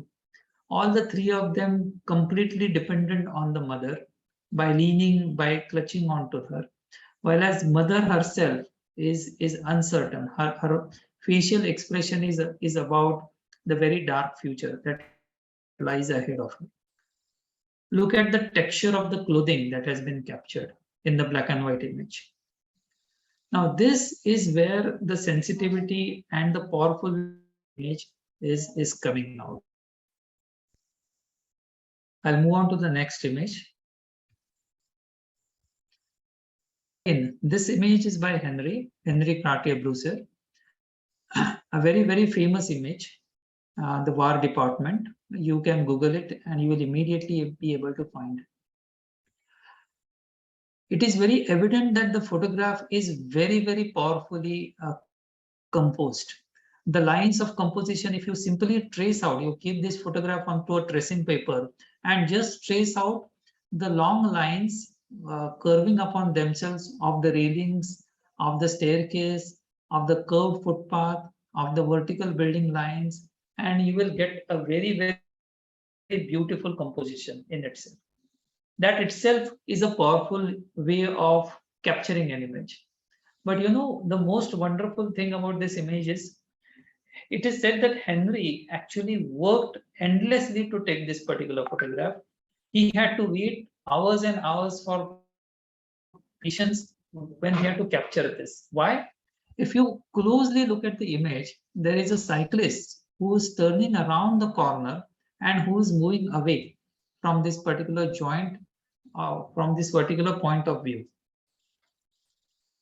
Now imagine that Henry cannot see who's coming and when he's coming. He has to be very much ready with his camera to shoot and to capture a very precise moment. A precise moment such that the cyclist actually is exactly in that particular location. Now imagine how much patience and how much expertise it must have been taken for Henry to make the cyclist appear exactly in the central void that the photograph is, because that is a very strategic location. A very static, beautiful composition is balanced by a kinetic kind of a image of the cyclist, because the image of the cyclist is purposely left blurred just to give a little moment to that particular photograph.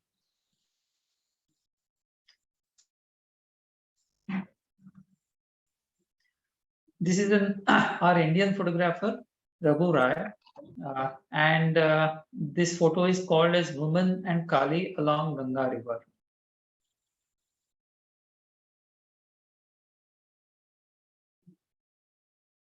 And whenever I look at this particular photograph, I always have this feeling of serenity. I always have this feeling of how sensitive a photographer is to capture such a huge message and capture it so beautifully as a photographer, employing all his particular skills.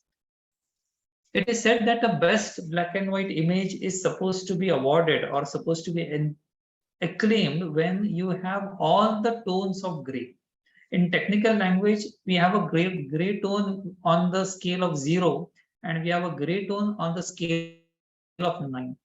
0 and 9 represent the scales, and these scales are from the whitest white in the photograph to the darkest dark in the photograph. And if a photographer is able to capture all this from 0 to 9, each scale is represented. This photograph actually gives us the impression of all these particular skills. And while doing it, it is also passing a very subtle image. An image of Indian feminism, an image of Indian culture, where you have a woman who is an elderly woman who's full of sacrifices. You have a cow, you have Kali. I mean, you can talk endlessly about it. You have a river, you have Mother Earth, you have tree. All these particular subjects, very powerfully converge onto this one precise point that we have as a philosophy in our Indian culture. And also look at the very beautiful composition that he's captured. Tremendously beautiful photograph.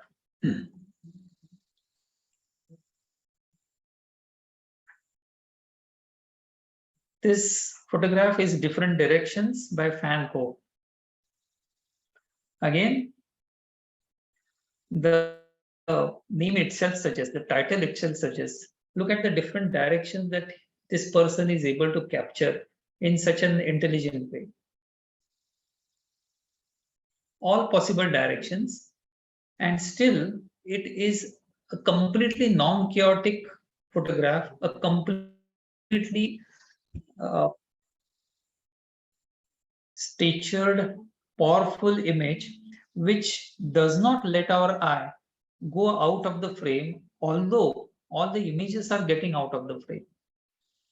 It is said that in good photography, your subject should not go out of the frame. Otherwise, the eye movement goes out of the frame and the photograph is not considered to be a technically good photograph.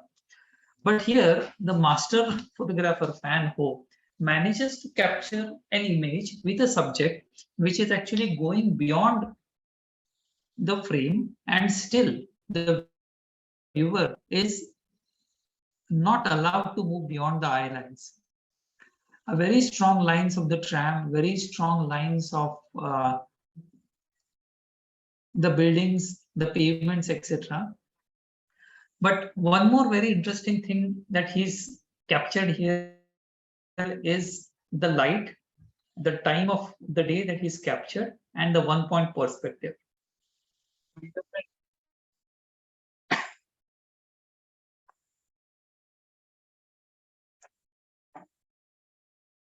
This is a world famous photograph. And this photograph cannot be missed by any photographer. It's called as Decisive Movement, again by Brucer. And imagine the expertise that Brucer has when he captures this image. Now understand, this is not a burst photograph. A burst photograph is a photograph where you capture hundreds of images in a split second. That can be made possible by any digital DSLR.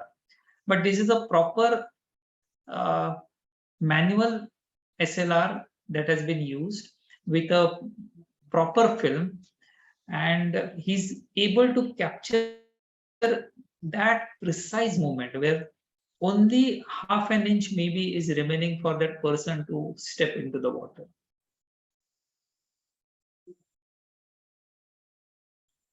And people were boggled by the amount of contrast he's creating and the amount of composition that goes into it when he's trying to set up the perfect setting up of this particular image.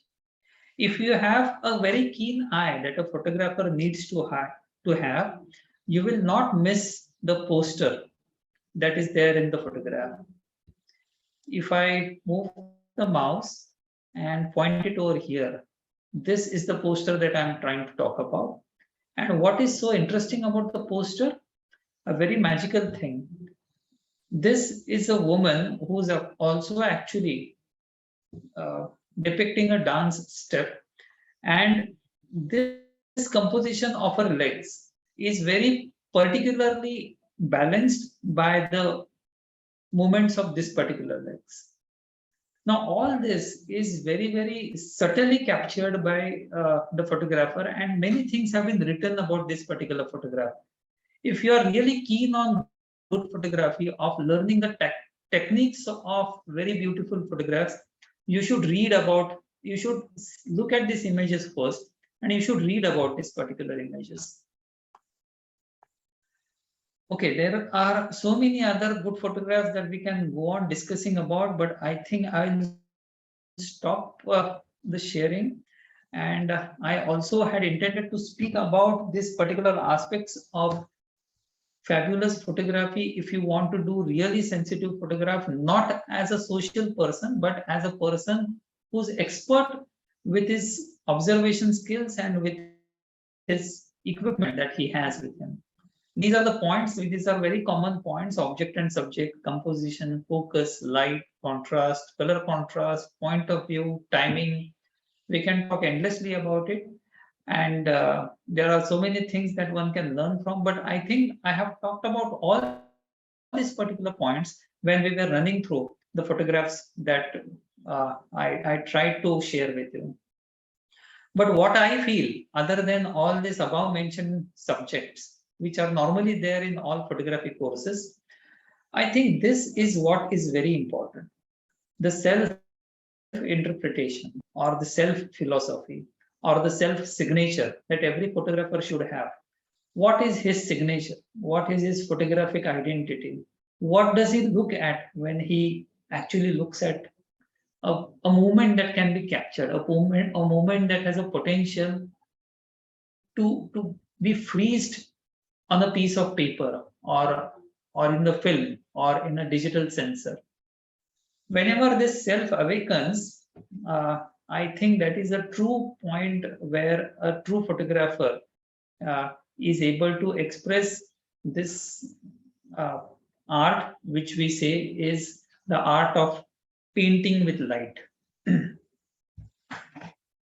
Okay, I'll stop my sharing and I will thank all the conference team members for giving me a chance to be a panelist and for making me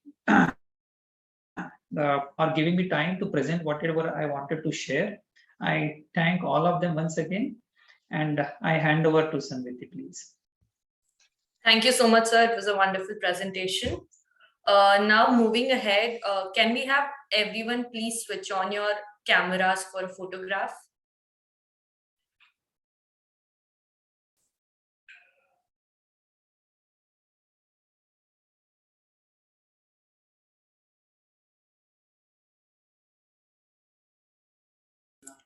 Please switch on your cameras.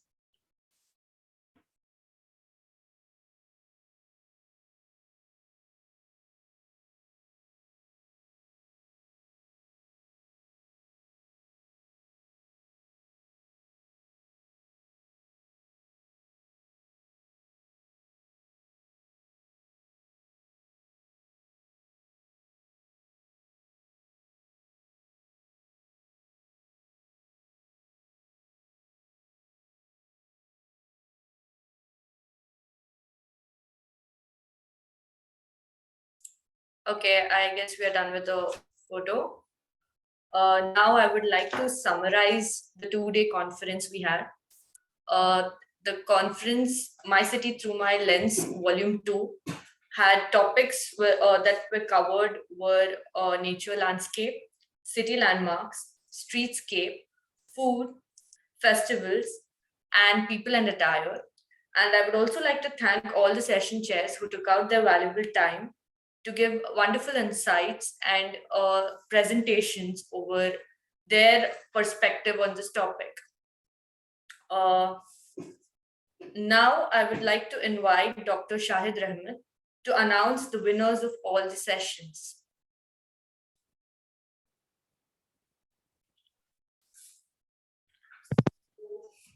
The winner for session 1, that was nature and landscape.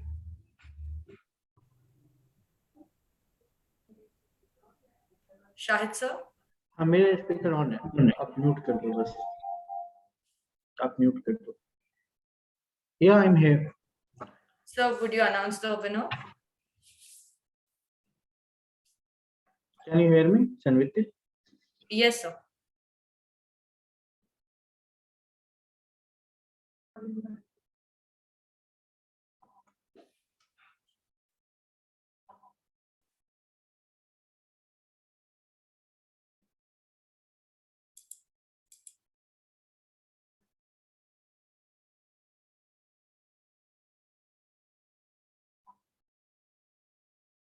Sanviti, am I audible? Yes, sir, you're audible.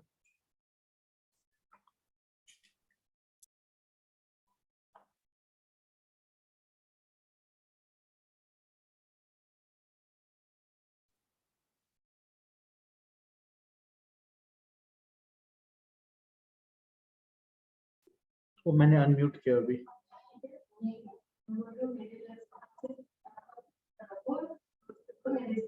Okay ठीक है, तो मैं mute करूँ यहाँ पर.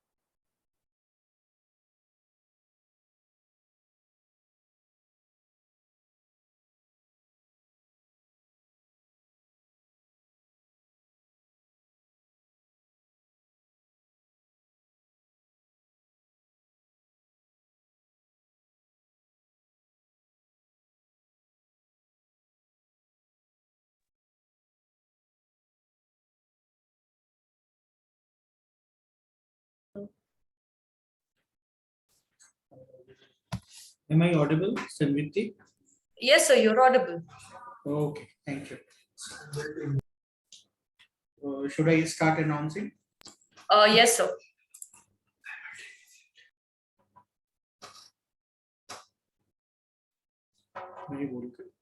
Sanviti, can we start over, please? Yes, sir. Yes, ma'am. So the winner for the first session with the theme Nature and Landscape is Prerna Chauhan and Anisha. okay. For session 2, and I would like to congratulate the winners. Can we have them switch on their videos if they are present in the meet?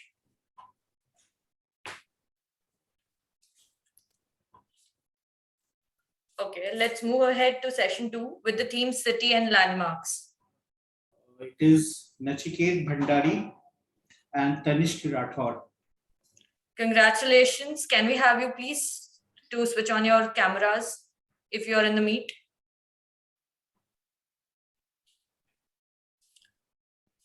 For session 3, the theme Streetscape. Is Ved Mishra. Congratulations. If you're in the meet, please switch on your cameras. For session 4 with the theme Food. Nishita Nagpure. Congratulations. For session 5 with the theme Festivals. Anushka Kamble and Akshaya Prasad.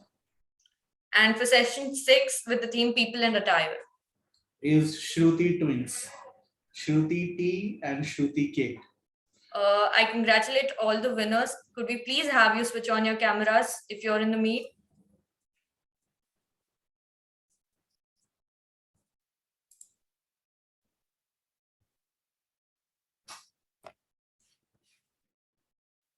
Congratulations to all the winners. Please put on your camera so that we can have a nice pictures of all of us.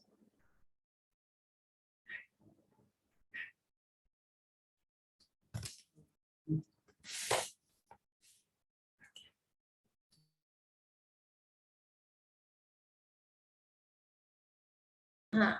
2 minutes.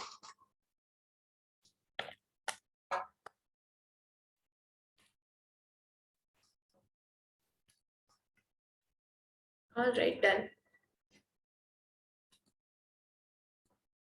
Sanviti, we can proceed for the next. Yes, ma'am. So we have come to the end of day 2 of My City Through My Lens, Volume 2, and I'm proceeding for the vote of thanks. I feel honored and privileged to get this opportunity to propose the vote of thanks on this special occasion. I would like to thank all the honorable delegates who blessed us with their presence. I'm also very much thankful to all the invited speakers, session chairs, all other dignitaries, and our lovely audience. Words are not enough to thank you for your constant guidance and support to shape the conference. Special thanks to our Vice Chancellor in charge and also the Director of Symbiosis School of Architecture, Urban Development and Planning, Dr. Gauri Shirkar ma'am, and all the faculty members. If time is money, then today you have spent millions for us. Thanks to all of you for making this event successful. Have a wonderful day ahead. Thank you.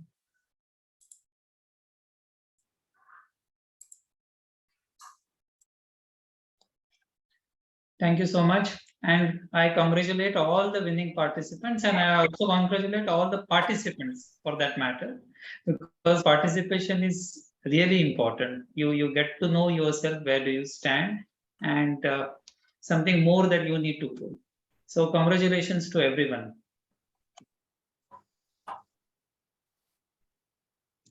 A heartiest congratulations to all the winners and also to all the participants who have put in their efforts.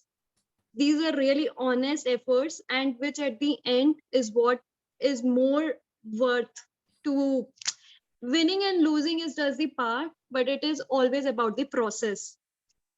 And what more is about, it is a very learning process for us as well. I got to learn so much from all the participants, from the panelists. And Dinesh sir, you are such a humble person. There were so many things, so many takeaways I am taking forward, which I'm definitely going to imbibe. The way you have presented, the way you have given the feedback, It all has been really very helpful. When Nachiket was there, he was presenting the technicalities he was talking about.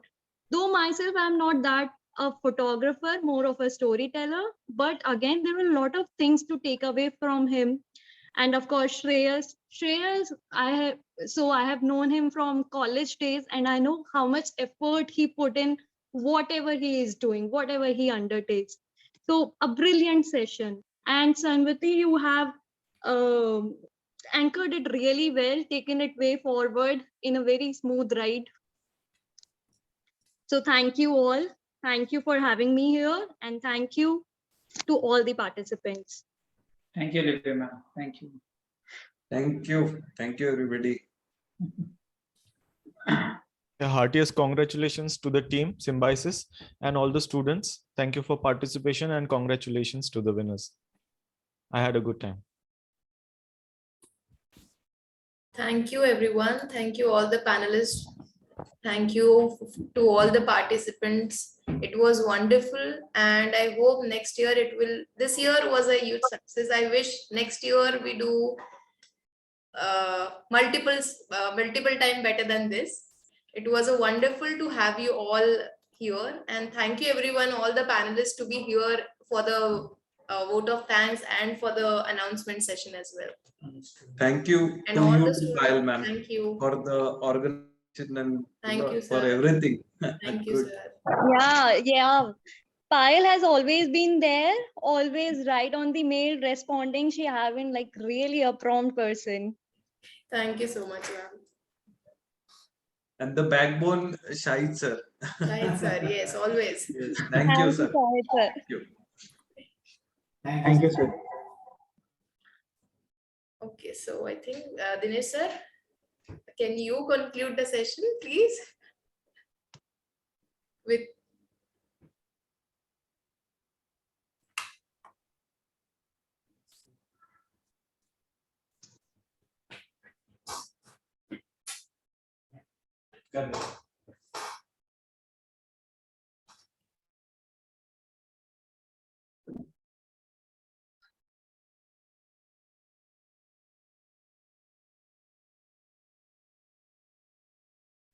Am I audible now?